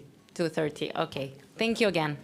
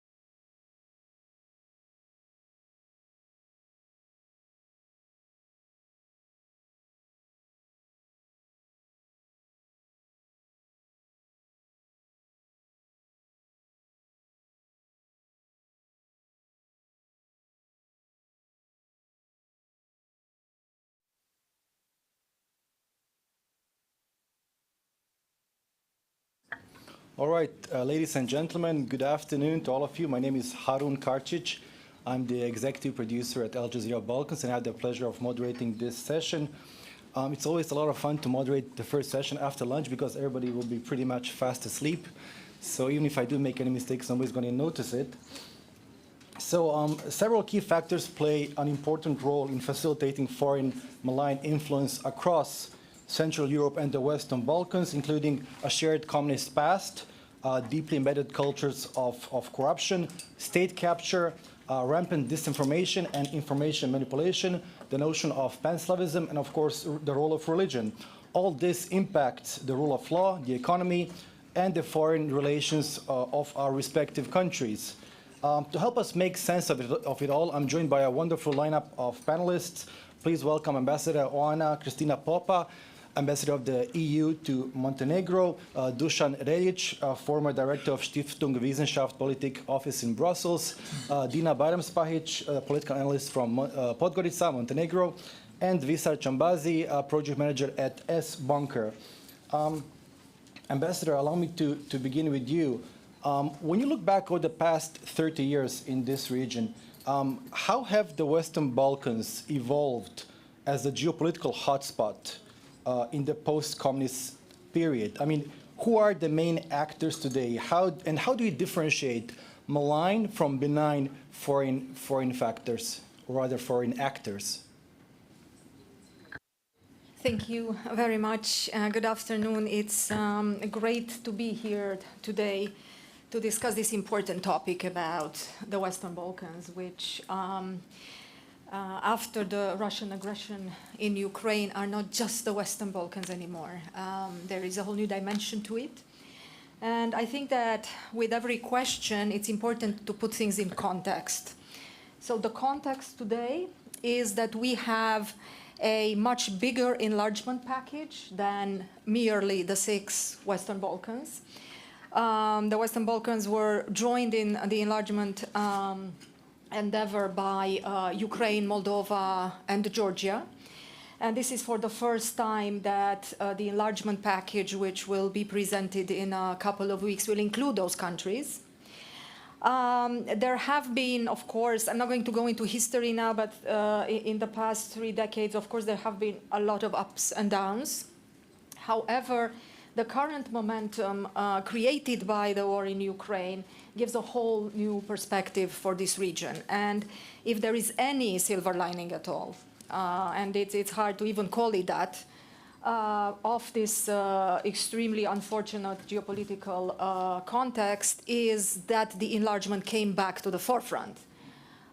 It is a priority of the EU. The enlargement has become a palpable, concrete foreign policy issue, not anymore just a sort of an aim that is without any kind of horizon. However, the challenges have also grown. So while, very briefly, we have in the group of the 6 Western Balkan countries, we have Montenegro and Serbia as the most advanced in the sense that they have opened the most chapters and are actually doing the accession talks as we speak. Then we have North Macedonia and Albania that have started the accession talks and are currently going through the screenings of Cluster 1. And then we have Bosnia, which has received candidate status, and Kosovo, which has been offered the visa liberalization. So these are all forward-moving processes, I know, in a rhythm that is definitely not to the liking of the candidates, and to a certain extent not to the full satisfaction of the EU either, because we would also like to see this moving faster. But there are a number of issues which maybe we will touch upon later that maybe I don't want to present them as an excuse, but as an explanation as to why the enlargement process is much slower than it was with the previous wave of enlargement in 2004, 2007, and with the last country that joined 10 years ago, Croatia. Because we are marking a lot of milestones. We're marking 20 years since the Thessaloniki Declaration. Then we're marking 10 years since Croatia joined. But there are many milestones this year, and I mean, the 10 years since, 11 years since Montenegro started accession talks, and yes, these are extremely long periods of time.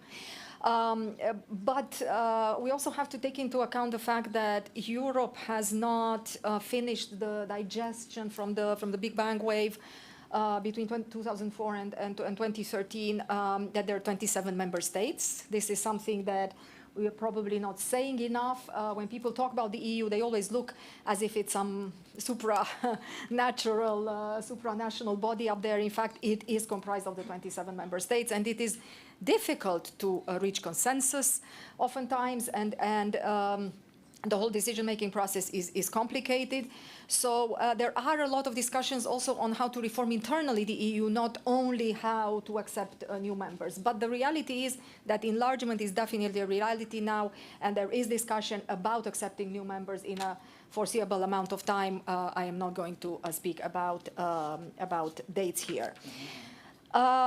The other very important aspect currently in play is that there is a clash or conflicting influences in the region. And the malign influence of Russia is a reality. With the war in Ukraine, it has become even more problematic. So this is something that needs to be taken into account by the candidate countries themselves. When they carry out reforms, they are doing it in order to also protect themselves. You cannot protect yourself from malign influence if you don't have strong institutions. So when we speak about all the sort of steps that we are going to initiate, like with the growth plan and with the economic and investment plan for the Western Balkans that bring further funding and opportunities, we also need to see matching reforms from the side of the candidates. First of all, because it's a partnership and it's a two-way street, and you cannot have the benefits without the obligations. Nobody did from the previous candidates, but also because building strong institutions and rule of law is something that is absolutely essential in order to be able to function in the Union today and to defend yourself, so to speak, from those malign influences. And that is why for the EU, recently the common foreign and security policy and the alignment to the foreign and security policy has become extremely important, and Europe is taking much more security issues up now than it used to when it was identified more as an economic community, and the focus was more on that. Now, rule of law, alignment, and the single market are sort of the important aspects. Now, that Ambassador, we need to look allow at. me to interrupt you very briefly here and move on to Mr. Dusan Relic. Mr. Relic, what the ambassador just said, you know, when the EU is slowly moving away from, you know, the economy, rule of law, and this and that, do you view the EU as a geopolitical force? Can it be one? Should it be one? Harune, znate, Evropska unija je činjenica i ta činjenica je od presudnog značaja za ceo region, samim time što je tokom proteklih 20 godina, da upotrebim taj izraz, Evropska unija progutala region. Ne samo time što se proširila, što imamo Hrvatsku i Sloveniju u Evropskoj uniji, nego zato što je u društveno-ekonomskom smislu ceo region jednostavno usisan u Evropsku uniju. Ambasadorka je u prethodnom izlaganju pokazala podatke, 75% trgovine regiona je sa Evropskom unijom i te zemlje su postale jedan deo proizvodnog lanca koji uglavnom počinje u nemačkim i italijanskim firmama. Investicije dolaze odande i što je vrlo bitno, jedan ogroman deo stanovništva se odselio, odseljava se tamo i onda šalje novac. I to me skoro dovodi do vašeg sledećeg pitanja o tome ko su anđeli, ko su zli dusi u celom regionu. Ja mislim da postoji sposobnost ili situacija da svaki strani uticaj može da bude Dr. Jekyll i Mr. Hyde. Evropska unija je integrisala taj region, okružila ga, NATO je isto tako ovdje u regionu potpuno prisutan. I iz toga proizlaze protivrečni posledice. Region zapravo neuporedivo više kapitala doznačava u Evropsku uniju nego što dobije razvojne pomoći. Za posljednjih 10 godina je trgovinski deficit regiona sa Evropskom unijom bio preko 100 milijardi evra. A da biste tu cifru doveli u neku relaciju, u IPA 3, to su ovi fondovi za razvoj, u ovom tekućem IPA 3 predviđeno je 9 milijardi evra pomoći za region. Region svake godine takav trgovinski deficit u tom iznosu s Evropskom unijom postiže. Otplata dugova i razne druge stvari isto tako dovode do toga da je strukturni deficit regiona sa Evropskom unijom veliki. Najveći problem je odseljavanje ljudi, ljudskog kapitala.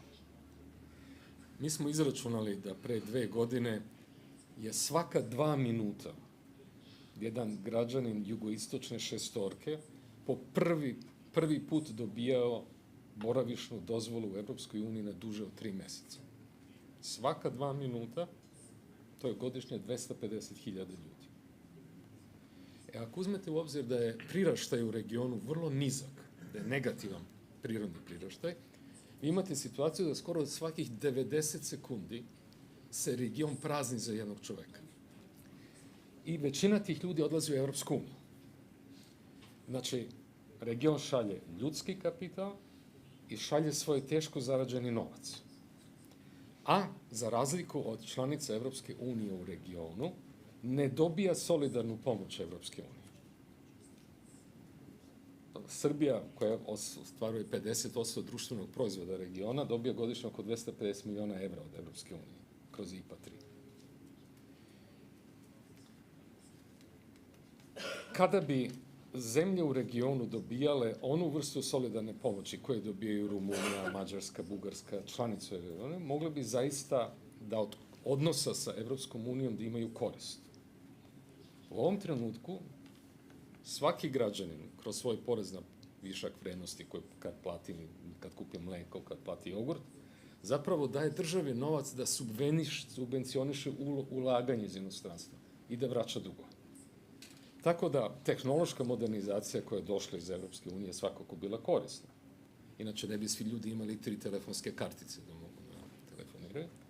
Ali u praksi ovaj političko-ekonomski odnos koji je uspostavljen između regiona i Evropske unije ne dovodi do približavanja, nego dovodi u razdvajanje.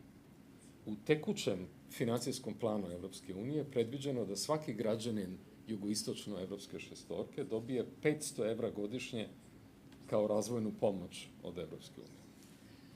Jedan građanin Grčke ili jedan građanin Bugarske ili Hrvatske dobija 10 do 11 puta više. Tako da jednostavno ne postoji mogućnost konvergencije, nego samo divergencije. Iz toga proizlazi da obični ljudi imaju 2 izbora. Jedan je da emigriraju i to svakih 120 sekundi jedan radi. Druga je da u tom svom malom životu kome žive u regionu, da prihvate realnosti. A najveća realnost koja postoji u regionu je zavisnost od vlasti. Da biste zaposlili, morate budete lojalni građanin prema vlastima, da biste dete poslali u školu, šta ja znam. I to dovodi u situaciju koju su tokom prethodno, da ne ponavljam prepodneva, svi opisali. Zarobljeni ljudi u kriminalizovanim državama. I sad na jednom političkom nivou mi imamo poruke iz Evropske unije, samo se vi reformišete pa će sve da bude u redu, a onda imamo da je Ursula von der Leyen, predsjednica Evropske komisije, kada je boravila prošle godine u Beogradu, na konferenciji za štampu iznenadila, ja mislim i samog Vučića, predsjednika Srbije, rečima da u njemu prepoznaje čoveka koji snažne reforme podržava i bori se protiv korupcije. Ja sam u prvom trenutku poverovao da je to bila greška u prevodu dok su to govorili, ali ne, to je poruka bila. I isto tako imali smo situaciju da kancelarka Merkel dolazi u svoje oproštene posete u Albaniju i Srbiju i zapravo na taj način još jednom legitimiše režime koje opozicija i civilno društvo i svi drugi smatraju uzrokom svih ovih nedaća. Svako ima mogućnost da bude Dr. Jekyll i Mr. Hyde. Gospodine, Mr. Chambazi, could you elaborate on the EU between geopolitical imperatives and liberal values, and how that is connected with the future of EU enlargement and its implications for the region? Well, first of all, thank you so much for having me, and it's a great honor to be here and share some of my personal viewpoints on this matter. Before I answer your question, I would like to basically talk about the shockwaves that the Russia's full-scale invasion has produced in Europe and beyond. So I think first of all, the most important paradigm change has been the end of the German moralistic and inconsequential foreign policy. The second thing that it did, I think it killed the Swiss, Austrian, Sweden, and Finnish policy of non-alignment or neutrality. Third thing is boosting the security and defense budgets, which leads to the fourth one, reinvigoration of NATO. So as Madam Ambassador mentioned earlier, I think now we have security as the key pillar.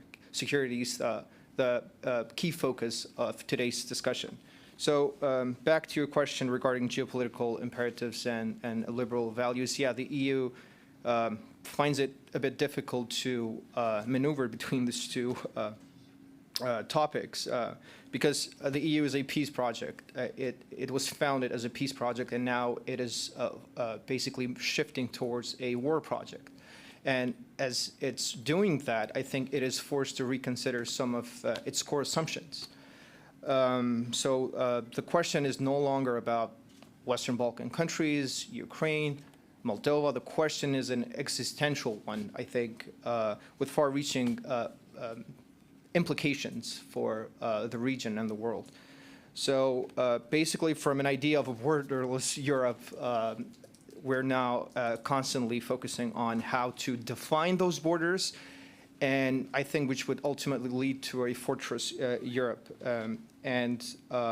So I think the question is, once you start defining those borders, then the matter of a question becomes, does Moldova, Western Balkans, Ukraine, are they part of the European future, or are they considered just a buffer zone between the EU and Russia? Which leads me to the next point and the second part of your question that you stated, the future of EU enlargement and its implications. So the EU's shifting understanding of security underscores the significance of enlargement. Considering immigration was mentioned earlier, the need of critical raw materials and basically energy and other issues. Member states cannot solely rely on NATO anymore, and in order to attain self-sufficiency. So I think, in my view, only by expanding and strengthening its ties with partners, including the countries in the Western Balkans, because ultimately I think the countries in the Western Balkans, Moldova and Ukraine, are partners. They're not just end beneficiaries.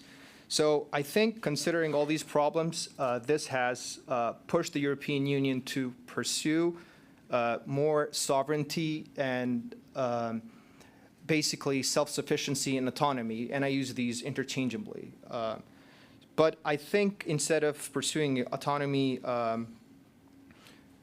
I think the European leaders most focus on more diverse relationships, and they must extend their hand to other partners beyond the region, because simply the European Union cannot achieve full autonomy and full self-sufficiency by its own. For example, Ukraine, Moldova, and the rest of the Western Balkans can offer critical inputs when it comes to labor, when it comes to security, when it comes to sharing knowledge on important information, and basically helping Europe shore up its global standing. So I'll leave it at that. Maybe on the second round of questions, I would be willing to talk more about the strategic autonomy and self-sufficiency. Right. We'll come back to that in a second. It's really interesting what you started talking about, the EU as a security force. We'll get back to that, but let me include Ms. Bajram-Spahic. You're somebody who has been dealing a lot with rule of law and democracies in the Western Balkans. I was wondering, when we talk about foreign malign actors in the region, do countries which have weak democracies, a weak rule of law, do they make easy targets for foreign actors? Hvala na pitanju i prije nego što krenem dalje, htjela bih zaista da se zahvalim CGO i partnerima na organizaciji ove konferencije danas. Mislim da je letargija zavladala kada je u pitanju ova tema i da smo izgubili i entuzijazam i energiju, ali da je neophodno da ih obnovimo i možda će kontakt između nas danas dovesti do nekih novih inicijativa i novih ideja kako da sagledamo ista pitanja kojima smo se bavili dugo vremena na neki novi način. Ne mogu da ne odolim da se ne dotaknem i nekih prethodnih pitanja i nekih stvari koje smo čuli. Zapravo baš trenutno imamo situaciju u Crnoj Gori da od najviših državnih funkcionera imamo namjerna izjednačavanja između različitih uticaja i toliko se stvari dnevno dešava i toliko je brza traka da ne postižemo da odgovorimo na sve manipulacije koje se podmeću. Pa smo između ostalog imali izjednačavanje između uticaja zapadnih partnera, Evropske unije, Brisela i drugih i Vučićevog, Putinovog i tako dalje uticaja. Mislim da je važno da se podsjetimo, naročito mi u Crnoj Gori, da smo u proces evropske integracije ušli svojom sopstvenom voljom. I da smo to učinili, iako je taj proces po svojoj prirodi zaista specifičan. I to nije nešto što postoji za veliki broj zemalja. To naročito vidite kada analizirate i neke druge globalne inicijative. Većina zemalja svijeta nema nikoga ko će ih pitati zašto vam je taj zakon takav i takav, ili ta strategija takva, ili akcioni plan takav, ili zašto ste postupili ovako, a niste onako i tako dalje. Dakle, mi smo svojom voljom se izložili jednom procesu u kojem se kritički sagledava rad institucija iz našeg interesa, da bismo ispunili uslove koji bi nam omogućili da postanemo dio jedne organizacije od koje možemo da imamo mnogo više benefita nego što mi kao mala zemlja možemo da ih pružimo. I to je činjenica. Međutim, naši javni funkcioneri, kada se god suoče sa preporukom, obavezom ili zadatkom koji ne žele da ispune, naprasno postaju dramatični branioci suvereniteta. Među njima su najglasniji oni koji čak nisu bili ni za nezavisnost zemlje. Tako da imamo paradoksalnu situaciju da sada upravo to pitanje suvereniteta u 2023. godini, nakon 11 godina pregovora, bude glavna prepreka za implementaciju preporuka koje nam dolaze iz Brisela. Međutim, takve manipulacije dolaze sa tako puno adresa, tako intenzivno i tako često da ne stižemo da odgovorimo na sve njih. Pa ako bih morala da dam neki od kriterijuma za razliku između malignih i benignih aktera, pri čemu se apsolutno slažem da svaki od njih u nekom trenutku može da bude i ono drugo, rekla bih da je razlika u alatima koje maligni akteri koriste.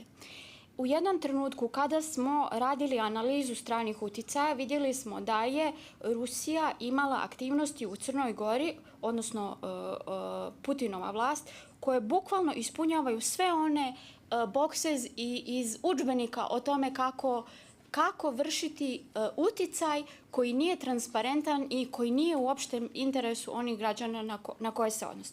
Tako da smo u pojedinim trenucima imali targetirane i low cost asimetrične operacije u informacionom prostoru, uključujući naravno i kampanje dezinformacija. Imali smo cyber napad koji je bukvalno ugasio funkcionisanje kompletne vlade.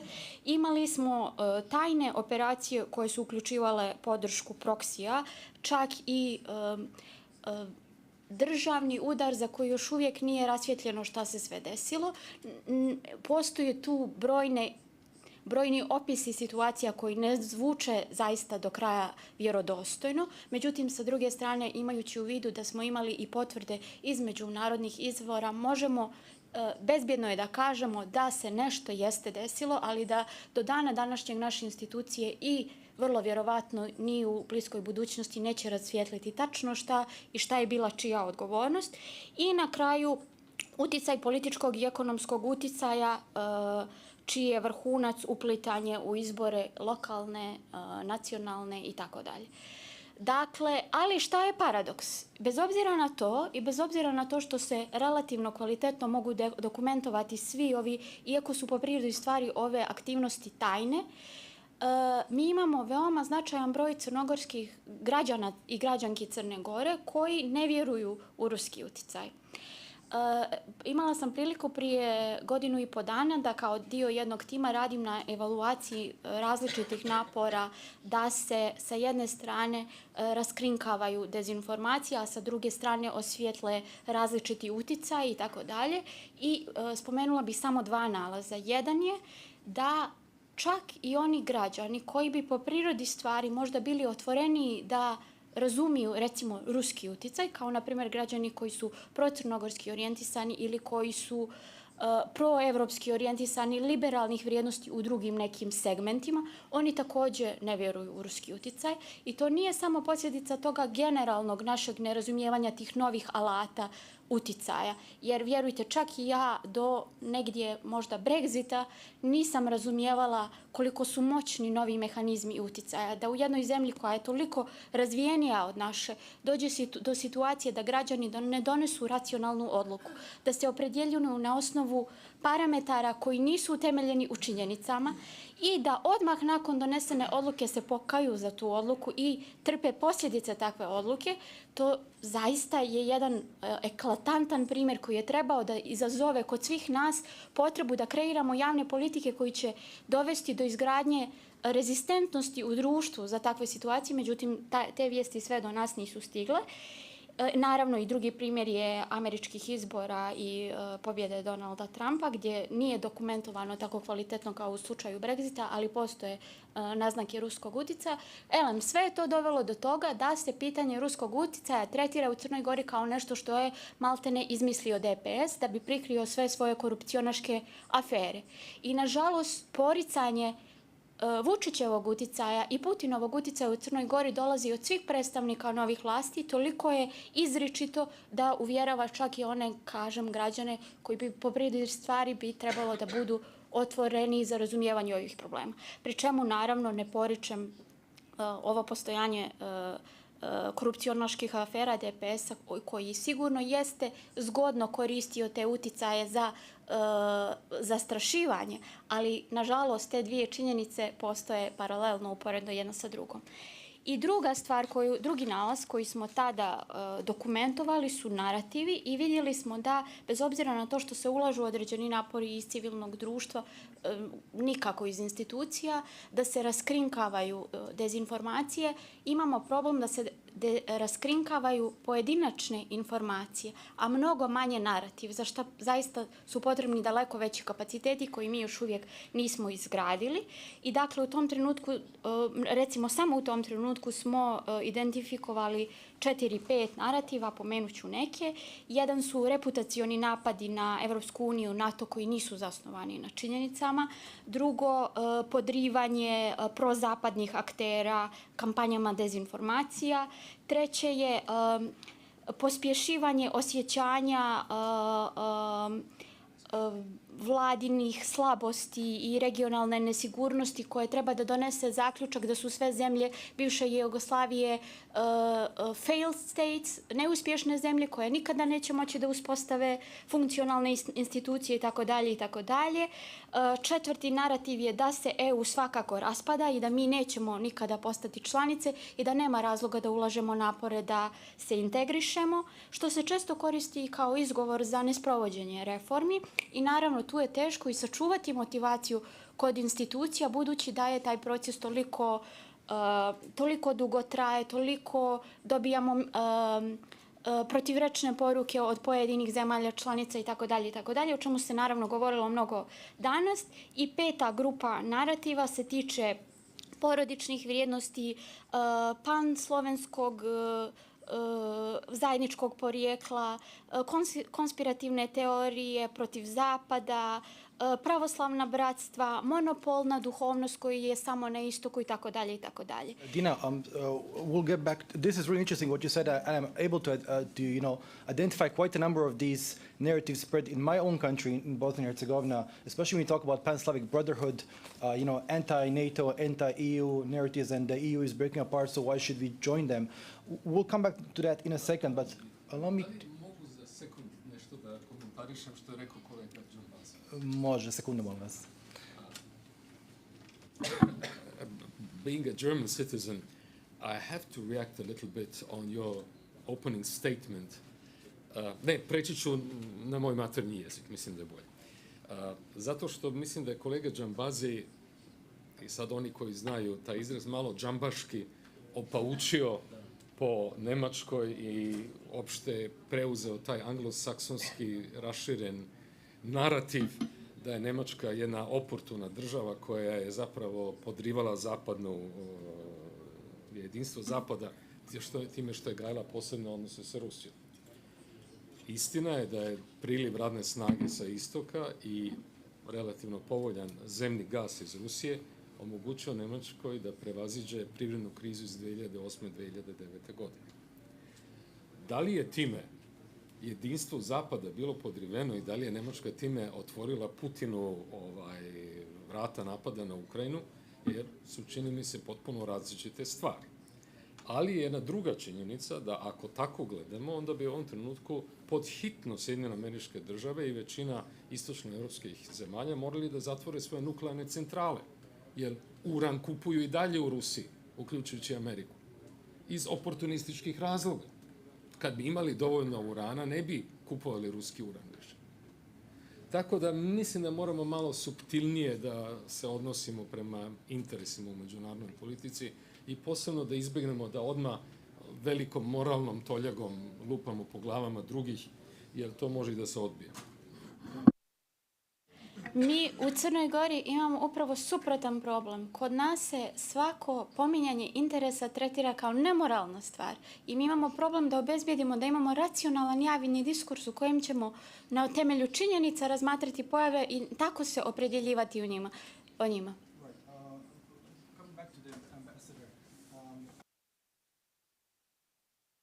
We earlier spoke about security becoming a key pillar of the EU. Now, my question to you is, what role do supranational organizations play in shaping the geopolitical dynamics of the Western Balkans, and can we expect security being, playing an increasingly bigger role in the Western Balkans in the near future? Well, first of all, security is an issue that is addressed in the acquis. CFSP alignment is an issue that has been talked about a lot in the past year and a half, couple of years. But I do have to say that out of the 6 Western Balkan partners, 3 of them are members of NATO, and there is also on behalf of them plus Kosovo 100% CFSP alignment. So this is something that the national governments of these countries have taken seriously and align with. Now, it is also extremely important that these countries work together in order to enhance security and in order to strengthen the region.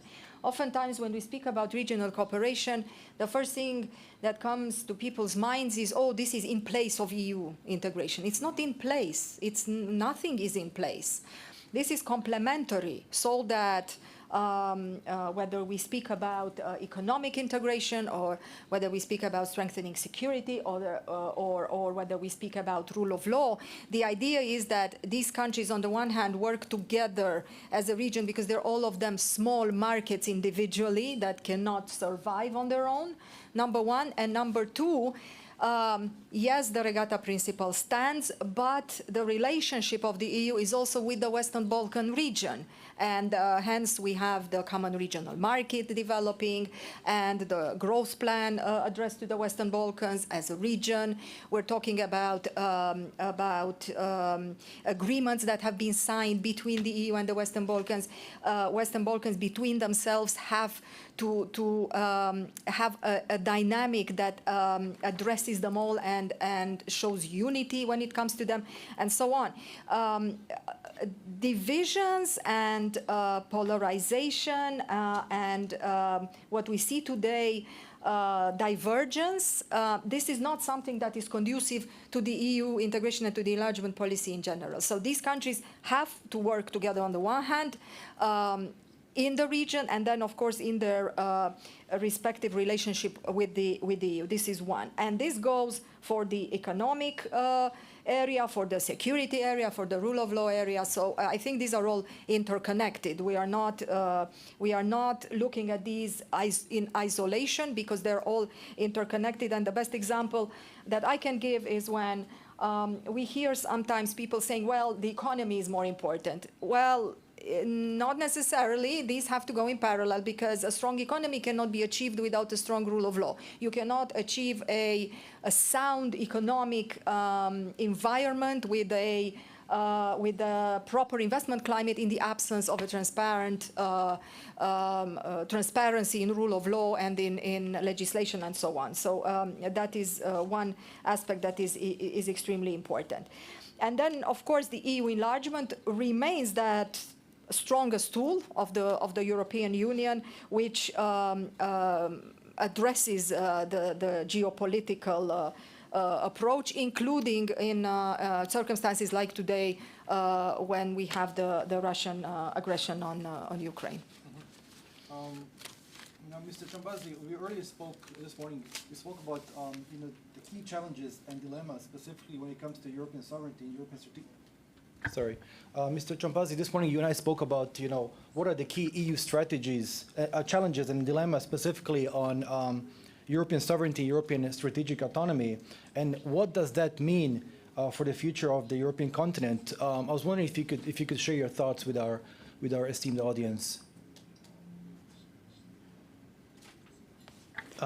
Before I answer your question, I would just like to clarify. I didn't use the word opportunistic. I used the word inconsequential and moralistic. I think that's very important to specify because as a citizen, I'm not from England or from Anglo-Saxon region of Europe. I'm from Kosovo, so I'm not here to talk about ideology. I just am here to share my opinion, and my opinion is that every time the German government didn't see it in their own political interests to pursue some political goals or gains, they always used this card. We used to be the bad guys once. This was the case with the 2% of the GDP ratio per defense investments. Every time they had to fulfill some commitments that it wasn't on their own interest, they used this card. So I think the invasion of Ukraine has brought an end into this. All countries are opportunistic. Of course, I have nothing to argue with that. Back to your question regarding the autonomy and strategic sovereignty, I think it's very important to define what do we mean by this. By sovereignty and autonomy, I mean in the context of the European Union, it means you're willing to transfer some autonomy from the EU member states, from the national sovereignty to the EU level. That's how I understand sovereignty in these terms. So we're basically talking about moving towards a federal Europe, but the question is the European Union ready for that? And in my view, the Kosovo view, I don't think it's ready for that move. Because honestly, we spoke about how, in the opening remarks, how the European Union was a peace project, and now it's moving towards the war security project. So I think if pushing for the autonomy or strategic sovereignty, I think it will divide the Europeans more than it will unite them, because it will lead to a fortress Europe with defining borders than to a free and open West. And I think it is, ultimately, I think it's a flawed concept that will lead to more protectionism rather than security. Allow me to interrupt you. What do you see flawed within the concept of Fortress Europe? Because, as I mentioned earlier, the whole idea of European Union was more interdependence, development, openness. I think this is the core values. And moving towards more autonomy, in my view, I think it will basically try to, in a way, it will move away from these core values that identifies the European Union as a peace-building project. But Yeah. I mean, difficult times call for difficult decisions, Yeah. right? So, you know, nobody could have expected 3 years ago that Putin would go on a full-fledged invasion of Ukraine, that he would be threatening Poland's eastern part, right, having irredentist aspirations. So, is there anything, I mean, inherently wrong with the EU taking a more robust military approach, or you know, or military orientation? Yeah, I'm actually going towards that that question. So basically, as I said, more federalized Europe. I don't think the European Union is ready as a project, and the reason is because if you look at the leading economies, Germany and France, they don't necessarily have or share the same vision about Europe, and when it comes to Western Balkans or Ukraine, for example, in Ukraine, even before the full-scale invasion started, the French President Macron, he rushed for full rapprochement with Putin, and exactly the same thing happened days after the full invasion. He moved on, remember the long table? Yeah, so he moved, he basically went there, which was a different stance compared to what Germany took. And so basically, I think the issue here is that we're dealing with a impatient France and a overly cautious Germany when it comes to foreign policy. So I don't think that's doable. And because the question is, why find a settlement with a dictator like Putin, you know, ultimately, when it has done so much suffering in Ukraine? And I think I understand what Macron wants to do. I do really understand, because it's very important. We have a different situation. We have different circumstances. But I think trying to overpass other EU member countries, because let's be honest, France and Poland, they have different security definitions, what the security means. And in the present context, France is probably the safest European Union member state, because it is farther west from Russia, and it's the only EU member country that has a nuclear deterrent. So I think by pursuing autonomy, the European Union is self-sacrificing security in this context. And I hope I answered your question. Ambassador, would you like to add something? Look. So first of all, I don't think that the European Union is falling apart. I would like to start from that premises at all. The European Union is changing. It is a dynamic entity. It's not a static institution. It also has to adapt to the challenges of our times. It also has to complete, like I said, the digestion of the previous waves of enlargement. I mean, there are parallel processes going on in the EU, and just because maybe it has moved from its original form doesn't mean that it is disintegrating. On the contrary, I think if anything, the war on Ukraine has shown that Europe is united, that it can become more secure, that it is working much closer now with NATO, with certain EU member states joining the alliance. So I would not go on that negative tone at all.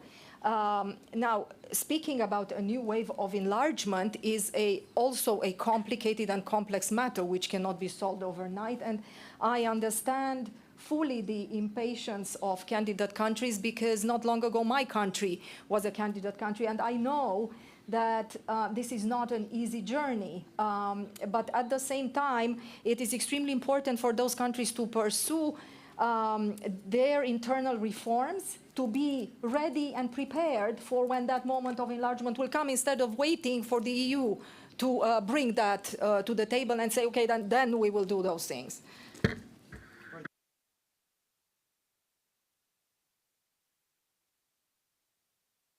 Sorry, I keep on forgetting. Dina, you already spoke about the different narratives that are being propagated throughout the region. I personally came across quite a number of them which were written and disseminated by the Xinhua Chinese state-affiliated news agency, by Sputnik, by RT, which have certain, anti-NATO, anti-EU content. This material is in the form of articles, is usually given out for free, and the local media outlets, which of course have very limited budgets, will very happily copy-paste them and disseminate them effectively, doing Kremlin's and Beijing's job. I was wondering what you had something more to share with us that you began talking about. Thank you. Just before I continue, I would like to clarify when I mentioned that was the answer that EU is falling apart. I mentioned it as a narrative is being spread via disinformation channels, not as my thesis. Okay. Okay. So to go back to your question. Dakle, mi u Crnoj Gori imamo ozbiljnih problema kada je u pitanju medijska sfera. Imamo zabrinjavajuću situaciju kada je u pitanju i vlasništvo medija, ali ono što je još više zabrinjavajuće je sam kvalitet sadržaja, a sa druge strane, uporedo sa tim, nije urađeno ništa da se izgrade kapaciteti kod građana i građanki da kritički, zapravo ne ništa, ali zaista nedovoljno, da se kritički sagledavaju sadržaji koje dolaze iz svih izvora.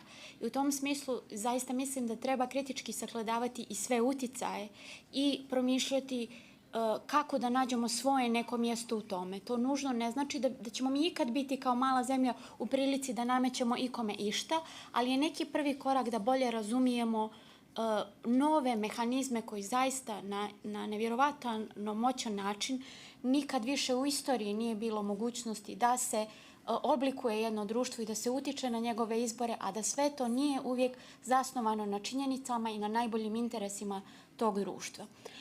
Malo prije sam propustila da prokomentarišem oko vladavine prava. Ne mislim da a priori treba odbijati sve, recimo, infrastrukturne i investicione projekte, imajući u vidu da je Crna Gora siromašna zemlja, da je Crna Gora zemlja kojoj su zaista neophodne investicije, a da, nažalost, takvih nema dovoljno iz zapadnih izbora. Ne treba a priori odbijati svaku drugu mogućnost. Međutim, šta se dešava? Zbog slabosti naših institucija, ugovori koji se potpisuju nisu u opštem društvenom interesu. Ugovorima se zaobilazi konkurencija, ugovorima se zaobilaze pravila o javnim nabavkama, ugovorima se zaobilaze pravila o zabrani monopola. Imamo ogromne probleme kada je implementacija tih ugovora u pitanju, većina njih nisu ni transparentni i tako dalje i tako dalje. Tako da, nažalost, ispada da je uopšte interesovanje za investiranje kod nas upravo zbog toga, zbog nemoći naših institucija da nametnu pravila koja će zaštititi javni interes. Sa druge strane, ne dobijamo dovoljno podrške iz drugih izvora i na neki način smo tu stavljeni u jednu prosto nezgodnu situaciju da nemamo kapacitet ni za jednu ni za drugu stvar, a da smo zaista nerazvijeni. Tako da mislim da se o ovome govorilo mnogo, da se već nekoliko godina, naročito nakon pandemije, govori o svim ovim problemima, ali da u praksi zapravo nismo vidjeli previše pomaka. Now, Ambassador, what Dina was just saying, talking about Chinese, I assume you had Chinese investments in mind. When China initially began investing in the region, they said, we are here just to invest. We have no political interest whatsoever. And people bought this narrative, right? But over the past years, we see Chinese economic influence slowly morphing into political influence. And then we had the cases of the Pelješac Bridge in Croatia, which was EU funded. What was wrong with that tender? With the what do you call it? Procurement, exactly. With the procurement, how did the Chinese-owned company?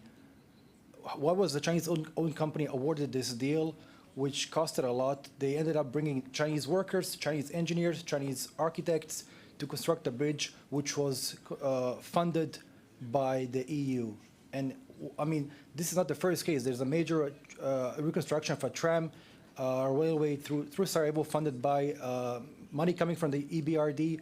A Chinese company won the contract. These contracts are not transparent. They are very shady. There's a lot of kickbacks involved in it. Yet I don't see anything that our governments or the EU can do to put an end to this. What are your thoughts on that? Well, I cannot comment very much on the Pelješac bridge, but I mean, this is a bit out of the sphere. But so first of all, when it comes to narrative, narratives are very powerful tools these days. So that is one thing that we have to keep in mind. And we are in the EU are striving to become better at strategic communication, because many of our very successful projects and initiatives sometimes do not have the same echo because we don't communicate them well. That is one thing. The other thing is, so these open competition. So open competition allows everybody to compete. And of course, we're looking at mechanisms in place to promote EU companies and EU funds. But this has to do with the internal process of how that will eventually complete itself. What we think is very important is, so first of all, as a fact, the EU is the main economic partner, investment partner, the donor, and so on for all the Western Balkan countries, each and every one of them, and the whole. It is also important for the countries themselves to open to the Western markets more. So in this particular case, Montenegro, to become more attractive, but also to make sure that their investment climate is such that it can not only attract foreign investors, because foreign investors from the EU are attracted to Western Balkan markets, but sustainable, because if there are no strong institutions and there are no strong rules of engagement on the ground, then it's difficult for EU companies to come long term. So I think it's again a two-way street. Mr. Radic, when you look at all these state propaganda, corrosive capital, authoritarian tendencies, weak rule of law, state capture, are they all in some way or other interrelated in the Western Balkans? Ne mislim da je to ograničeno na regiju. Jer ako počnemo da govorimo recimo o pitanju populizma, odnosno nuđenja društvu nazadnih ideja kao najbrži način da se reše problemi, kao što na istoku postoji ono što neki nazivaju orbanizacija podvodno, ja mislim da na zapadu imamo nešto da bi mogla se nazove melonizacija. Po gospođi Meloni u Italiji i njenom vrlo grubom odnosu prema najslabijima u društvu, a to su migranti. Ili recimo LGBT community kojima Italija sad oduzima prava oko dece i svega toga. Taj način odnošenja prema onima kojima je najpotrebnija solidarnost u društvu se vrlo brzo raširila po cijeloj Evropi u strahu od desnice. Vidjeli ste šta Sunak radi i njegova ministarka unutrašnjih poslova, ili nešto što je mene u Nemačkoj posljednjih dana vrlo, vrlo pogodilo, a to je takmičenje između političara u raznim partijama, počevši od kancelara Scholza, da zaobiđu AfD, neofašističku partiju, s desna zahtevima, kao što je Scholz je rekao da će on sad u velikom stilu proterivati iz Nemačke, što je i zakonski i na svaki drugi način problematično, ili ministar privrede Lindner koji želi da ograniči gotovinska isplate ljudima koji traže azil u Nemačkoj da dobiju samo na plastičnim kartama sa obrazloženjem da ne bi mogli da šalju svojima kod kuće i na taj način da se smanji kao interes da dolaze ovamo. Mislim, primjera ima beskonačno mnogo. Amerikanci imaju taj izraz you cannot outstink a skunk. Ne možeš da budeš smrdljiviji od tvora. A u ovom trenutku je veliko takmičenje širom Evrope ko će da bude politički najsmrdljiviji zato što misle da će na taj način zaustaviti širenje desničarskih ideja. Ono što je potrebno i predstavnicima Evropske unije i stranim političarima je da pokušaju da svoju ideološku zasenjenost za jedan trenutak prevaziđu i da prema ovim malim, jadnim zemljama u ovom regionu budu fair. U smislu da kaže, znate ljudi, mi u ovom trenutku toliko imamo sopstvenih problema da se bojimo da bi desnica kod nas još ojačala ukoliko bismo mi primili te muslimane u Bosni ili na Kosovu ili šta znam. Ja to karikiram malo, ali zapravo se u suštini ceo dijalog svodi na taj strah da bi nekoga, ako bismo uveli tih, to je 3,5% stanovništva Unije koje bi sa takozvanog Zapadnog Balkana ušlo unutra. I oni bi poremetili naše međusobne odnose zato što su to međusobno posvađane države. To je na neki način odraz zapravo velike nesposobnosti političara da budu odvažni. Da kažu, mi želimo da napredujemo i zbog toga ćemo ući u rizike. Sad, čemu to vodi? To vodi tome da će, ako se svi takmiče da prevaziđu desničare, onda će desničari reći, pa čekajte, mi smo uvek bili u pravu sa onime što smo govorili, nemojte glasati za kopije, glasati za nas, za original. Tako da će Le Pen verovatno se primaći predsjedništvu Francuske, u Nemačkoj ćemo na saveznim izborima i tekako da drhtimo, da AfD dođe možda i na 25%. Jedino, međutim, što mene u Nemačkoj ohrabruje, znate, postoji jedan izraz, takozvani biološki Nemci i Nemci po pasošu. Nemci po pasošu su, kao ja, oni koji su dobili pasoš, i nas takvih ima skoro 30% u Nemačkoj, od stanovništva.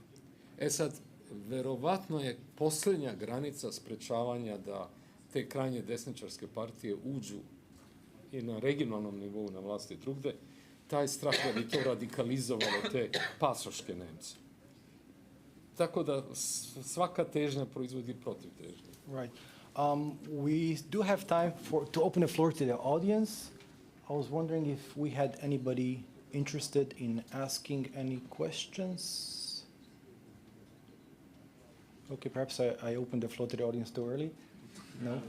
All right, if no questions, until somebody figures out if they want to ask a question. Can I use this opportunity to ask one question for perhaps the entire panel and see what you think? I mean, despite astronomical expenditures by international organizations and governments alike in the Balkans over the last 20, 30 years to create liberal democracies with a free market economy, we still have Bosnia, we still have Kosovo, we still have North Macedonia and Montenegro, which are struggling essentially with high poverty rates, weak public institutions, low accountability, and political instability. Of course, it all makes them very prone to foreign meddling. Now, when you compare the Balkans to the Baltics, Mr. Relic, perhaps you might want to comment on this. Why have the Baltics been far more successful in this transition than our region has? Bio sam u Estoniji ovoga leta i to je jedna vrlo uređena zemlja u kojoj je i standard osetno porastao. Međutim, i tamo s vremena na vreme uhvate supruga predsjednice vlade da je zavuko ruke u pekmez i tako. To se događa. Jednostavno, korupcija je sastavni deo ljudskog života i ako postoje ustanove, i ako postoje zakon, i ako postoji volja da se sprovodi, sve to može da se zaustavi da bude bolje. Da su astronomske cifre uložene ovde, nisam uveren. Ako se sabere koliko je bila razvojna pomoć kroz IPA 1, IPA 2 i sad kroz IPA 3, to je po 0,2% društvenog proizvoda od tih zemalja godišnje. To je ogromna razlika u odnosu na zemlje u regionu. Znate, u regionu niko nije bio tako srećan kao Rumunija i Bugarska. Njima se, što bi rekli, potrefilo nekoliko vrlo lepih stvari. Prvo, u jednom trenutku, Chirac je tada bio predsjednik Francuske, njemu se nije dopalo što većina novih članica Europske unije navija za Nemačku. Bili su naklonjeni privredno, politički, u svakom drugom pogledu. I onda je on odlučio da bi bilo zgodno da postoji mala protivteža na jugoistoku Evrope, te je podstako prijem, i to sa definitivnim datumom, ispravite, mislim 2007. Tako je bilo. 2 godine pre 2007. je formiran poseban strukturni fond za Bugarsku i Rumuniju. To su bile pare koje su omogućile da te zemlje porastu i u međuvremenu sve zemlje u regionu preko 50% svog privrednog rasta godišnje ostvaruju na osnovu solidarnosti Evropske unije. Rumunija je bila srećna da 2000, ispravite me, pre nekoliko godina je bila zemlja sa najvećim privrednim rastom na svetu. 2006 misli bilo. Da, veće od Kine i od Turske. Zato što je imala kapital na poklon od Evropske unije. Hrvatska, što je se iz privredne krize digla, je samo zahvaljujući ogromnom prilivu novca iz Evropske unije. A ove zemlje u regionu ostale, ponavljam samog sebe, i to mora da se shvati, da se glasno izgovori, plaćaju Evropskoj uniji. U ljudima, na prvom mestu u ljudima, a na drugom mestu kroz povraćaj kredita i kroz razne druge deficite. Sad ne znam šta ste me pitali, zašto ovima na Baltiku bolje? Mali su, vrlo su mali, imali su obrazovano stanovništvo, što je isto vrlo bitno, i bili su vrlo blizu zemalja koji su mnogo pomogli. Finska, Švedska, najbogatije zemlje u Evropi. Ambassador, would you like to add something? I think it's certainly one of the reasons. I totally agree, but it's not the only one. I think it was a complex, and it is a complex of factors. And especially when I look back, not just at the Baltics, because we do try to give the example of the Baltics to the Western Balkans, but also when I look at my country and Bulgaria. So first of all, just to clarify something, Romania and Bulgaria were part of the fifth wave of enlargement. We were the 10+2, but it was the 12. It was the same wave of enlargement. It was not a separate wave of enlargement. So we sort of went with that flow. But it's also a question of history, which was extremely unfortunate here in the region, and it brought a number of new challenges for the overall enlargement package. For example, with Croatia, the EU had to deal for the first time with war crimes. This was not an issue before with the other. So while the basic criteria is the same and remained unchanged, additional challenges came up. The other aspect is focus. I always say that there is a deficit of focus in Montenegro on the main road, on the main target. Distraction is something that happens a lot, and that is also in relation to historical factors, but also to this constant internal political struggle, which sometimes sort of takes precedence over the main goal. Because I mean, our countries also went through political turmoil, but the European Union goal was more important than what was happening in internal politics. Probably the political will in those countries like the Baltics was much stronger in delivering results, and therefore managed to move forward faster. There is political will in the Western Balkans, but at the same time there is a lot of distraction. So that those forces sort of collide, and therefore oftentimes the process is slowed down. Zaboravio sam nešto dodam. Na Baltiku 40-50% stanovništva su Rusi. Njihov glas je bio presudan da te zemlje mogu da uđu u Evropsku uniju.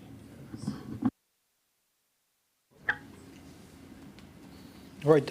As we move towards the end of our panel, I just want to get some finishing remarks from all of you. I mean, I was wondering, perhaps I could start with Dina and Visar. So when we talk about the need to build resilience against foreign influences, what should Western Balkan governments do? What can be done to incorporate media and digital literacy? What can be done to enhance transparency when it comes to the funding of political parties?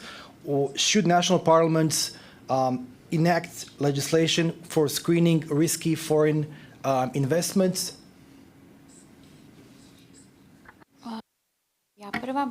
Dakle, upravo te preporuke su nešto što se ponavlja već nekoliko godina i trebalo bi već da je na jedan ili drugi način prihvaćeno od strane vlasti, ali gotovo da ništa nije implementirano. Dakle, kada posmatramo te pojedinačne primjere, zaista pozivaju na hitnu akciju i na hitnu sveobuhvatnu strategiju države za sva ova sporna pitanja.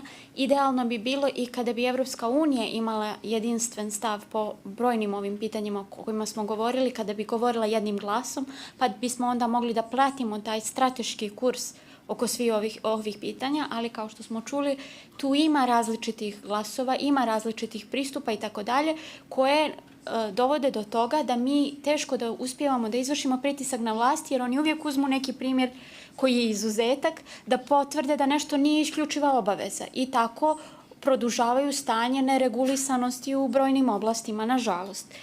Kada je u pitanju medijska informaciona pismenost, neophodan je rad sa svim kategorijama stanovništva. Imali smo neke male napretke oko uvođenja predmeta za srednje škole, osnovne škole, iako se to ne implementira u cijelini, neki koraci su napravljeni, međutim zapostavljeno je ovo punoljetno stanovništvo koje donosi političke odluke. I tu, osim pojedinih entuzijasta, država gotovo da ne radi ništa. Zapravo, mnogo je veći problem što država često, odnosno predstavnici države, ignorišu taj problem ili ga toliko snažno poriču da uvjeravaju druge da zapravo to je sve nešto neodređeno, nejasno i tako dalje i tako dalje. Kada su u pitanju reforme oko vladavine prava, to je prioritet svih prioriteta i to je osnova. Dakle, sva ova pitanja bi bila u mnogo boljem stanju da mi imamo institucije koje su profesionalizovane, koje su otporne na sve uticaje, prije svega unutrašnje političke uticaje, koji zaista dolaze sa oba pola i tako dalje i tako dalje. Dakle, gotovo da kojom god temom u Crnoj Gori da se bavite, vraćate se na osnovna pitanja, na nezavisno pravosuđe, na slobodne medije, na civilno društvo koje je zaista odraz, ne mislim u ušem smislu civilno društvo, nego građansko društvo, građane koji zaista autentično promišljaju određena pitanja. Zapravo, interesantno je prethodno pitanje o kojem ste govorili, šta su sve to razlozi zbog kojih smo neuspješni u svemu ovome. Dugo vremena sam mislila da je razlog to što nemamo društveno jedinstvo oko nekih osnovnih državnih pitanja i onda neprestano perpetuiramo ista jalova pitanja u krug. Sad zapravo mislim da iz nekog razloga, a to potvrđuju istraživanja javnog mnjenja i neka od njih je CG objavio baš nedavno, građani pokazuju mnogo veći stepen razumijevanja problema, mnogo veći stepen emancipacije nego naše političke elite. Dakle, stavovi građana o tome šta treba da budu prioriteti se jednostavno ne prevodi u ono što su aktivnosti vlasti. Iz ove perspektive mislim da ovo o čemu je ambasadorka govorila o tome koliko imamo mnogo distrakcija, da se tim distrakcijama pokušava prikriti nesposobnost da se rešavaju ključna društvena pitanja. I dakle, sve u svemu vrtimo se u krug i to traje i jednostavno nema odgovornosti. Right. Mr. Jambazi, would you like to, any final thoughts? Thank you. I'd like to add more on the disinformation part because this is also what we do as Bunker. So basically, since neither Russia and China recognize Kosovo, I think the most obvious way in which they do they spread disinformation and misinformation is especially in relation to Serbia, especially in the Kosovo-Serbia relations and the situation in the north. So we notice a wave of misinformation and disinformation and basically with the attempt to create divisions and basically increase more tensions among the communities in Kosovo. So this is the strategy behind this, and we've seen that, unfortunately, sometimes it works because some people are prone to spreading that information, and because honestly, they don't know if that's the factually correct information. So to answer to your question, I think the best way would be to have media literacy programs in curriculum, in schools, as well as critical thinking programs. If I think the Western Balkan countries, if they incorporate these two important tools in their educational systems, then I think we can train and educate youngsters in the region how to better identify disinformation, public information disorders, and so on and so forth. So I think this would be probably long-term solutions that could be applied. Thank you. Ambassador, Mr. Relic, anything to add? If not, I should be slowly moving towards wrapping up this panel. Very, very short. Just to complement the disinfo aspect, I think responsibility and accountability of the media is something that's extremely important and serious to continue to work on. Montenegro is in the forefront of the attention of the EU in this regard, and we are investing a lot in order to fight disinformation. It is very important to have strong institutions and a strong public administration to work on the EU reforms in a sustainable way. And last but not least, political consensus based on delivery and on focusing on the main target in order to match, at least in Montenegro, but also in other candidate countries, the overwhelming public support. Moj omiljeni njemački filozof Karl Marx je napisao da je religija opijum masa. Nije napisao religija je opijum za mase, nego je napisao religija je opijum masa. Što znači da u suštini svako veruje u ono što želi. I vi možete da izmišljate koliko god hoćete ili da nudite koliko god hoćete tačnih informacija. To što će pojedinac da poveruje zavisi od obrazovanja, porodice, njegovog okruženja, od mnogih stvari. Vrlo je opasno ukoliko građansko društvo, vlast, inostranstvo se postavi u odnosu na građane tako da im sve vreme govori šta bi oni trebalo zapravo da misle. Da bi bili evropejci i da bi bili liberali. To je najopasnije. Ono što je najkorisnije u društvu jeste da se popravi ekonomska baza ljudi, jer ovdje ljudi žive isto onako loše kao što su živjeli kad je se raspao socijalizam, a u socijalizmu su imali veću društvenu sigurnost. Znači, treba popraviti društveno-ekonomski položaj ljudi i onda će i njihovo samopouzdanje i spremnost da budu svoji u svom razmišljanju biti neuporedivo veći. Mr. Relic, Ms. Bayram Pasic, Mr. Chambazi, and Ambassador Popa, it was a pleasure speaking to all of you. Thank you so much. I hope you enjoyed this panel as much as I did. And thank you to all of you, members of our audience. You have been most kind.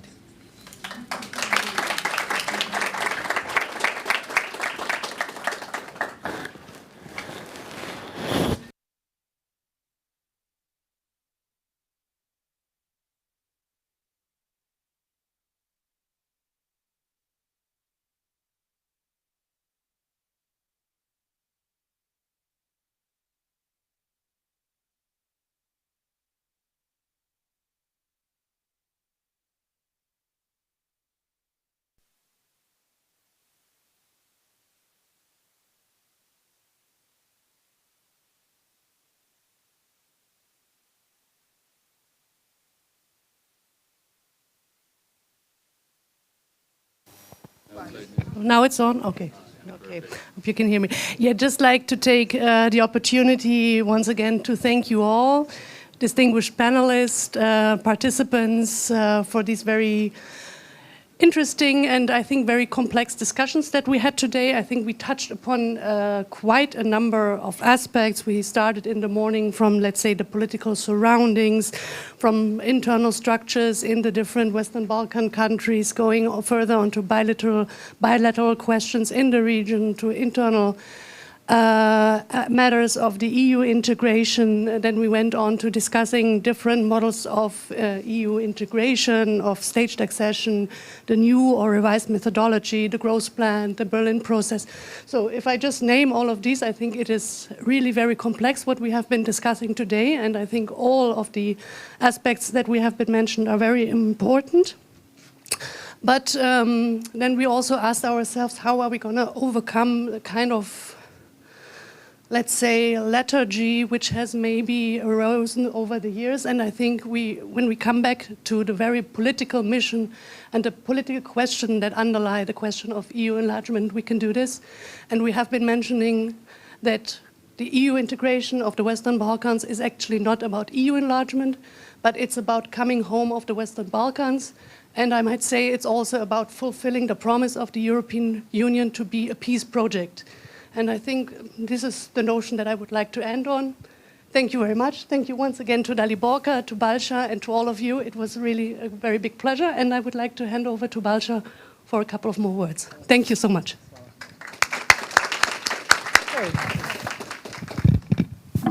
Evo, ja ću se truditi takođe da budem kratak. Današnji dan je bio veoma zanimljiv i ova čak poslednja diskusija me ovako vrlo zaintrigirala. Naravno i ove prve dve. Dakle, hoću da kažem da su zaista iz različitih uglova dotakli smo se različitih tema i različitih prioriteta kada je u pitanju Zapadni Balkan i kada je u pitanju ovo vreme koje smo potrošili ovih 20 godina radeći na sebi, ne radeći na sebi, rešavajući neke probleme, stvarajući neke nove probleme. U svakom slučaju mislim da su na mene veliki utisak ostavile te diskusije. Ja sam onako po prirodi optimista, jer mnoge komplikovane stvari vidim na jednostavan način, ali u svakom slučaju vreme u kojem živimo je zapravo vreme u kojem zaista mir više ne podrazumeva se. Dakle, to je postala jedna privilegija i u tom smislu Zapadni Balkan je pred velikim izazovima čak u narednih nekoliko meseci. Podstaknut jednim razgovorom od pre nekoliko nedelja sa jednom veoma uticajnom osobom iz civilnog društva, baš smo se dotakli Crne Gore, pošto je većina vas iz Crne Gore, pa bih sa tim primjerom nekako završio ovo svoje obraćanje.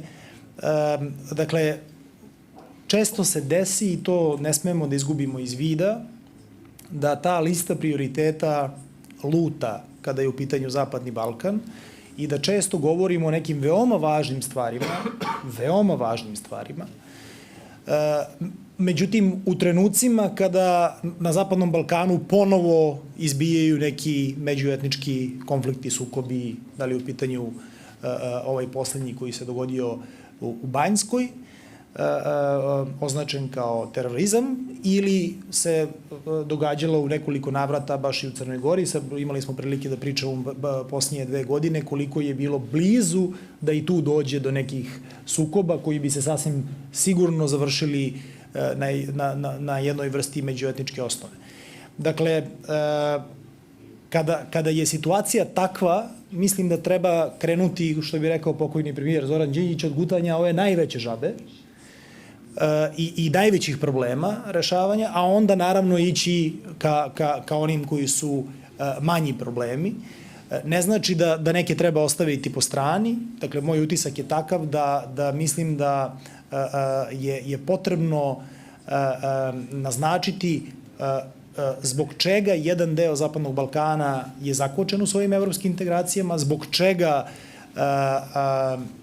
kad smo mi sami u pitanju šta je to što smo danas imali prilike da čujemo od jednog od govornika da je demokratizacija i evropeizacija Zapadnog Balkana, dakle, možda i najvažnija stvar kada je u pitanju nastavak procesa evropske integracije, i tu pre svega mislim na Srbiju iz koje ja lično dolazim. Mislim dok se lično Srbija ne demokratizuje, i da se ne ponavljam i da ne citiram, ali je to zaista moje uverenje, dok se ne decentralizuje unutar sebe, mislim da će konstantno sa ovim načinom na koji vodi regionalnu politiku konstantno predstavljati jednu vrstu kočnice za evropske integracije. Imali smo istraživanje koje smo objavili pre nekoliko dana, svega 38% građana Srbije je za ulazak Srbije u Evropsku uniju. Nisu krivi građani. Dakle, nema dobrih i loših građana, nema dobrih i loših naroda, dakle, ima dobrih i loših političkih elita. I taj narativ koji se ponavlja iz godine u godinu, on je stvorio takvo uverenje i percepciju građana da jednostavno Evropska unija više nije za njih tema broj 1. To je ubedljivo najniži stepen poverenja u regionu. Iz tog razloga sam jutros i pomenuo da je veoma važno da se pomogne onima koji zaista imaju iskrenu želju ka evropskim integracijama, a da oni koji nemaju iskrenu želju ne smeju ni na koji način da koče svoje komšije u tom poslu. S tim ću i završiti i mislim da jeste vreme da se pomerimo napred. Da bi se pomerili napred, mislim da neke stvari moramo i da nazovemo pravim imenom. Ali u svakom slučaju sve što smo danas imali prilike da čujemo od vladavine prava, od nezavisnih i jakih institucija, od svega onoga što fali o korupciji, o kriminalu, o svemu onome što koči Zapadni Balkan u evropskim integracijama, mislim da je veoma važno i da su to stvari na koje treba, naravno, i mi kao civilno društvo i vi kao uticajni pojedinci i pojedinke da obratimo pažnju. Hvala vam još jednom što ste prisustvovali ovoj konferenciji. Mislim da je veoma, veoma važna. Istakao bih, izvinjavam se, još jednu stvar, pozitivnu. S obzirom da živimo u takvom okruženju, da posebno na taj srpsko-kosovski problem smo imali dosta prilika da čujemo najnegativnije stvari. Ja sam danas čuo jednu pozitivnu od gospodina Stefanovića, koji dolazi kao potpredsednik Skupštine Srbije i kao predsednik spoljnopolitičkog odbora Skupštine Srbije, koji je tokom ovog svog zapravo izlaganja rekao jednu stvar sa kojom se možda ja ne bih složio u 100% smislu, ali je rekao da Srbija i Kosovo, dakle, ne smeju više da imaju nikakve probleme, iako to podrazumeva da se nikada ne izvrši formalno međusobno priznanje, ali sve što je dalje opterećujuće za te dve zajednice da to mora da bude rešeno. To do sada u Srbiji niste mogli da čujete. Dakle, i drago mi je što se to pomenulo danas, da kažem, ovako eksplicitno prvi put. Tako da ima pozitivnih signala i hvala vam još jednom što ste imali strpljenja da čujete sve govornike i da učestvujete na kraju u svim mojim diskusijama. Hvala Friedrich Ebert Stiftungu, hvala Kirsten, hvala Regionalnoj kancelariji u Sarajevu i naravno hvala Dalibor Kjuljarević i CGO-u što su organizovali i bili sjajni domaćini u ova 2 dana. Izvoli, Daliborka. Ja nemam više što da dodam. Hvala vam svima i vidimo se nekom drugom prilikom.